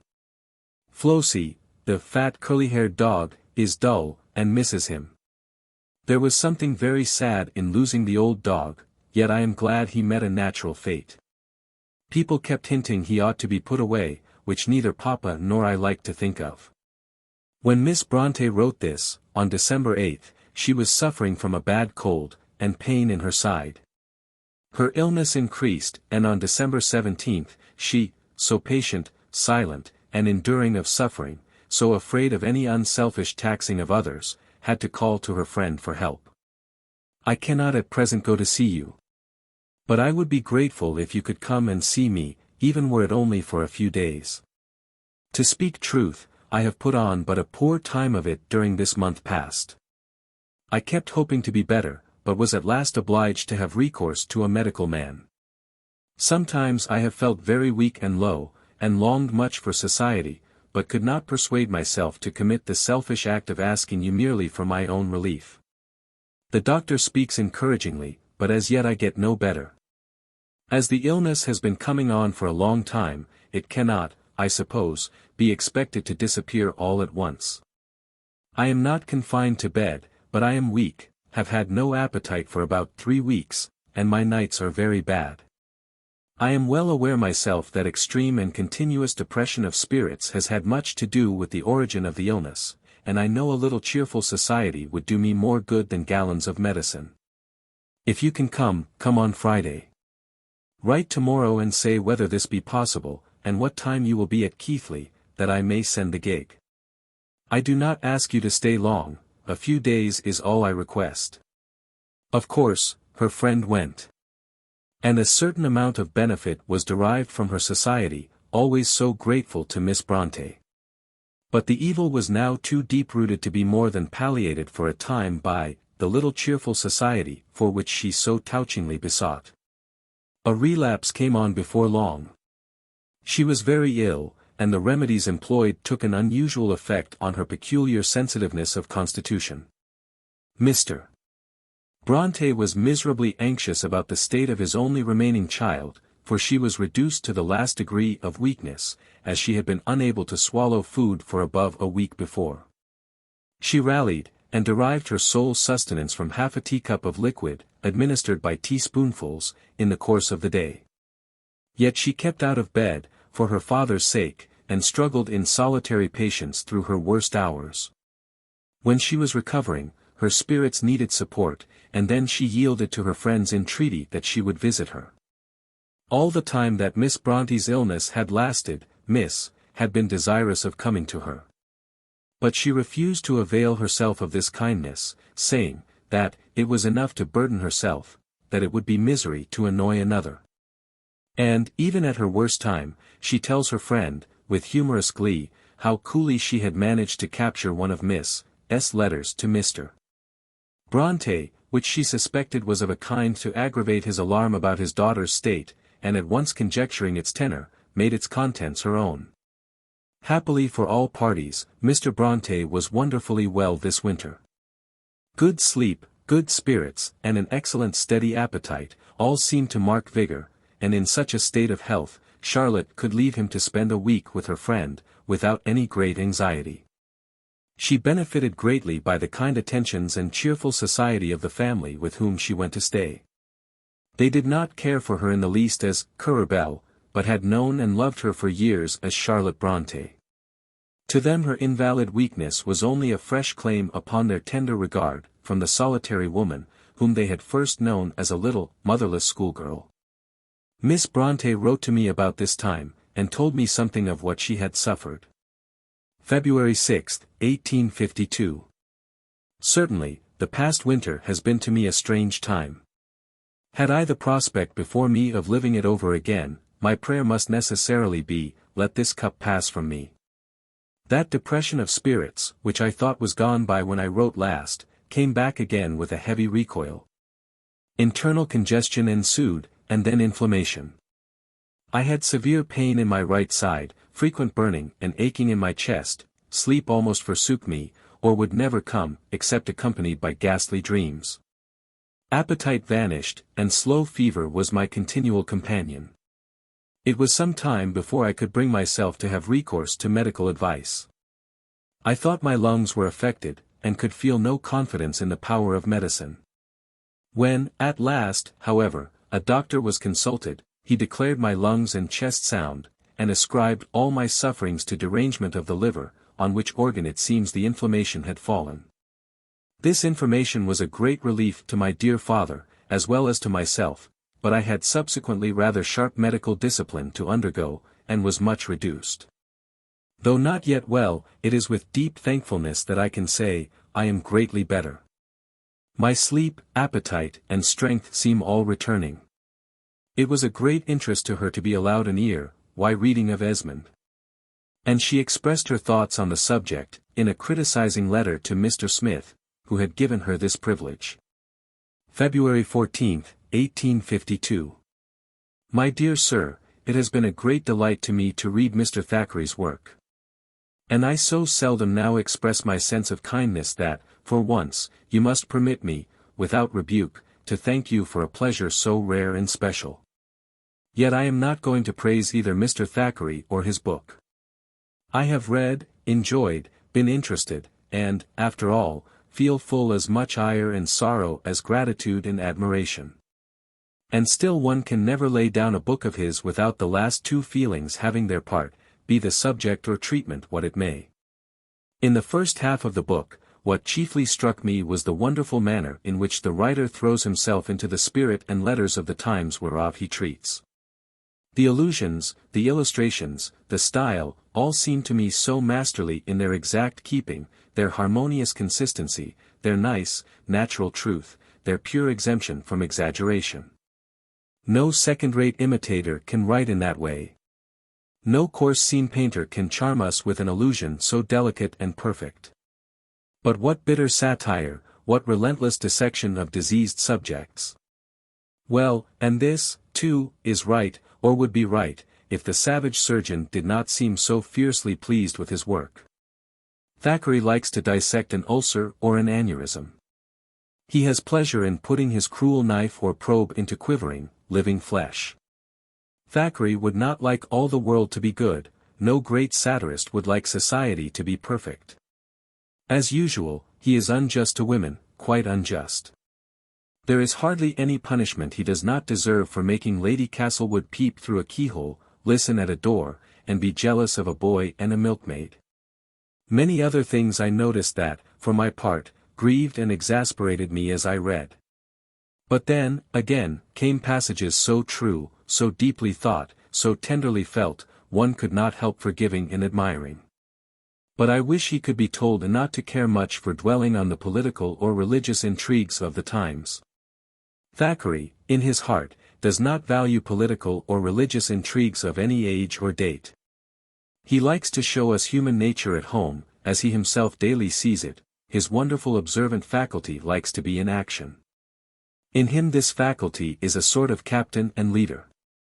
And if ever any passage in his writings lacks interest, it is when this master faculty is for a time thrust into a subordinate position.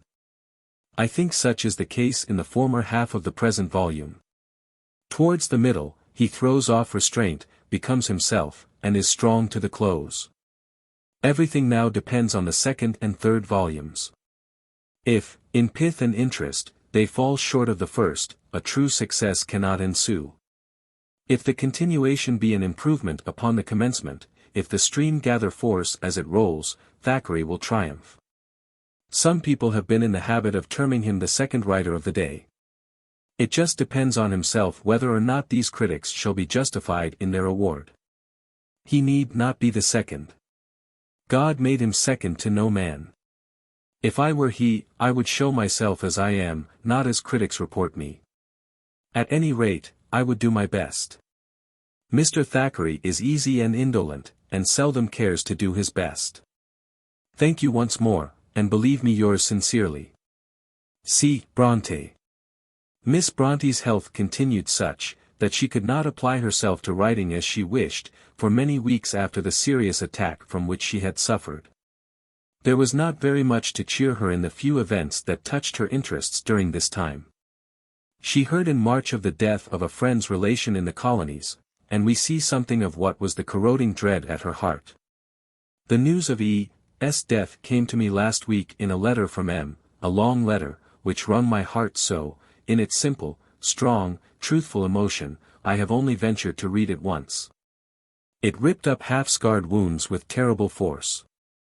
The deathbed was just the same, breath failing, etc. She fears she shall now, in her dreary solitude, become a stern, harsh, selfish woman. This fear struck home. Again and again have I felt it for myself, and what is my position to M.S.? May God help her, as God only can help. Again and again, her friend urged her to leave home, nor were various invitations wanting to enable her to do this, when these constitutional accesses of low spirits preyed too much upon her in her solitude. But she would not allow herself any such indulgence, unless it became absolutely necessary from the state of her health. She dreaded the perpetual recourse to such stimulants as change of scene and society, because of the reaction that was sure to follow. As far as she could see, her life was ordained to be lonely, and she must subdue her nature to her life, and, if possible, bring the two into harmony. When she could employ herself in fiction, all was comparatively well. The characters were her companions in the quiet hours, which she spent utterly alone, unable often to stir out of doors for many days together. The interests of the persons in her novels supplied the lack of interest in her own life. And memory and imagination found their appropriate work, and ceased to prey upon her vitals. But too frequently she could not write, could not see her people, nor hear them speak. A great mist of headache had blotted them out. They were non-existent to her. This was the case all through the present spring, and anxious as her publishers were for its completion, Villette stood still. Even her letters to her friend are scarce and brief. Here and there I find a sentence in them which can be extracted, and which is worth preserving. M.'s letter is very interesting, it shows a mind one cannot but truly admire. Compare its serene trusting strength, with poor.'s vacillating dependence. When the latter was in her first burst of happiness, I never remember the feeling finding vent in expressions of gratitude to God. There was always a continued claim upon your sympathy in the mistrust and doubt she felt of her own bliss. M. believes, Her faith is grateful and at peace, yet while happy in herself, how thoughtful she is for others. March 23, 1852. You say, dear E., that you often wish I would chat on paper, as you do. How can I? Where are my materials? Is my life fertile in subjects of chat? What callers do I see? What visits do I pay? No, you must chat, and I must listen, and say, yes, and no, and thank you, for 5 minutes recreation. I am amused at the interest you take in politics. Don't expect to rouse me. To me, all ministries and all oppositions seem to be pretty much alike. Disraeli was factious as leader of the opposition. Lord John Russell is going to be factious, now that he has stepped into Disraeli's shoes. Lord Derby's Christian Love and Spirit is worth 3 halfpence farthing.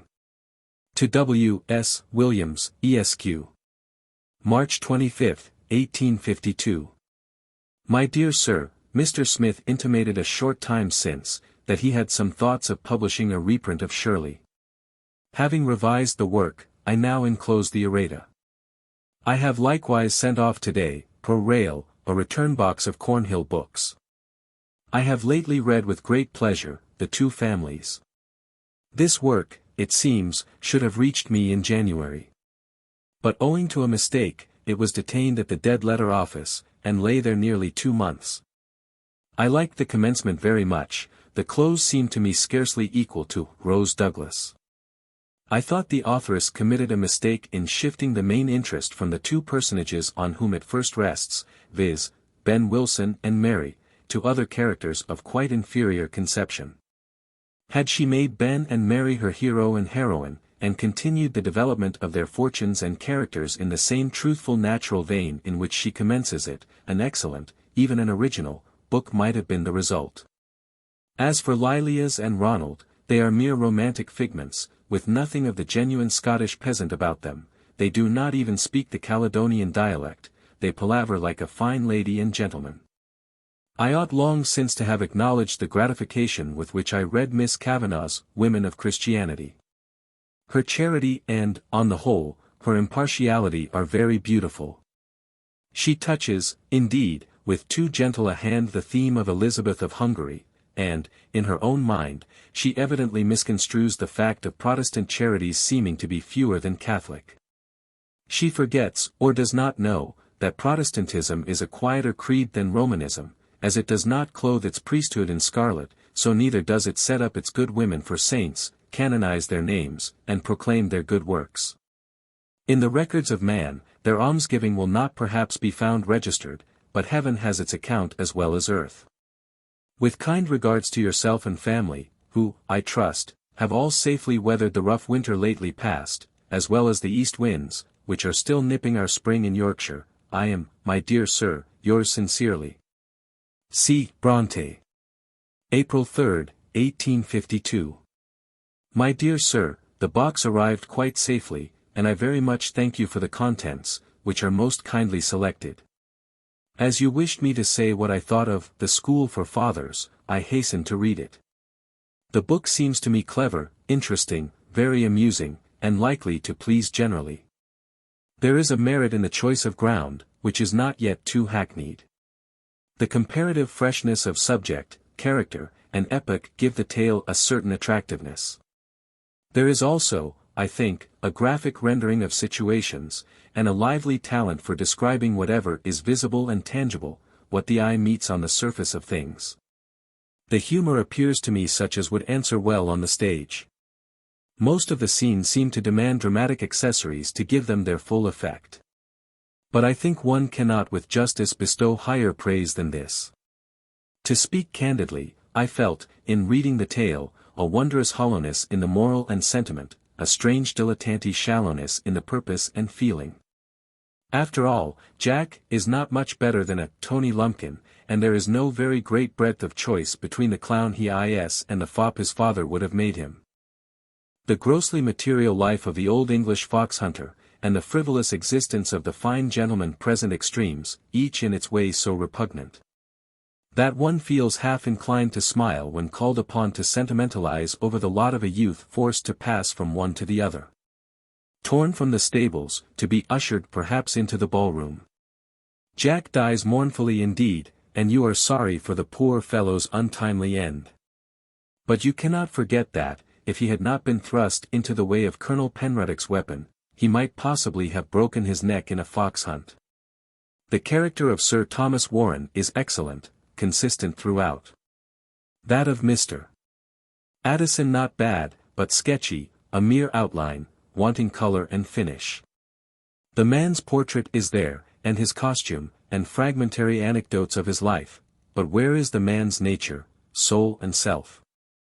I say nothing about the female characters, not one word. Only that Lydia seems to me like a pretty little actress, prettily dressed, gracefully appearing and disappearing, and reappearing in a genteel comedy, assuming the proper sentiments of her part with all due tact and naivete, and, that is all.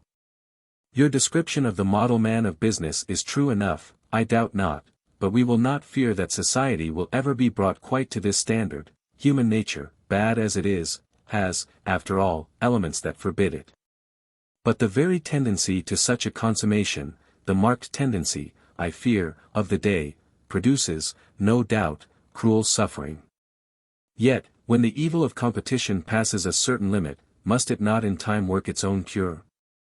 I suppose it will, but then through some convulsed crisis, shattering all around it like an earthquake. Meantime, for how many is life made a struggle, enjoyment and rest curtailed? Labor terribly enhanced beyond almost what nature can bear. I often think that this world would be the most terrible of enigmas, were it not for the firm belief that there is a world to come, where conscientious effort and patient pain will meet their reward. Believe me, my dear sir, sincerely yours. C. Bronte. A letter to her old Brussels schoolfellow gives a short retrospect of the dreary winter she had passed through. Haworth, April 12, 1852. I struggled through the winter, and the early part of the spring, often with great difficulty. My friend stayed with me a few days in the early part of January. She could not be spared longer. I was better during her visit, but had a relapse soon after she left me, which reduced my strength very much. It cannot be denied that the solitude of my position fearfully aggravated its other evils. Some long stormy days and nights there were, when I felt such a craving for support and companionship as I cannot express. Sleepless, I lay awake night after night, weak and unable to occupy myself. I sat in my chair day after day, the saddest memories my only company. It was a time I shall never forget, but God sent it, and it must have been for the best. I am better now, and very grateful do I feel for the restoration of tolerable health. But, as if there was always to be some affliction, Papa, who enjoyed wonderful health during the whole winter, is ailing with his spring attack of bronchitis. I earnestly trust it may pass over in the comparatively ameliorated form in which it has hitherto shown itself. Let me not forget to answer your question about the cataract. Tell your papa that my father was 70 at the time he underwent an operation. He was most reluctant to try the experiment, could not believe that, at his age, and with his want of robust strength, it would succeed. I was obliged to be very decided in the matter, and to act entirely on my own responsibility. Nearly 6 years have now elapsed since the cataract was extracted. It was not merely depressed. He has never once during that time regretted the step, and a day seldom passes that he does not express gratitude and pleasure at the restoration of that inestimable privilege of vision whose loss he once knew. I had given Miss Bronte, in one of my letters, an outline of the story on which I was then engaged, and in reply she says, "The sketch you give of your work, respecting which I am, of course, dumb, seems to me very noble. And its purpose may be as useful in practical result as it is high and just in theoretical tendency. Such a book may restore hope and energy to many who thought they had forfeited their right to both, and open a clear course for honorable effort to some who deemed that they and all honor had parted company in this world. Yet, hear my protest. Why should she die? Why are we to shut up the book weeping? My heart fails me already at the thought of the pang it will have to undergo. And yet you must follow the impulse of your own inspiration. If that commands the slaying of the victim, no bystander has a right to put out his hand to stay the sacrificial knife, but I hold you a stern priestess in these matters. As the milder weather came on, her health improved, and her power of writing increased. She set herself with redoubled vigor to the work before her, and denied herself pleasure for the purpose of steady labor. Hence she writes to her friend. May 11th. Dear E., I must adhere to my resolution of neither visiting nor being visited at present. Stay you quietly at B, till you go to S, as I shall stay at Haworth. As sincere a farewell can be taken with the heart as with the lips, and perhaps less painful. I am glad the weather is changed, the return of the southwest wind suits me. But I hope you have no cause to regret the departure of your favorite east wind. What you say about, does not surprise me. I have had many little notes, whereof I answer about 1 in 3, breathing the same spirit, self and child the sole all-absorbing topics, on which the changes are rung even to weariness. But I suppose one must not heed it, or think the case singular. Nor, I am afraid, must one expect her to improve. I read in a French book lately, a sentence to this effect, that marriage might be defined as the state of twofold selfishness. Let the single therefore take comfort. Thank you for Mary's letter. She does seem most happy, and I cannot tell you how much more real, lasting, and better warranted her happiness seems than ever, S. did. I think so much of it is in herself, and her own serene, pure, trusting, religious nature. S. always gives me the idea of a vacillating, unsteady rapture, entirely dependent on circumstances with all their fluctuations. If Mary lives to be a mother, you will then see a greater difference. I wish you, dear E., all health and enjoyment in your visit, and, as far as one can judge at present, there seems a fair prospect of the wish being realized. Yours sincerely. C. Bronte. Chapter 11. The reader will remember that Anne Bronte had been interred in the churchyard of the old church at Scarborough. Charlotte had left directions for a tombstone to be placed over her. But many a time during the solitude of the past winter, her sad, anxious thoughts had revisited the scene of that last great sorrow, and she had wondered whether all decent services had been rendered to the memory of the dead. Until at last she came to a silent resolution to go and see for herself whether the stone and inscription were in a satisfactory state of preservation. Cliff House, Filey, June 6, 1852. Dear E., I am at Filey utterly alone.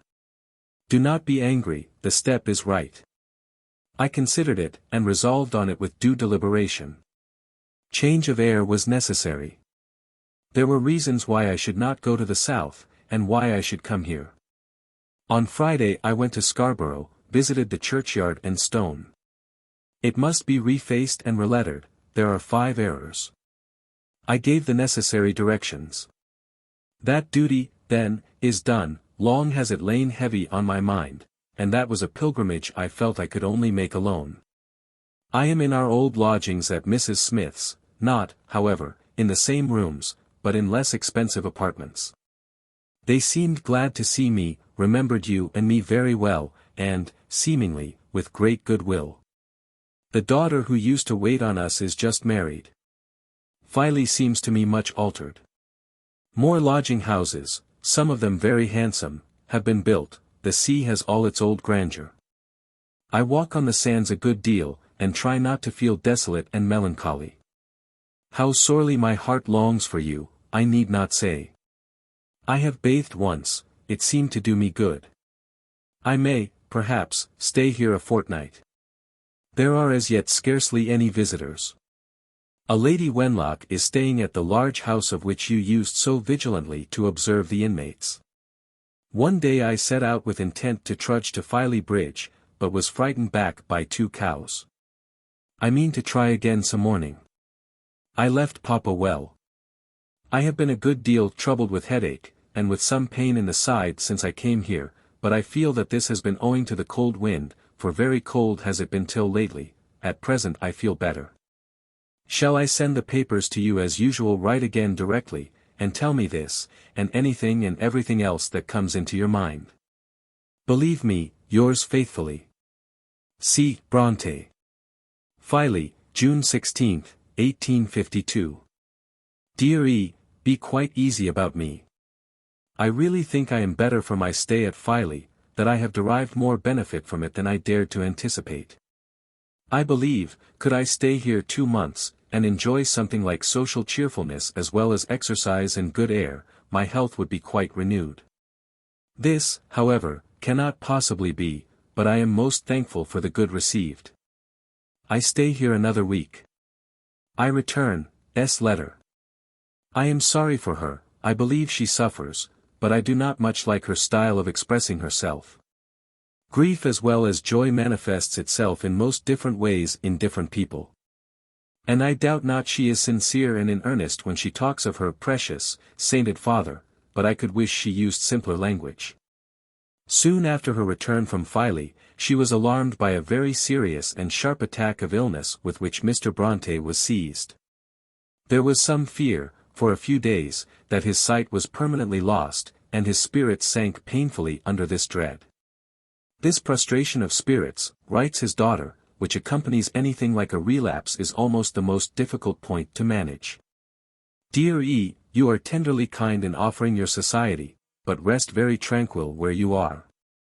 Be fully assured that it is not now, nor under present circumstances, that I feel the lack either of society or occupation. My time is pretty well filled up, and my thoughts appropriated.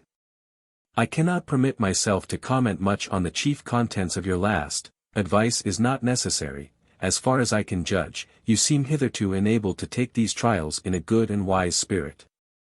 I can only pray that such combined strength and resignation may be continued to you. Submission, courage, exertion, when practicable, these seem to be the weapons with which we must fight life's long battle. I suppose that, during the very time when her thoughts were thus fully occupied with anxiety for her father, she received some letter from her publishers, making inquiry as to the progress of the work which they knew she had in hand. As I find the following letter to Mr. Williams, bearing reference to some of Messrs. Smith and Elder's proposed arrangements. To W. S. Williams, Esq. July 28, 1852. My dear Sir, is it in contemplation to publish the new edition of Shirley soon? Would it not be better to defer it for a time? In reference to a part of your letter, permit me to express this wish, and I trust in doing so, I shall not be regarded as stepping out of my position as an author, and encroaching on the arrangements of business, viz. That no announcement of a new work by the author of Jane Eyre shall be made till the MS of such work is actually in my publisher's hands.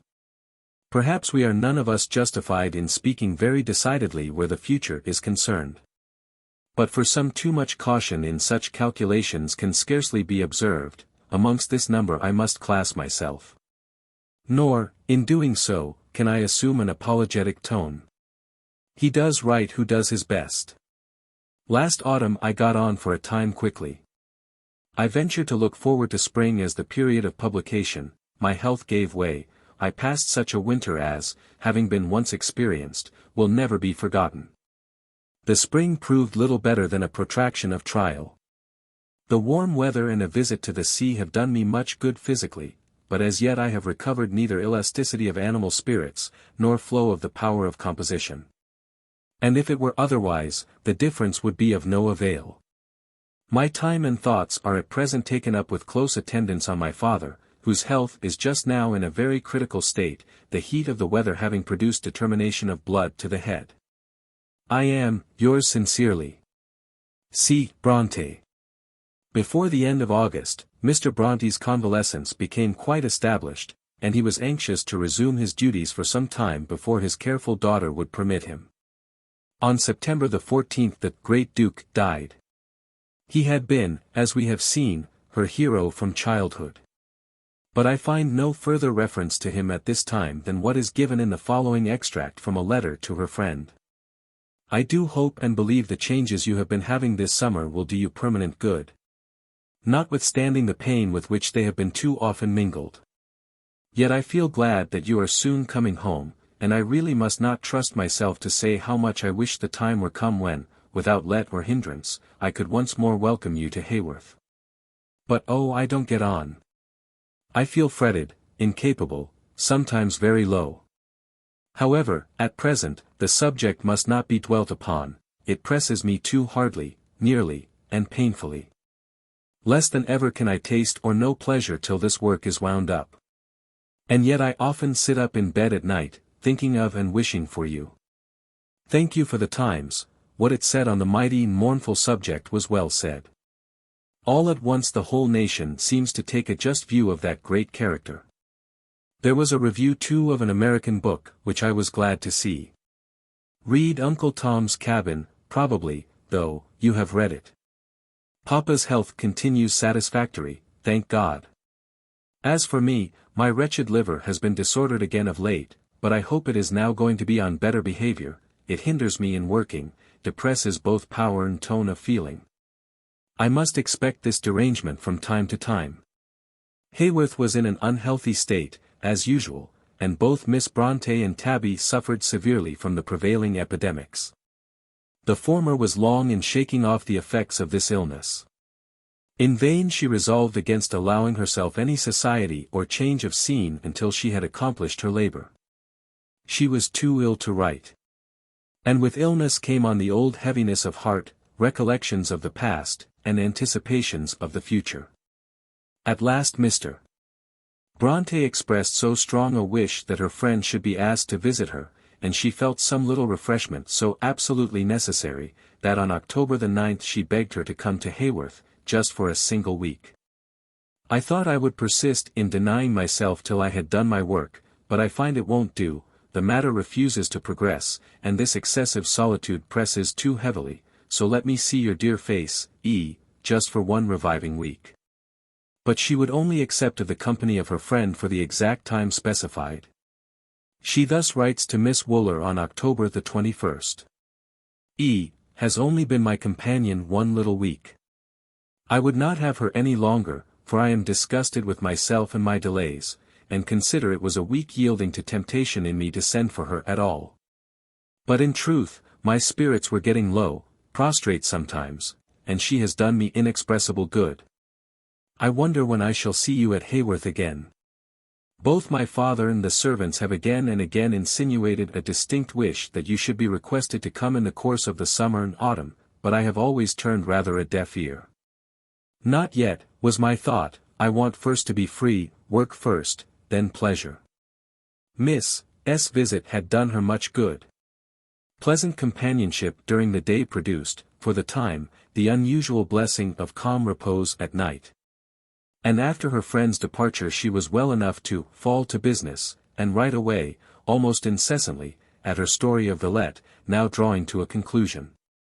The following letter to Mr. Smith seems to have accompanied the first part of the MS. October 30th, 1852. My dear Sir, you must notify honestly what you think of Villette when you have read it. I can hardly tell you how I hunger to hear some opinion besides my own, and how I have sometimes desponded, and almost despaired, because there was no one to whom to read a line, or of whom to ask a counsel. Jane Eyre was not written under such circumstances, nor were 2/3 of Shirley. I got so miserable about it, I could bear no allusion to the book. It is not finished yet, but now I hope. As to the anonymous publication, I have this to say, if the withholding of the author's name should tend materially to injure the publisher's interest, to interfere with booksellers' orders, etc., I would not press the point. But if no such detriment is contingent, I should be most thankful for the sheltering shadow of an incognito. I seem to dread the advertisements, the large-lettered, Currer Bell's new novel, or new work, by the author of Jane Eyre. These, however, I feel well enough, are the transcendentalisms of a retired wretch, so you must speak frankly. I shall be glad to see Colonel Esmond. My objection to the second volume lay here, I thought it contained decidedly too much history, too little story. In another letter, referring to Esmond, she uses the following words. The third volume seemed to me to possess the most sparkle, impetus, and interest. Of the first and second my judgment was, that parts of them were admirable. But there was the fault of containing too much history, too little story. I hold that a work of fiction ought to be a work of creation, that the real should be sparingly introduced in pages dedicated to the ideal. Plain household bread is a far more wholesome and necessary thing than cake, yet who would like to see the brown loaf placed on the table for dessert? In the second volume, the author gives us an ample supply of excellent brown bread. In his third, only such a portion as gives substance, like the crumbs of bread in a well-made, not too rich, plum pudding. Her letter to Mr. Smith, containing the allusion to Desmond, which reminded me of the quotation just given, continues. You will see that Villette touches on no matter of public interest. I cannot write books handling the topics of the day. It is of no use trying. Nor can I write a book for its moral. Nor can I take up a philanthropic scheme, though I honor philanthropy, and voluntarily and sincerely veil my face before such a mighty subject as that handled in Mrs. Beecher Stowe's work, Uncle Tom's Cabin. To manage these great matters rightly, they must be long and practically studied, their bearings known intimately, and their evils felt genuinely. They must not be taken up as a business matter, and a trading speculation. I doubt not, Mrs. Stowe had felt the iron of slavery enter into her heart, from childhood upwards, long before she ever thought of writing books. The feeling throughout her work is sincere, and not got up. Remember to be an honest critic of the Villette, and tell Mr. Williams to be unsparing, not that I am likely to alter anything, but I want to know his impressions and yours. To G. Smith, Esq. November 3rd. My dear Sir, I feel very grateful for your letter, it relieved me much, for I was a good deal harassed by doubts as to how Villette might appear in other eyes than my own. I feel in some degree authorized to rely on your favorable impressions, because you are quite right where you hint disapprobation. You have exactly hit 2 points at least where I was conscious of defect. The discrepancy, the want of perfect harmony, between Graham's boyhood and manhood, the angular abruptness of his change of sentiment towards Miss Fanshawe. You must remember, though, that in secret he had for some time appreciated that young lady at a somewhat depressed standard, held her a little lower than the angels. But still the reader ought to have been better made to feel this preparation towards a change of mood. As to the publishing arrangement, I leave them to Cornhill. There is, undoubtedly, a certain force in what you say about the inexpediency of affecting a mystery which cannot be sustained, so you must act as you think is for the best. I submit, also, to the advertisements in large letters, but under protest, and with a kind of ostrich longing for concealment. Most of the third volume is given to the development of the crabbed professor's character.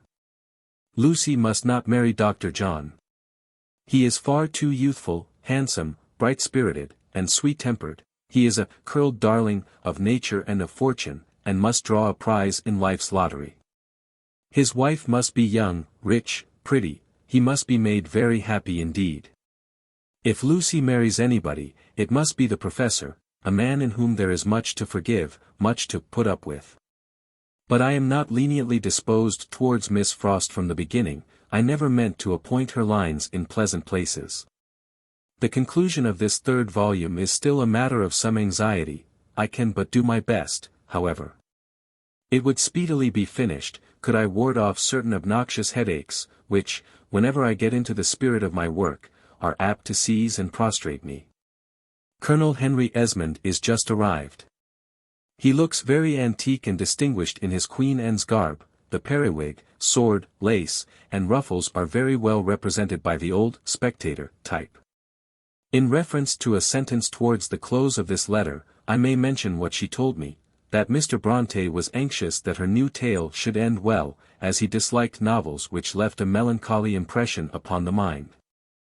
And he requested her to make her hero and heroine, like the heroes and heroines in fairy tales, marry, and live very happily ever after.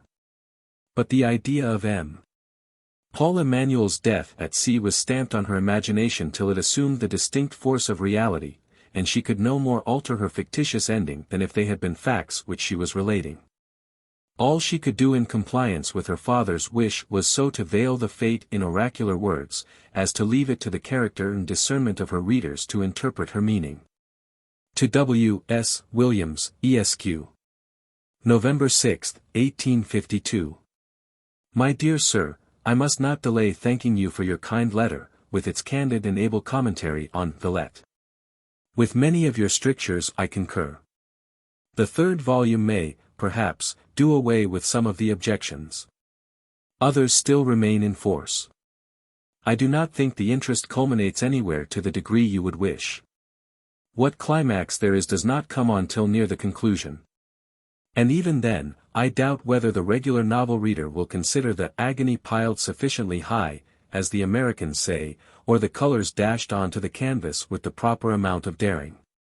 Still, I fear, they must be satisfied with what is offered. My palette affords no brighter tints. Were tea to attempt to deepen the reds, or burnish the yellows, I should but botch.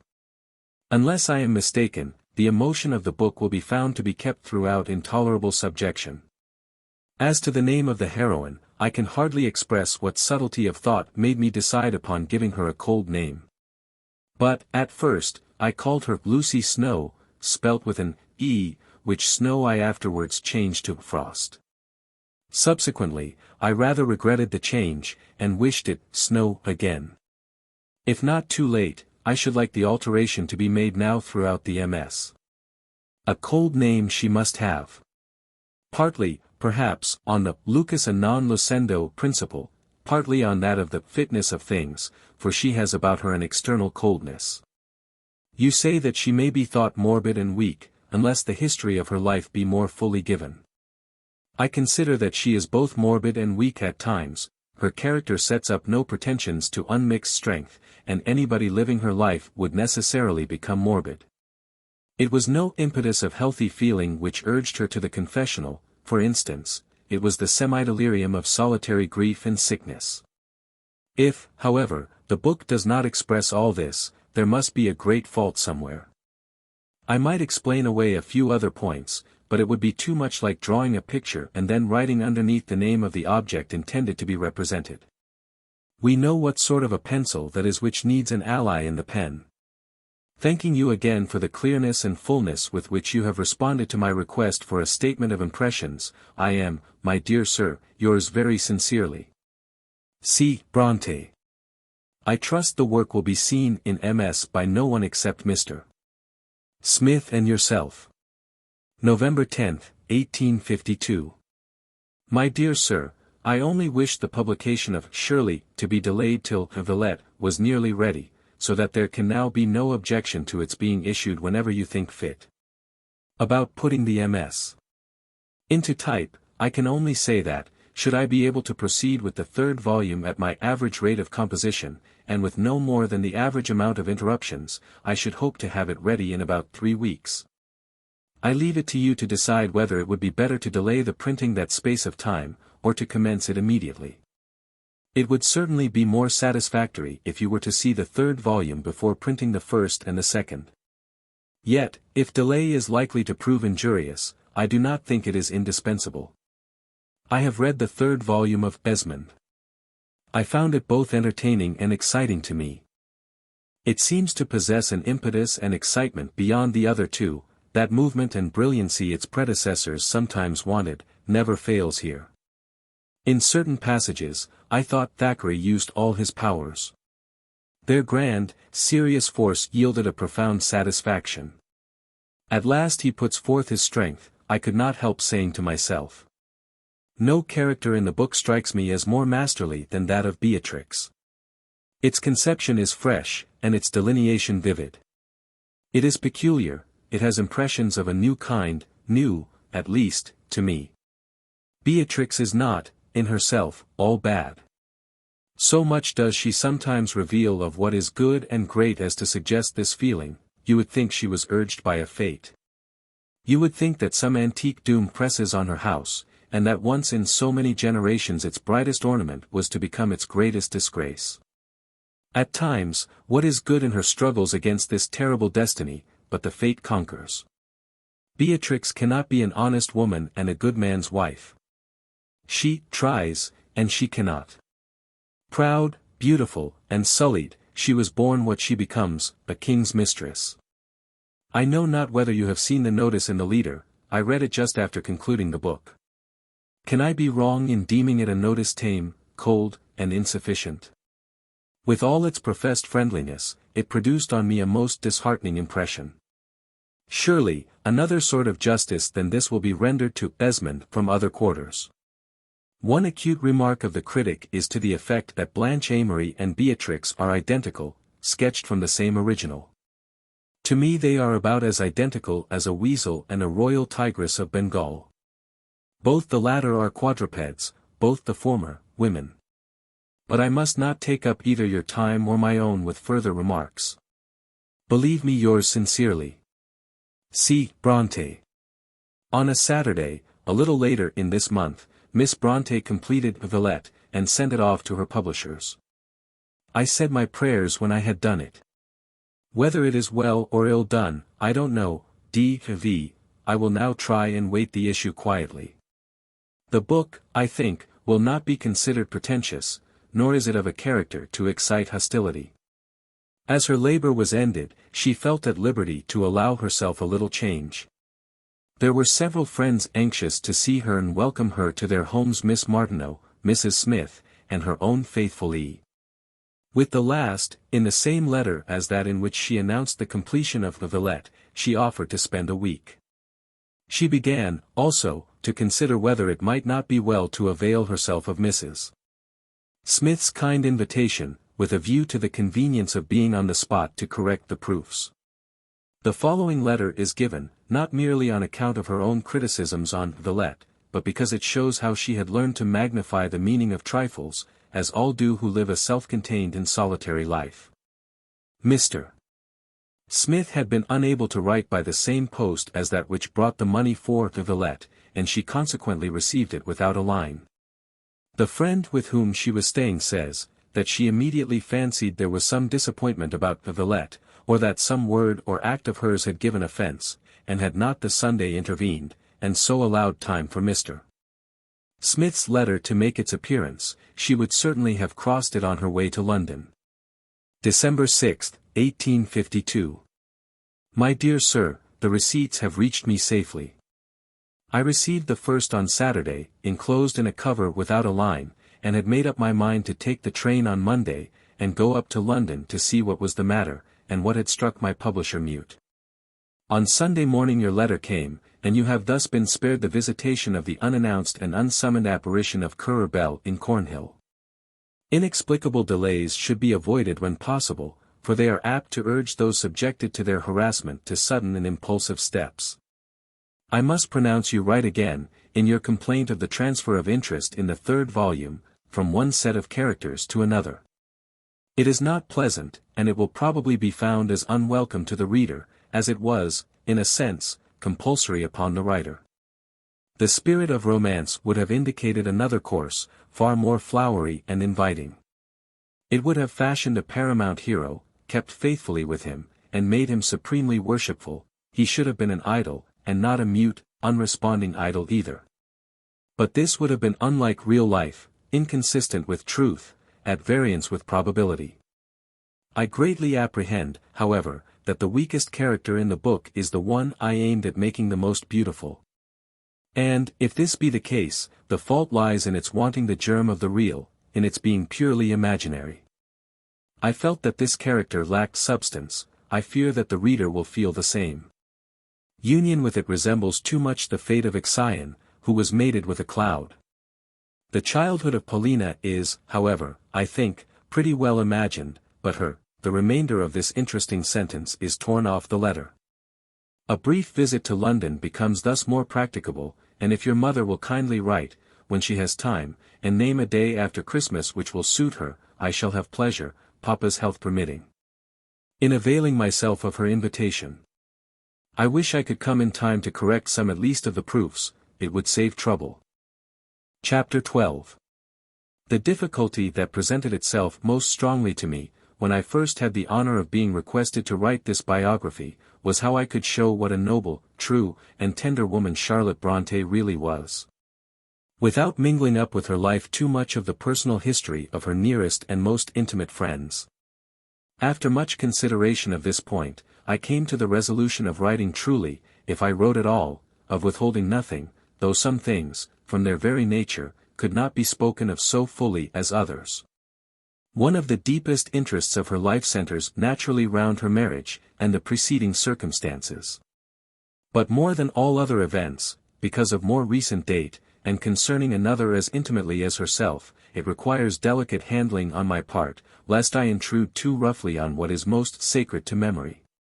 Yet I have two reasons, which seem to me good and valid ones, for giving some particulars of the course of events which led to her few months of wedded life, that short spell of exceeding happiness. The first is my desire to call attention to the fact that Mr. Nichols was one who had seen her almost daily for years, seen her as a daughter, a sister, a mistress and a friend. He was not a man to be attracted by any kind of literary fame. I imagine that this, by itself, would rather repel him when he saw it in the possession of a woman. He was a grave, reserved, conscientious man, with a deep sense of religion, and of his duties as one of its ministers. In silence he had watched her, and loved her long. The love of such a man, a daily spectator of her manner of life for years, is a great testimony to her character as a woman. How deep his affection was I scarcely dare to tell, even if I could in words. She did not know, she had hardly begun to suspect, that she was the object of any peculiar regard on his part, when, in this very December, he came one evening to tea. After tea, she returned from the study to her own sitting-room, as was her custom, leaving her father and his curate together. Presently she heard the study door open, and expected to hear the succeeding clash of the front door. Instead, came a tap. And, like lightning, it flashed upon me what was coming. He entered. He stood before me. What his words were you can imagine, his manner you can hardly realize, nor can I forget it. He made me, for the first time, feel what it costs a man to declare affection when he doubts response. The spectacle of one, ordinarily so statue-like, thus trembling, stirred, and overcome, gave me a strange shock. I could only entreat him to leave me then, and promise a reply on the morrow. I asked if he had spoken to Papa. He said he dared not. I think I half led, half put him out of the room. So deep, so fervent, and so enduring was the affection Miss Bronte had inspired in the heart of this good man. It is an honor to her, and, as such, I have thought it my duty to speak thus much, and quote thus fully from her letter about it. And now I pass to my second reason for dwelling on a subject which may possibly be considered by some, at first sight, of too private a nature for publication. When Mr. Nichols had left her, Charlotte went immediately to her father and told him all.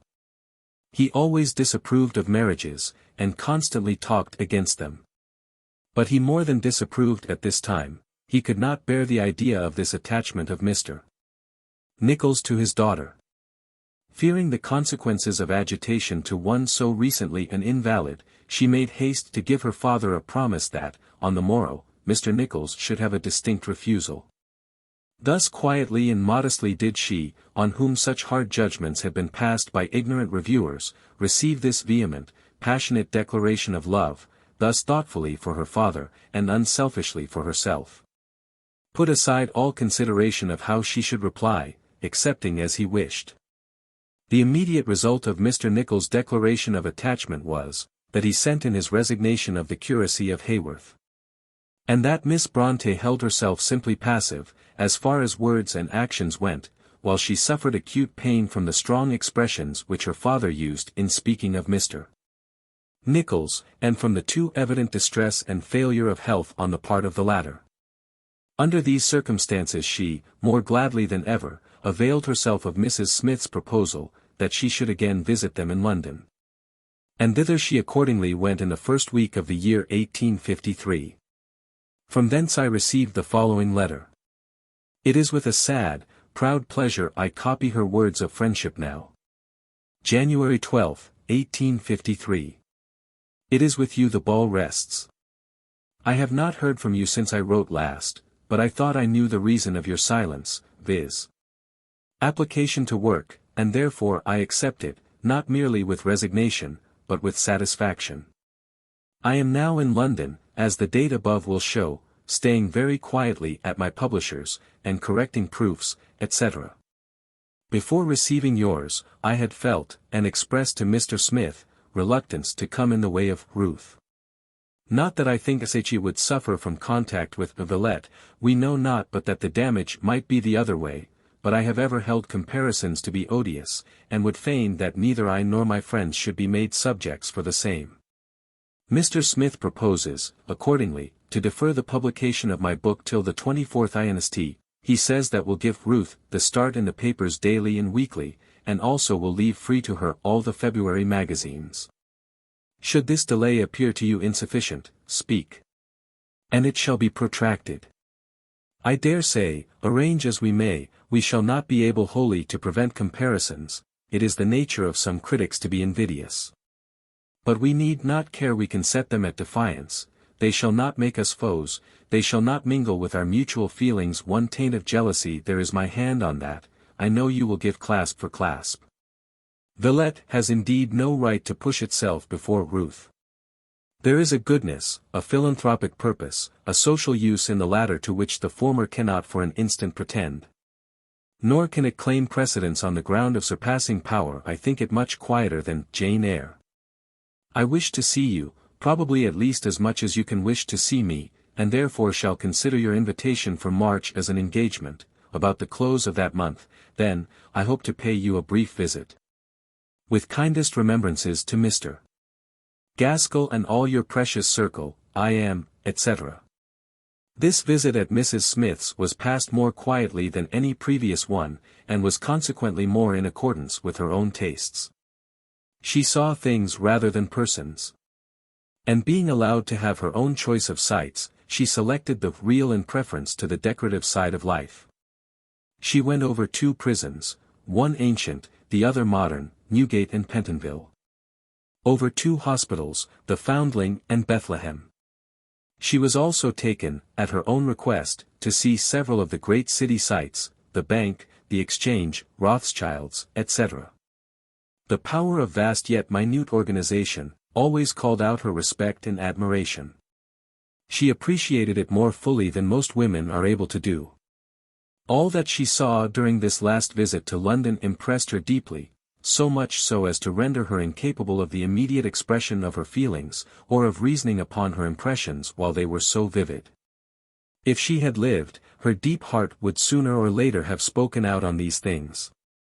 What she saw dwelt in her thoughts, and lay heavy on her spirits. She received the utmost kindness from her hosts, and had the old, warm, and grateful regard for them. But looking back, with the knowledge of what was then the future, which time has given, one cannot but imagine that there was a toning down in preparation for the final farewell to these kind friends, whom she saw for the last time on a Wednesday morning in February. She met her friend E. at Keighley, on her return, and the two proceeded to Haworth together. Villette, which, if less interesting as a mere story than Jane Eyre, displays yet more of the extraordinary genius of the author, was received with one burst of acclamation. Out of so small a circle of characters, dwelling in so dull and monotonous an area as a pension, this wonderful tale was evolved. See how she receives the good tidings of her success. February 15, 1853. I got a budget of no less than 7 papers yesterday and today. The import of all the notices is such as to make my heart swell with thankfulness to him, who takes note both of suffering, and work, and motives. Papa is pleased too. As to friends in general, I believe I can love them still, without expecting them to take any large share in this sort of gratification. The longer I live, the more plainly I see that gentle must be the strain on fragile human nature. It will not bear much. I suspect that the touch of slight disappointment, perceptible in the last few lines, arose from her great susceptibility to an opinion she valued much, that of Miss Martineau, who, both in an article on Villette, in the Daily News, and in a private letter to Miss Bronte, wounded her to the quick by expressions of censure which she believed to be unjust and unfounded, but which, if correct and true, went deeper than any merely artistic fault. An author may bring himself to believe that he can bear blame with equanimity, from whatever quarter it comes, but its force is derived altogether from the character of this. To the public, one reviewer may be the same impersonal being as another. But an author has frequently a far deeper significance to attach to opinions. They are the verdicts of those whom he respects and admires, or the mere words of those for whose judgment he cares not a jot. It is this knowledge of the individual worth of the reviewer's opinion, which makes the censures of some sink so deep, and prey so heavily upon an author's heart. And thus, in proportion to her true, firm regard for Miss Martineau, did Miss Bronte suffer under what she considered her misjudgment not merely of writing, but of character. She had long before asked Miss Martineau to tell her whether she considered that any want of womanly delicacy or propriety was betrayed in Jane Eyre.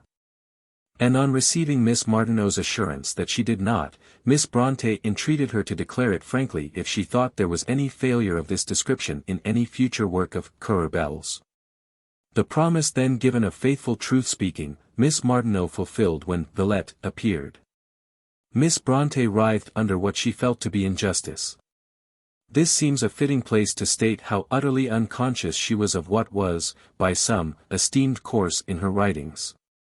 One day, during that visit at the Briery when I first met her, the conversation turned upon the subject of women's writing fiction.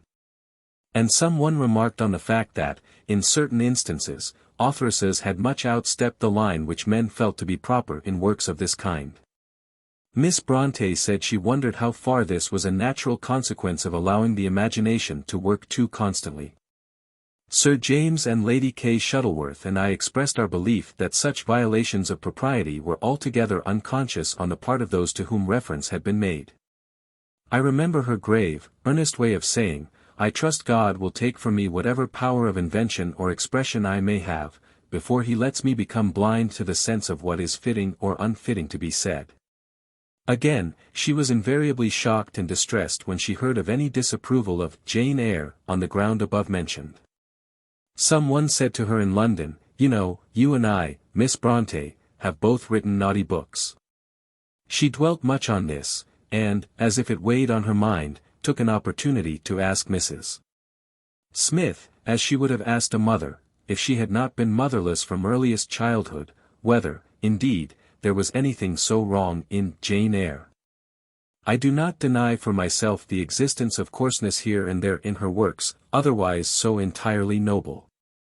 I only ask those who read them to consider her life, which has been openly laid bare before them, and to say how it could be otherwise.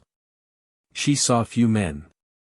And among these few were one or two with whom she had been acquainted since early girlhood, who had shown her much friendliness and kindness, through whose family she had received many pleasures, for whose intellect she had a great respect, but who talked before her, if not to her with as little reticence as Rochester talked to Jane Eyre. Take this in connection with her poor brother's sad life, and the outspoken people among whom she lived, remember her strong feeling of the duty of representing life as it really is, not as it ought to be, and then do her justice for all that she was, and all that she would have been, had God spared her, rather than censure her because circumstances forced her to touch pitch, as it were. And by it her hand was for a moment defiled. It was but skin deep. Every change in her life was purifying her, it hardly could raise her. Again I cry, if she had but lived. The misunderstanding with Miss Martineau on account of Villette was the cause of bitter regret to Miss Bronte. Her woman's nature had been touched, as she thought, with insulting misconception, and she had dearly loved the person who had thus unconsciously wounded her. It was but in the January just past that she had written as follows, in reply to a friend, the tenor of whose letter we may guess from this answer. I read attentively all you say about Miss Martineau.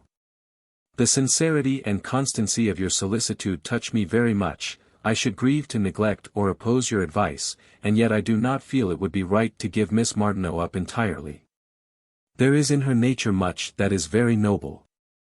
Hundreds have forsaken her, more, I fear, in the apprehension that their fair names may suffer, if seen in connection with hers, than from any pure convictions, such as you suggest, of harm consequent on her fatal tenets. With these fair weather friends I cannot bear to rank, and for her sin, is it not one of those of which God and not man must judge?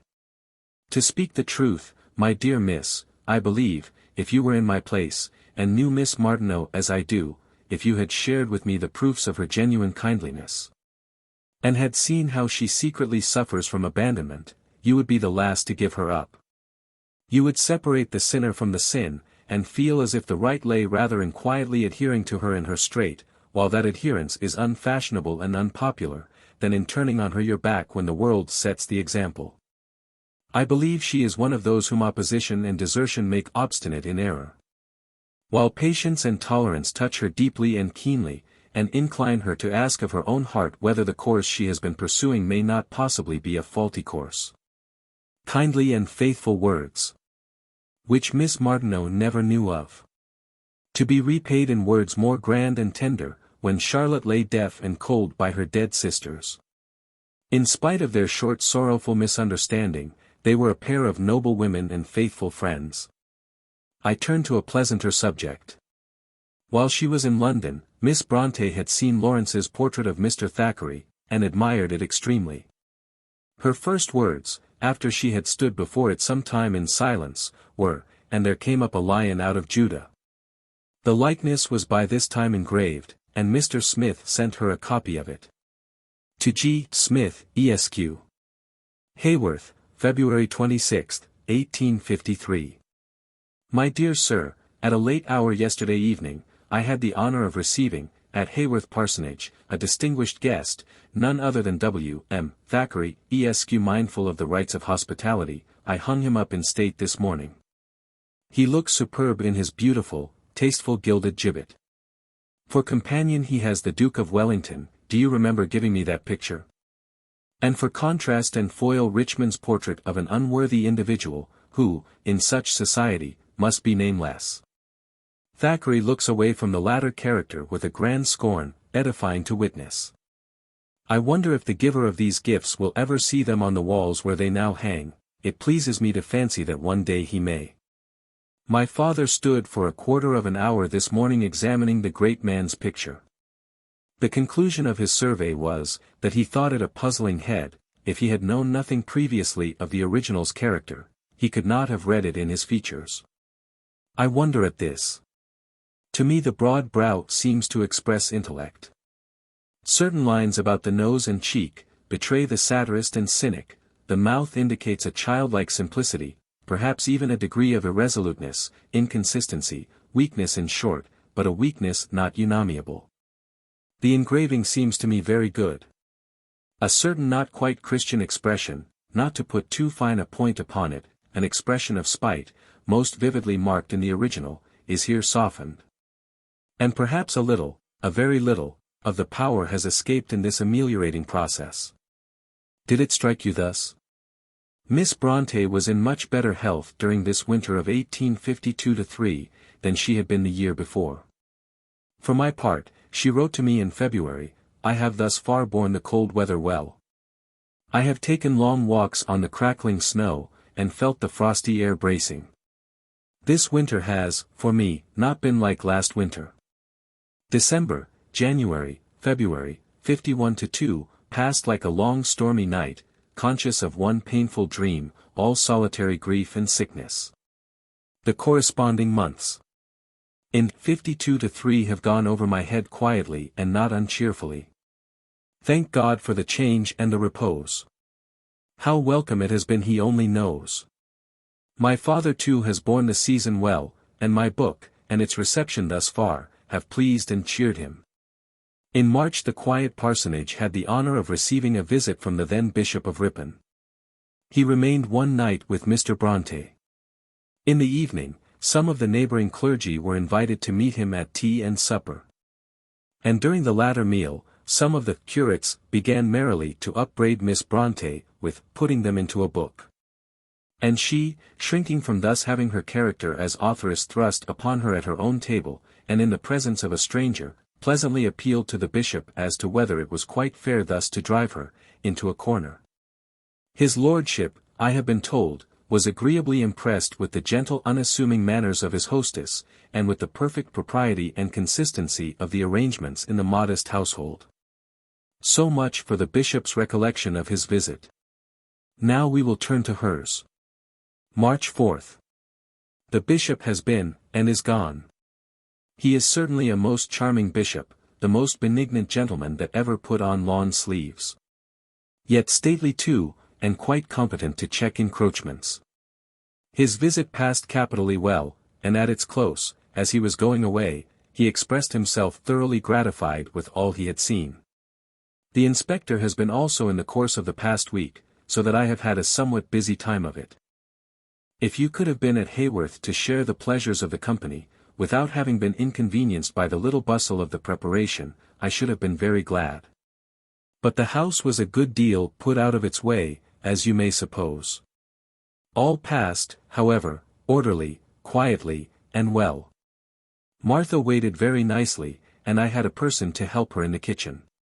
Papa kept up, too, fully as well as I expected, though I doubt whether he could have borne another day of it. My penalty came on in a strong headache as soon as the bishop was gone. How thankful I was that it had patiently waited his departure. I continue stupid today. Of course, it is the reaction consequent on several days of extra exertion and excitement. It is very well to talk of receiving a bishop without trouble, but you must prepare for him. By this time some of the reviews had begun to find fault with Villette. Miss Bronte made her old request. To W. S. Williams, Esq. My dear sir, were a review to appear, inspired with treble their animus, pray do not withhold it from me. I like to see the satisfactory notices, especially I like to carry them to my father, but I must see such as are unsatisfactory and hostile. These are for my own especial edification, it is in these I best read public feeling and opinion. To shun examination into the dangerous and disagreeable seems to me cowardly. I long always to know what really is, and am only unnerved when kept in the dark. As to the character of Lucy Snowe, my intention from the first was that she should not occupy the pedestal to which Jane Eyre was raised by some injudicious admirers. She is where I meant her to be, and where no charge of self-laudation can touch her. The note you sent this morning from Lady Harriet St. Clare, is precisely to the same purport as Miss Mullock's request, an application for exact and authentic information respecting the fate of M. Paul Emanuel. You see how much the ladies think of this little man, whom you none of you like. I had a letter the other day, announcing that a lady of some note, who had always determined that whenever she married, her husband should be the counterpart of Mr. Knightley, in Miss Austen's Emma, had now changed her mind, and vowed that she would either find the duplicate of Professor Emanuel, or remain forever single. I have sent Lady Harriet an answer so worded as to leave the matter pretty much where it was. Since the little puzzle amuses the ladies, it would be a pity to spoil their sport by giving them the key. When Easter, with its duties arising out of sermons to be preached by strange clergymen who had afterwards to be entertained at the parsonage, with Mechanics' Institute meetings, and school tea drinkings, was over and gone. She came, at the close of April, to visit us in Manchester. We had a friend, a young lady, staying with us. Miss Bronte had expected to find us alone. And although our friend was gentle and sensible after Miss Bronte's own heart, yet her presence was enough to create a nervous tremor. I was aware that both of our guests were unusually silent. And I saw a little shiver run from time to time over Miss Bronte's frame. I could account for the modest reserve of the young lady, and the next day Miss Bronte told me how the unexpected sight of a strange face had affected her. It was now 2 or 3 years since I had witnessed a similar effect produced on her, in anticipation of a quiet evening at Foxhow. And since then she had seen many and various people in London, but the physical sensations produced by shyness were still the same, and on the following day she labored under severe headache. I had several opportunities of perceiving how this nervousness was ingrained in her constitution, and how acutely she suffered in striving to overcome it. One evening we had, among other guests, 2 sisters who sang Scottish ballads exquisitely. Miss Bronte had been sitting quiet and constrained till they began, The Bonny House of Eyre, but the effect of that and Carlyle Yeats, which followed, was as irresistible as the playing of the Piper of Hamelin. The beautiful clear light came into her eyes, her lips quivered with emotion, she forgot herself, rose, and crossed the room to the piano, where she asked eagerly for song after song. The sisters begged her to come and see them the next morning, when they would sing as long as ever she liked, and she promised gladly and thankfully. But on reaching the house her courage failed.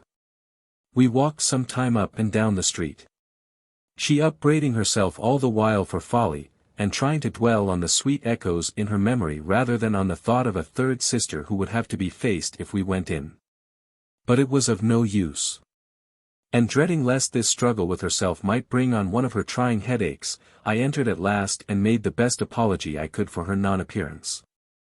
Much of this nervous dread of encountering strangers I ascribed to the idea of her personal ugliness, which had been strongly impressed upon her imagination early in life, and which she exaggerated to herself in a remarkable manner. "I notice," said she, "that after a stranger has once looked at my face, he is careful not to let his eyes wander to that part of the room again." A more untrue idea never entered into anyone's head. Two gentlemen who saw her during this visit, without knowing at the time who she was, were singularly attracted by her appearance. And this feeling of attraction towards a pleasant countenance, sweet voice, and gentle timid manners, was so strong in one as to conquer a dislike he had previously entertained to her works. There was another circumstance that came to my knowledge at this period which told secrets about the finely strung frame. One night I was on the point of relating some dismal ghost story, just before bedtime.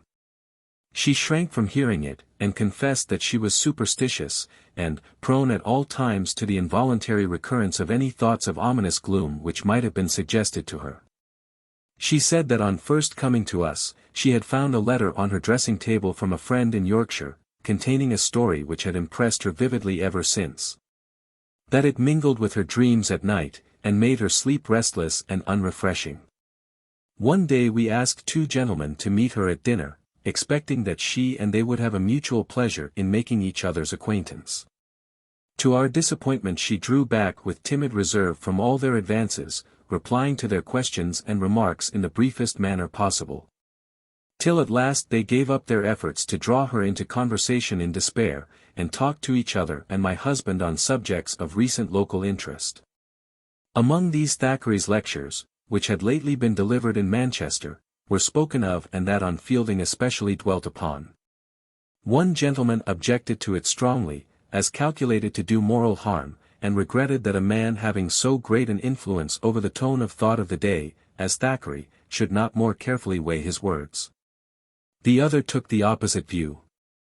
He said that Thackeray described men from the inside, as it were. Through his strong power of dramatic sympathy, he identified himself with certain characters, felt their temptations, entered into their pleasures, etc. This roused Miss Bronte, who threw herself warmly into the discussion. The ice of her reserve was broken, and from that time she showed her interest in all that was said, and contributed her share to any conversation that was going on in the course of the evening. What she said, and which part she took, in the dispute about Thackeray's lecture, may be gathered from the following letter, referring to the same subject. The lectures arrived safely, I have read them through twice. They must be studied to be appreciated. I thought well of them when I heard them delivered, but now I see their real power, and it is great. The lecture on Swift was new to me, I thought it almost matchless. Not that by any means I always agree with Mr. Thackeray's opinions, but his force, his penetration, his pithy simplicity, his eloquence, his manly sonorous eloquence, command entire admiration. Against his errors I protest, were it treason to do so. I was present at the Fielding lecture, the hour spent in listening to it was a painful hour. That Thackeray was wrong in his way of treating Fielding's character and vices, my conscience told me. After reading that lecture, I trebly felt that he was wrong, dangerously wrong. Had Thackeray owned a son, grown, or growing up, and a son, brilliant but reckless, would he have spoken in that light way of courses that lead to disgrace and the grave? He speaks of it all as if he theorized. As if he had never been called on, in the course of his life, to witness the actual consequences of such failings, as if he had never stood by and seen the issue, the final result of it all. I believe, if only once the prospect of a promising life blasted on the outset by wild ways had passed close under his eyes, he never could have spoken with such levity of what led to its piteous destruction. Had I a brother yet living, I should tremble to let him read Thackeray's lecture on Fielding. I should hide it away from him. If, in spite of precaution, it should fall into his hands, I should earnestly pray him not to be misled by the voice of the charmer, let him charm never so wisely. Not that for a moment I would have had Thackeray to abuse Fielding, or even Pharisaically to condemn his life. But I do most deeply grieve that it never entered into his heart sadly and nearly to feel the peril of such a career, that he might have dedicated some of his great strength to a potent warning against its adoption by any young man. I believe temptation often assails the finest manly natures, as the pecking sparrow or destructive wasp attacks the sweetest and mellowest fruit, eschewing what is sour and crude. The true lover of his race ought to devote his vigor to guard and protect, he should sweep away every lure with a kind of rage at its treachery. You will think this far too serious, I dare say. But the subject is serious, and one cannot help feeling upon it earnestly. Chapter 13. After her visit to Manchester, she had to return to a reopening of the painful circumstances of the previous winter, as the time drew near for Mr. Nicholls' departure from Haworth. A testimonial of respect from the parishioners was presented, at a public meeting, to one who had faithfully served them for 8 years, and he left the place, and she saw no chance of hearing a word about him in the future. Unless it was some second-hand scrap of intelligence, dropped out accidentally by one of the neighbouring clergymen. I had promised to pay her a visit on my return from London in June, but, after the day was fixed, a letter came from Mr. Bronte, saying that she was suffering from so severe an attack of influenza, accompanied with such excruciating pain in the head, that he must request me to defer my visit until she was better. While sorry for the cause, I did not regret that my going was delayed till the season when the moors would be all glorious with the purple bloom of the heather, and thus present a scene about which she had often spoken to me. So we agreed that I should not come to her before August or September. Meanwhile, I received a letter from which I am tempted to take an extract, as it shows both her conception of what fictitious writing ought to be, and her always kindly interest in what I was doing. July 9, 1853. Thank you for your letter. It was as pleasant as a quiet chat, as welcome as spring showers, as reviving as a friend's visit. In short, it was very like a page of Cranford. A thought strikes me. Do you, who have so many friends, so large a circle of acquaintance, find it easy, when you sit down to write, to isolate yourself from all those ties, and their sweet associations, so as to be your own woman? Uninfluenced or swayed by the consciousness of how your work may affect other minds. What blame or what sympathy it may call forth. Does no luminous cloud ever come between you and the severe truth, as you know it in your own secret and clear-seeing soul?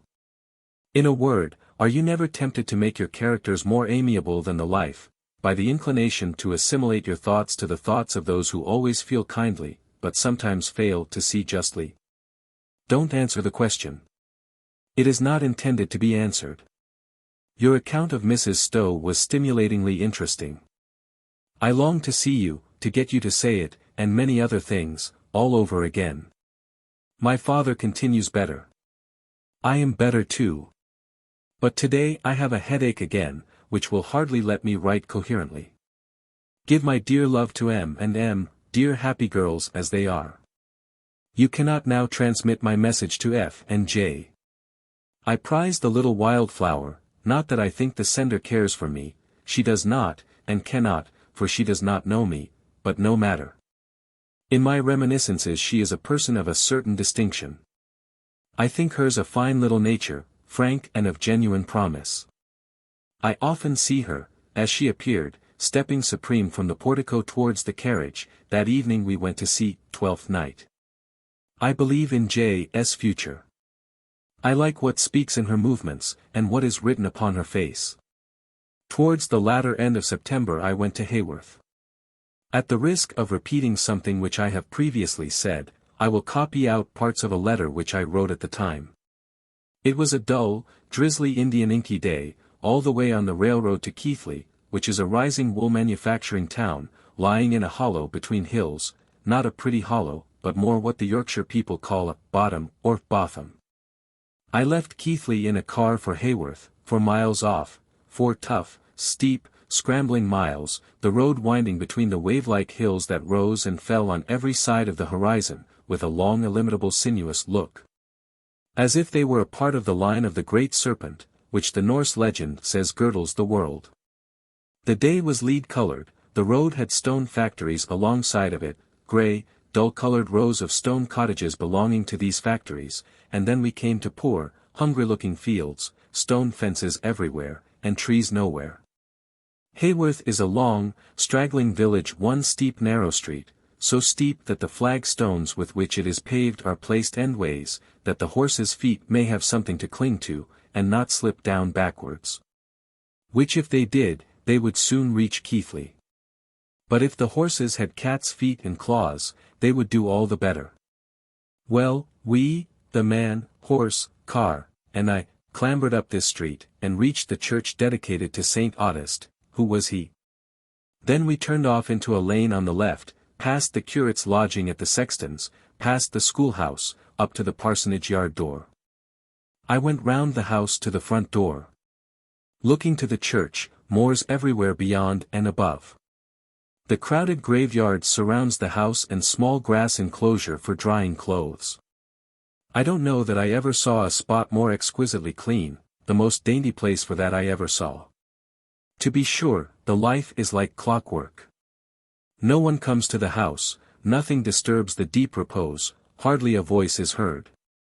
You catch the ticking of the clock in the kitchen, or the buzzing of a fly in the parlor, all over the house. Miss Bronte sits alone in her parlor, breakfasting with her father in his study at 9 o'clock. She helps in the housework. For one of their servants, Tabby, is nearly 90, and the other only a girl. Then I accompanied her in her walks on the sweeping moors. The heather bloom had been blighted by a thunderstorm a day or two before, and was all of a livid brown color, instead of the blaze of purple glory it ought to have been. Oh, those high, wild, desolate moors, up above the whole world, and the very realms of silence. I home to dinner at 2. Mr. Bronte has his dinner sent into him. All the small table arrangements had the same dainty simplicity about them. Then we rested, and talked over the clear, bright fire. It is a cold country, and the fires were a pretty warm dancing light all over the house. The parlor had been evidently refurnished within the last few years, since Miss Bronte's success has enabled her to have a little more money to spend. Everything fits into, and is in harmony with, the idea of a country parsonage, possessed by people of very moderate means. The prevailing color of the room is crimson, to make a warm setting for the cold grey landscape without. There is her likeness by Richmond, and an engraving from Lawrence's picture of Thackeray, and 2 recesses, on each side of the high, narrow, old-fashioned mantelpiece, filled with books, books given to her. Books she has bought, and which tell of her individual pursuits and tastes, not standard books. She cannot see well, and does little beside knitting. The way she weakened her eyesight was this: when she was 16 or 17, she wanted much to draw, and she copied nimini-pimini copperplate engravings out of annuals, stippling, don't the artists call it? Every little point put in, till at the end of 6 months she had produced an exquisitely faithful copy of the engraving. She wanted to learn to express her ideas by drawing. After she had tried to draw stories, and not succeeded, she took the better mode of writing, but in so small a hand, that it is almost impossible to decipher what she wrote at this time. But now to return to our quiet hour of rest after dinner. I soon observed that her habits of order were such that she could not go on with the conversation. If a chair was out of its place, everything was arranged with delicate regularity. We talked over the old times of her childhood. Of her elder sisters, Maria's death, just like that of Helen Burns in Jane Eyre, of those strange, starved days at school, of the desire, almost amounting to illness, of expressing herself in some way, writing or drawing. Of her weakened eyesight, which prevented her doing anything for 2 years, from the age of 17 to 19, of her being a governess, of her going to Brussels, whereupon I said I disliked Lucy Snowe, and we discussed M. Paul Emanuel. And I told her of S. admiration of Shirley, which pleased her, for the character of Shirley was meant for her sister Emily, about whom she is never tired of talking, nor I of listening. Emily must have been a remnant of the Titans, great-granddaughter of the giants who used to inhabit Earth. One day, Miss Bronte brought down a rough, common-looking oil painting, done by her brother, of herself, a little, rather prim-looking girl of 18, and the two other sisters, girls of 16 and 14, with cropped hair, and sad, dreamy-looking eyes. Emily had a great dog, half mastiff, half bulldog, so savage, etc. This dog went to her funeral, walking side by side with her father, and then, to the day of its death, it slept at her room door, snuffing under it, and whining every morning. We have generally had another walk before tea, which is at 6, at 8:30, prayers, and by 9, all the household are in bed, except ourselves. We sit up together till 10, or past. And after I go, I hear Miss Bronte come down and walk up and down the room for an hour or so. Copying this letter has brought the days of that pleasant visit very clear before me, very sad in their clearness. We were so happy together. We were so full of interest in each other's subjects. The day seemed only too short for what we had to say and to hear. I understood her life the better for seeing the place where it had been spent, where she had loved and suffered. Mr. Bronte was a most courteous host, and when he was with us, at breakfast in his study, or at tea in Charlotte's parlour, he had a sort of grand and stately way of describing past times, which tallied well with his striking appearance. He never seemed quite to have lost the feeling that Charlotte was a child to be guided and ruled, when she was present, and she herself submitted to this with a quiet docility that half amused, half astonished me. But when she had to leave the room, then all his pride in her genius and fame came out. He eagerly listened to everything I could tell him of the high admiration I had at any time heard expressed for her works. He would ask for certain speeches over and over again, as if he desired to impress them on his memory. I remember 2 or 3 subjects of the conversations which she and I held in the evenings, besides those alluded to in my letter. I asked her whether she had ever taken opium, as the description given of its effects in Villette was so exactly like what I had experienced, vivid and exaggerated presence of objects, of which the outlines were indistinct, or lost in golden mist, etc. She replied, that she had never, to her knowledge, taken a grain of it in any shape, but that she had followed the process she always adopted when she had to describe anything which had not fallen within her own experience. She had thought intently on it for many and many a night before falling to sleep, wondering what it was like, or how it would be, till at length, sometimes after the progress of her story had been arrested at this one point for weeks, she wakened up in the morning with all clear before her, as if she had in reality gone through the experience, and then could describe it, word for word, as it had happened. I cannot account for this psychologically, I only am sure that it was so, because she said it. She made many inquiries as to Mrs. Stowe's personal appearance. And it evidently harmonized well with some theory of hers, to hear that the author of Uncle Tom's Cabin was small and slight. It was another theory of hers, that no mixtures of blood produced such fine characters, mentally and morally, as the Scottish and English. I recollect, too, her saying how acutely she dreaded a charge of plagiarism, when, after she had written Jane Eyre, she read the thrilling effect of the mysterious scream at midnight in Mrs. Marsh's story of the Deformed.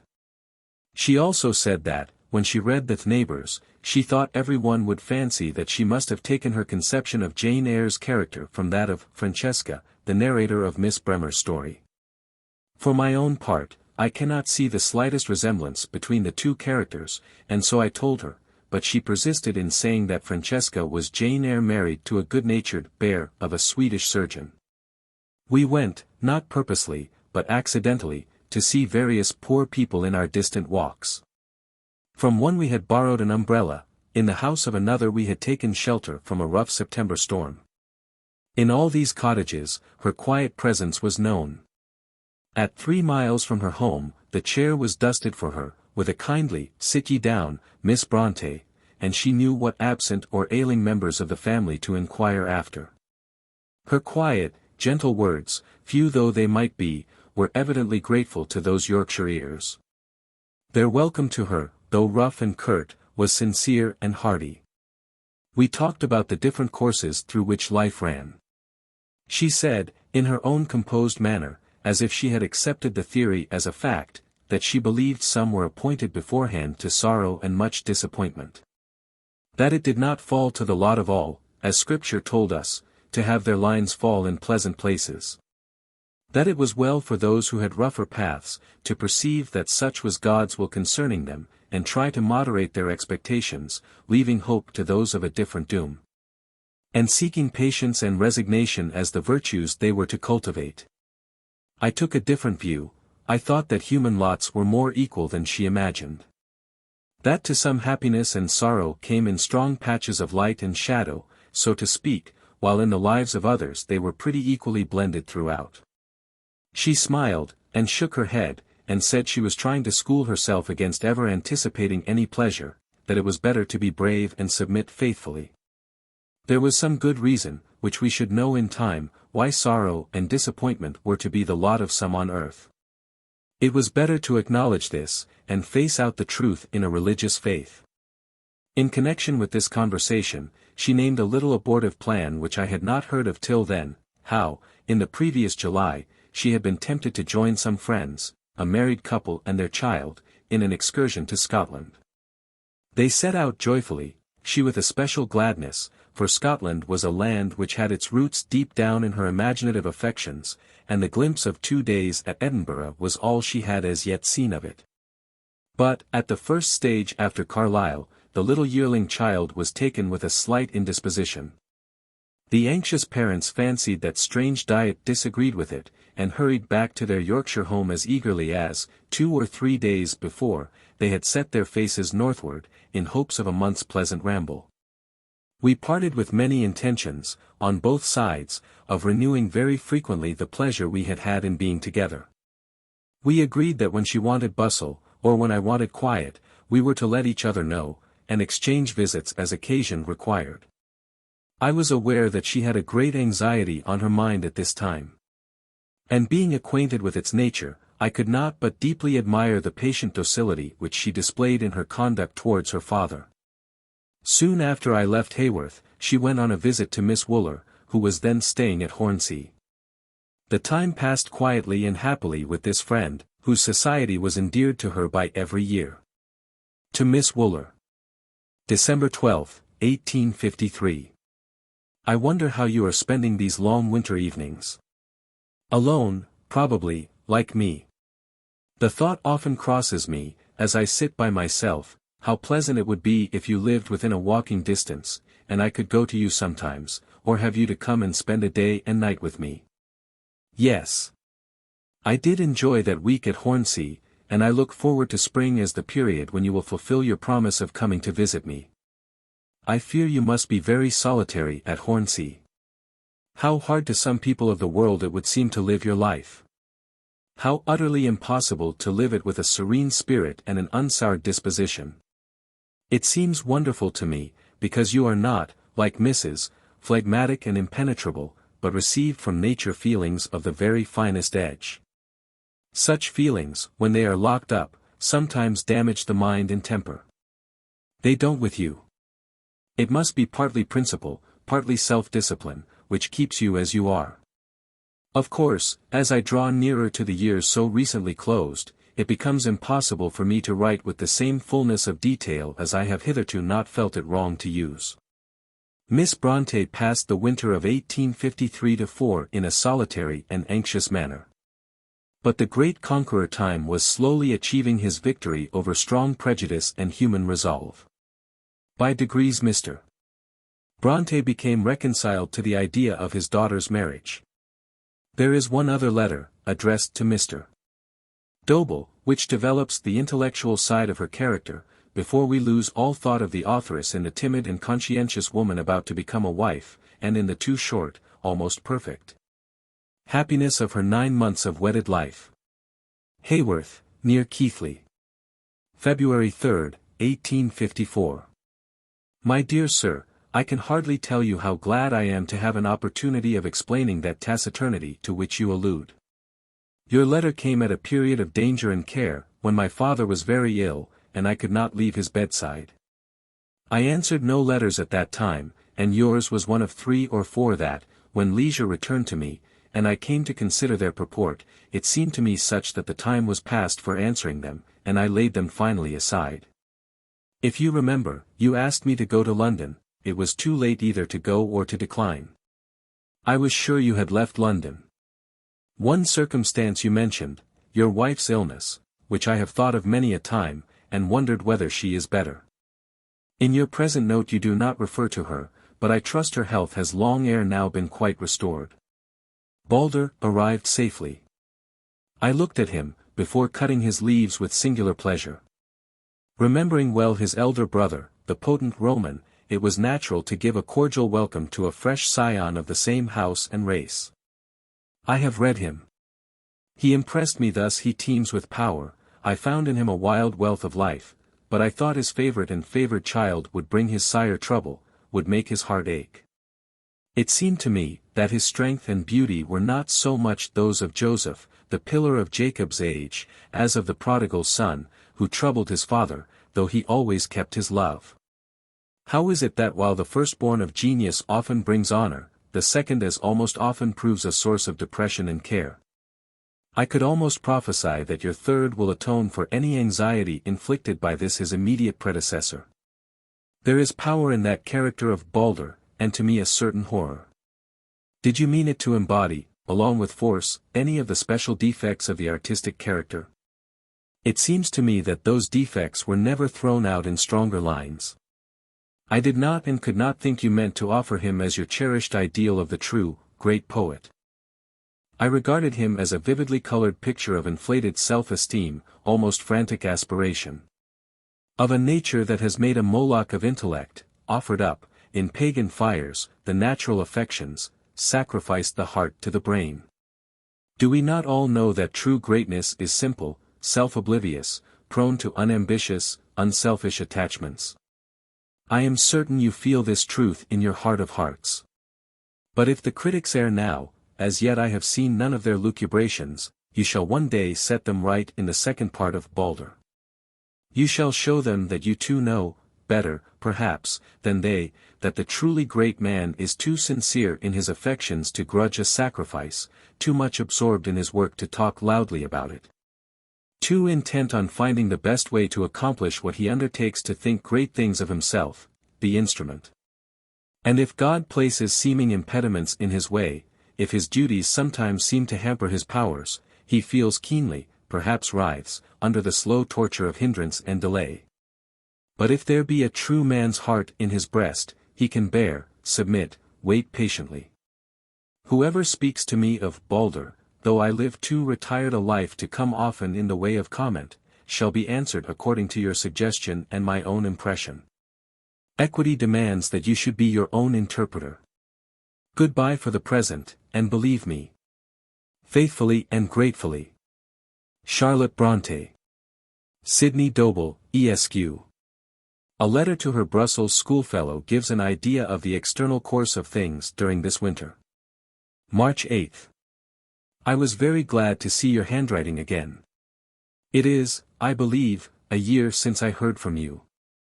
Again and again you have recurred to my thoughts lately, and I was beginning to have some sad presages as to the cause of your silence. Your letter happily does away with all these. It brings, on the whole, glad tidings both of your papa, mamma, your sisters, and, last but not least, your dear respected English self.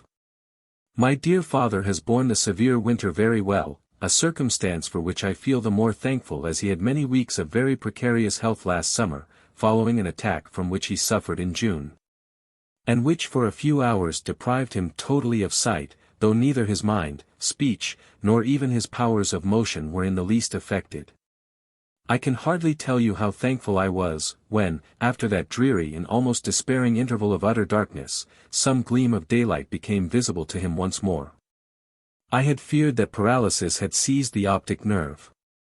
A sort of mist remained for a long time, and, indeed, his vision is not yet perfectly clear, but he can read, write, and walk about, and he preaches twice every Sunday, the curate only reading the prayers. You can well understand how earnestly I wish and pray that sight may be spared him to the end, he so dreads the privation of blindness. His mind is just as strong and active as ever, and politics interest him as they do your papa. The Tsar, the war, the alliance between France and England, into all these things he throws himself heart and soul, they seem to carry him back to his comparatively young days, and to renew the excitement of the last great European struggle. Of course my father's sympathies, and mine too, are all with justice and Europe against tyranny and Russia. Circumstanced as I have been, you will comprehend that I have had neither the leisure or the inclination to go from home much during the past year. I spent a week with Mrs. Gaskell in the spring, and a fortnight with some other friends more recently, and that includes the whole of my visiting since I saw you last. My life is, indeed, very uniform and retired, more so than is quite healthful either for mind or body. Yet I find reason for often renewed feelings of gratitude, in the sort of support which still comes and cheers me on from time to time. My health, though not unbroken, is, I sometimes fancy, rather stronger on the whole than it was 3 years ago. Headache and dyspepsia are my worst ailments. Whether I shall come up to town this season for a few days I do not yet know.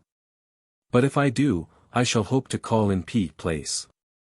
In April she communicated the fact of her engagement to Miss Wooler. Haworth, April 12. My dear Miss Wooler, the truly kind interest which you always taken in my affairs makes me feel that it is due to you to transmit an early communication on a subject respecting which I have already consulted you more than once. I must tell you then, that since I wrote last, Papa's mind has gradually come round to a view very different to that which he once took, and that after some correspondence, and as the result of a visit Mr. Nichols paid here about a week ago, it was agreed that he was to resume the curacy of Haworth, as soon as Papa's present assistant is provided with a situation, and in due course of time he is to be received as an inmate into this house. It gives me unspeakable content to see that now my father has once admitted this new view of the case, he dwells on it very complacently. In all arrangements, his convenience and seclusion will be scrupulously respected. Mr. Nichols seems deeply to feel the wish to comfort and sustain his declining years. I think from Mr. Nichols' character I may depend on this not being a mere transitory impulsive feeling, but rather that it will be accepted steadily as a duty, and discharged tenderly as an office of affection. The destiny which Providence in his goodness and wisdom seems to offer me will not, I am aware, be generally regarded as brilliant, but I trust one see in it some germs of real happiness. I trust the demands of both feeling and duty will be in some measure reconciled by the step in contemplation. It is Mr. Nichols' wish that the marriage should take place this summer. He urges the month of July, but that seems very soon. When you write to me, tell me how you are. I have now decidedly declined the visit to London. The ensuing 3 months will bring me abundance of occupation. I could not afford to throw away a month. Papa has just got a letter from the good and dear Bishop, which has touched and pleased us much. It expresses so cordial an approbation of Mr. Nichols' return to Haworth, respecting which he was consulted, and such kind gratification at the domestic arrangements which are to ensue. It seems his penetration discovered the state of things when he was here in June 1853. She expressed herself in other letters, as thankful to one who had guided her through much difficulty and much distress and perplexity of mind. And yet she felt what most thoughtful women do, who marry when the first flush of careless youth is over, that there was a strange half-sad feeling, in making announcements of an engagement, for cares and fears came mingled inextricably with hopes. One great relief to her mind at this time was derived from the conviction that her father took a positive pleasure in all the thoughts about and preparations for her wedding. He was anxious that things should be expedited, and was much interested in every preliminary arrangement for the reception of Mr. Nichols into the parsonage as his daughter's husband. This step was rendered necessary by Mr. Bronte's great age, and failing sight, which made it a paramount obligation on so dutiful a daughter as Charlotte, to devote as much time and assistance as ever in attending to his wants. Mr. Nichols, too, hoped that he might be able to add some comfort and pleasure by his ready presence, on any occasion when the old clergyman might need his services. At the beginning of May, Miss Bronte left home to pay 3 visits before her marriage. The first was to us.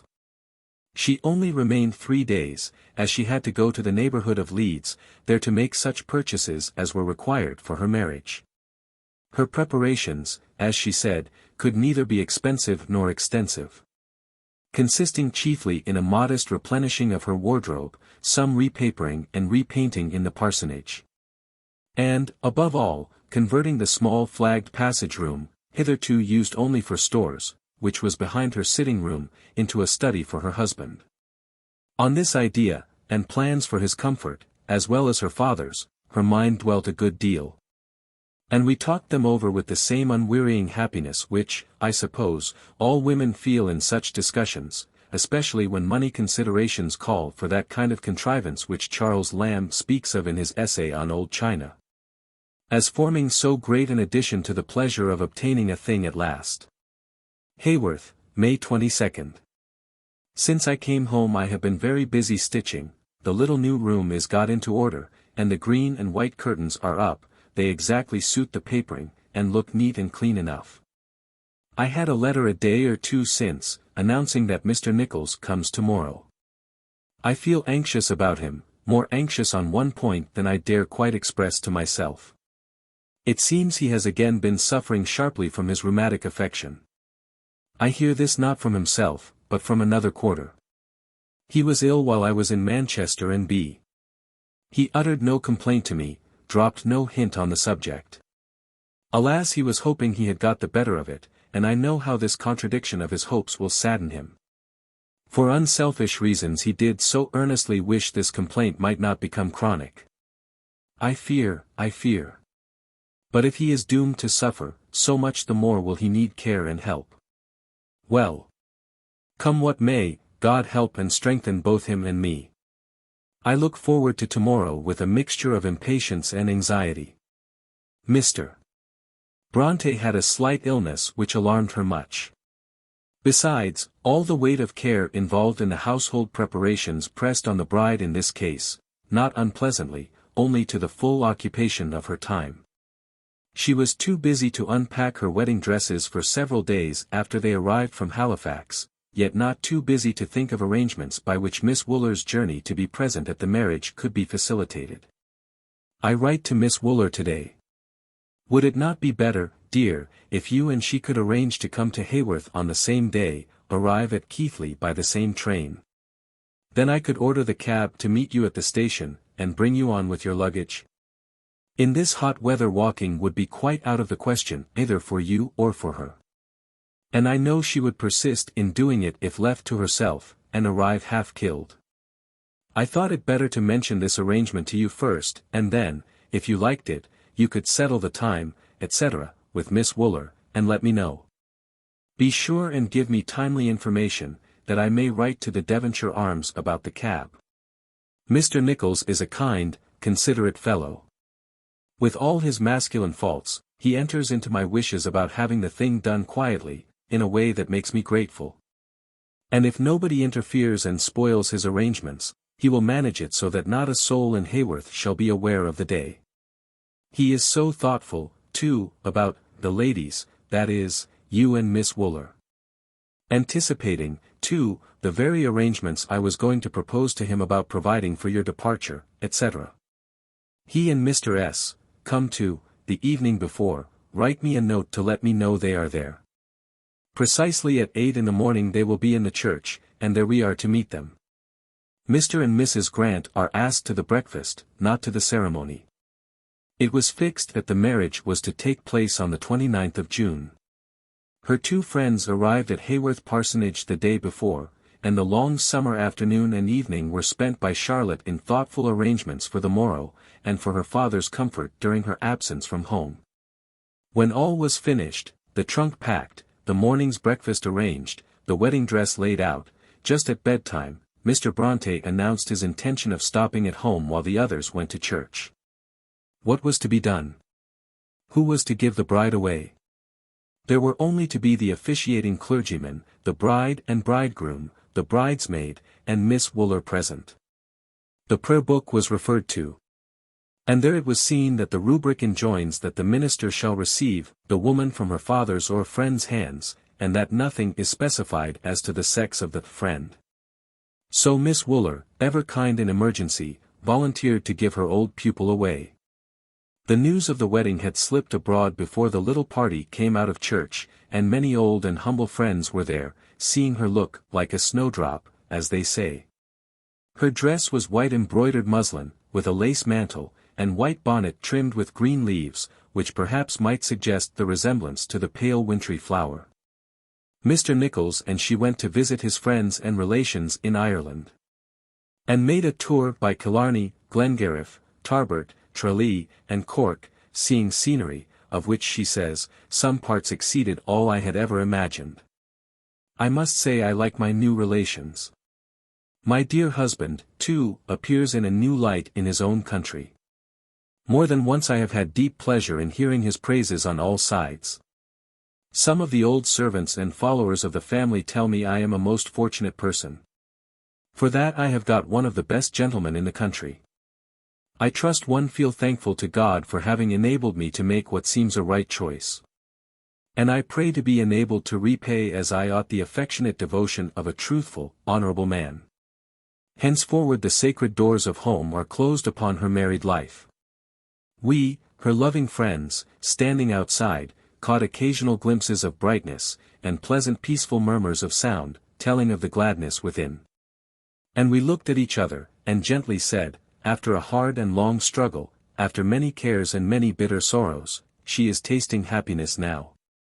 We thought of the slight astringencies of her character, and how they would turn to full ripe sweetness in that calm sunshine of domestic peace. We remembered her trials, and were glad in the idea that God had seen fit to wipe away the tears from her eyes. Those who saw her, saw an outward change in her look, telling of inward things. And we thought, and we hoped, and we prophesied, in our great love and reverence. But God's ways are not as our ways. Hear some of the low murmurs of happiness we, who listened, heard. I really seem to have had scarcely a spare moment since that dim quiet June morning, when you, and myself all walked down to Haworth Church. Not that I have been wearied or oppressed, but the fact is, my time is not my own now, somebody else wants a good portion of it, and says, we must do so and so. We do so and so, accordingly, and it generally seems the right thing. We have had many callers from a distance, and latterly some little occupation in the way of preparing for a small village entertainment. Both Mr. Nichols and myself wished much to make some response for the hearty welcome and general goodwill shown by the parishioners on his return. Accordingly, the Sunday and day scholars and teachers, the church ringers, singers, etc., to the number of 500, were asked to tea and supper in the schoolroom. They seemed to enjoy it much, and it was very pleasant to see their happiness. One of the villagers, in proposing my husband's health, described him as a consistent Christian and a kind gentleman. I own the words touched me deeply, and I thought, as I know you would have thought had you been present, that to merit and win such a character was better than to earn either wealth, or fame, or power. I am disposed to echo that high but simple eulogium. My dear father was not well when we returned from Ireland. I am, however, most thankful to say that he is better now. May God preserve him to us yet for some years. The wish for his continued life, together with a certain solicitude for his happiness and health, seems, I scarcely know why, even stronger in me now than before I was married. Papa has taken no duty since we returned, and each time I see Mr. Nichols put on gown or surplice, I feel comforted to think that this marriage has secured Papa good aid in his old age. September 19th. Yes. I am thankful to say my husband is in improved health and spirits. It makes me content and grateful to hear him from time to time avow his happiness in the brief, plain phrase of sincerity.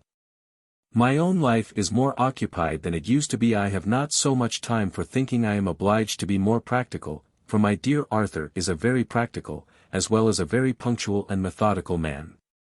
Every morning he is in the National School by 9 o'clock, he gives the children religious instruction till 10:30. Almost every afternoon he pays visits amongst the poor parishioners. Of course, he often finds a little work for his wife to do, and I hope she is not sorry to help him. I believe it is not bad for me that his bent should be so wholly towards matters of life and active usefulness. So little inclined to the literary and contemplative. As to his continued affection and kind attentions, it does not become me to say much of them, but they neither change nor diminish. Her friend and bridesmaid came to pay them a visit in October. I was to have gone also, but I allowed some little obstacle to intervene, to my lasting regret. I say nothing about the war, but when I read of its horrors, I cannot help thinking that it is one of the greatest curses that ever fell upon mankind.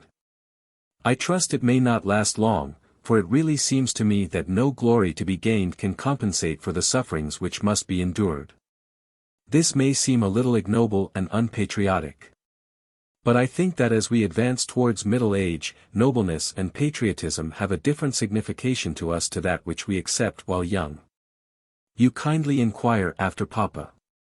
He is better, and seems to gain strength as the weather gets colder. Indeed, of late years health has always been better in winter than in summer. We are all indeed pretty well. And, for my own part, it is long since I have known such comparative immunity from headache, etc., as during the last 3 months. My life is different from what it used to be. May God make me thankful for it. I have a good, kind, attached husband. And every day my own attachment to him grows stronger. Late in the autumn, Sir James K. Shuttleworth crossed the border hills that separate Lancashire from Yorkshire, and spent 2 or 3 days with them. About this time, Mr. Nichols was offered a living of much greater value than his curacy at Haworth, and in many ways the proposal was a very advantageous one, but he felt himself bound to Haworth as long as Mr. Bronte lived. Still, this offer gave his wife great and true pleasure, as a proof of the respect in which her husband was held. November 29th. I intended to have written a line yesterday, but just as I was sitting down for the purpose, Arthur called to me to take a walk. We set off, not intending to go far, but, though wild and cloudy, it was fair in the morning. When we had got about half a mile on the moors, Arthur suggested the idea of the waterfall. After the melted snow, he said, it would be fine. I had often wished to see it in its winter power, so we walked on. It was fine indeed. A perfect torrent racing over the rocks, white and beautiful. It began to rain while we were watching it, and we returned home under a streaming sky. However, I enjoyed the walk inexpressibly, and would not have missed the spectacle on any account. She did not achieve this walk of 7 or 8 miles, in such weather, with impunity. She began to shiver soon after her return home, in spite of every precaution, and had a bad lingering sore throat and cold, which hung about her, and made her thin and weak. Did I tell you that our poor little Flossie is dead? She drooped for a single day, and died quietly in the night without pain. The loss even of a dog was very saddening, yet, perhaps, no dog ever had a happier life, or an easier death. On Christmas Day she and her husband walked to the poor old woman, whose calf she had been set to seek in former and less happy days, carrying with them a great spice cake to make glad her heart. On Christmas Day many a humble meal in Haworth was made more plentiful by her gifts. Early in the new year, 1855, Mr. and Mrs. Nichols went to visit Sir James K. Shuttleworth at Gorthorpe. They only remained 2 or 3 days, but it so fell out that she increased her lingering cold, by a long walk over damp ground in thin shoes. Soon after her return, she was attacked by new sensations of perpetual nausea, and ever-recurring faintness. After this state of things had lasted for some time, she yielded to Mr. Nichols' wish that a doctor should be sent for. He came, and assigned a natural cause for her miserable indisposition, a little patience, and all would go right. She, who was ever patient in illness, tried hard to bear up and bear on. But the dreadful sickness increased and increased, till the very sight of food occasioned nausea. A wren would have starved on what she ate during those last 6 weeks, says one. Tabby's health had suddenly and utterly given way, and she died in this time of distress and anxiety respecting the last daughter of the house she had served so long. Martha tenderly waited on her mistress, and from time to time tried to cheer her with the thought of the baby that was coming. "I dare say I shall be glad some time," she would say. "But I am so ill, so weary." Then she took to her bed, too weak to sit up. From that last couch she wrote 2 notes, in pencil. The first, which has no date, is addressed to her own dear Nell. "I must write 1 line out of my weary bed." The news of M.'s probable recovery came like a ray of joy to me. "I am not going to talk of my sufferings, it would be useless and painful. I want to give you an assurance, which I know will comfort you, and that is, that I find in my husband the tenderest nurse, the kindest support, the best earthly comfort that ever woman had. His patience never fails, and it is tried by sad days and broken nights. Write and tell me about Mrs. S. case. How long was she ill, and in what way? Papa, thank God, is better. Our poor old Tabby is dead and buried. Give my kind love to Miss Wooler. May God comfort and help you. C. B. Nichols." The other, also in faint pencil marks, was to her Brussels schoolfellow. February 15th. "A few lines of acknowledgment your letter shall have, whether well or ill. At present I am confined to my bed with illness, and have been so for 3 weeks. Up to this period, since my marriage, I have had excellent health. My husband and I live at home with my father. Of course, I could not leave him. He is pretty well, better than last summer. No kinder, better husband than mine, it seems to me, there can be in the world. I do not want now for kind companionship in health and the tenderest nursing in sickness. Deeply I sympathize in all you tell me about Drive W and your excellent mother's anxiety. I trust you will not risk another operation. I cannot write more now, for I am much reduced and very weak. God bless you all. Yours affectionately, C. B. Nichols." I do not think she ever wrote a line again. Long days and longer nights went by. Still the same relentless nausea and faintness, and still borne on in patient trust. About the 3rd week in March there was a change, a low wandering delirium came on, and in it she begged constantly for food and even for stimulants. She swallowed eagerly now, but it was too late. Wakening for an instant from this stupor of intelligence, she saw her husband's woe-worn face, and caught the sound of some murmured words of prayer that God would spare her. "Oh!" she whispered forth, "I am not going to die, am I? He will not separate us, we have been so happy."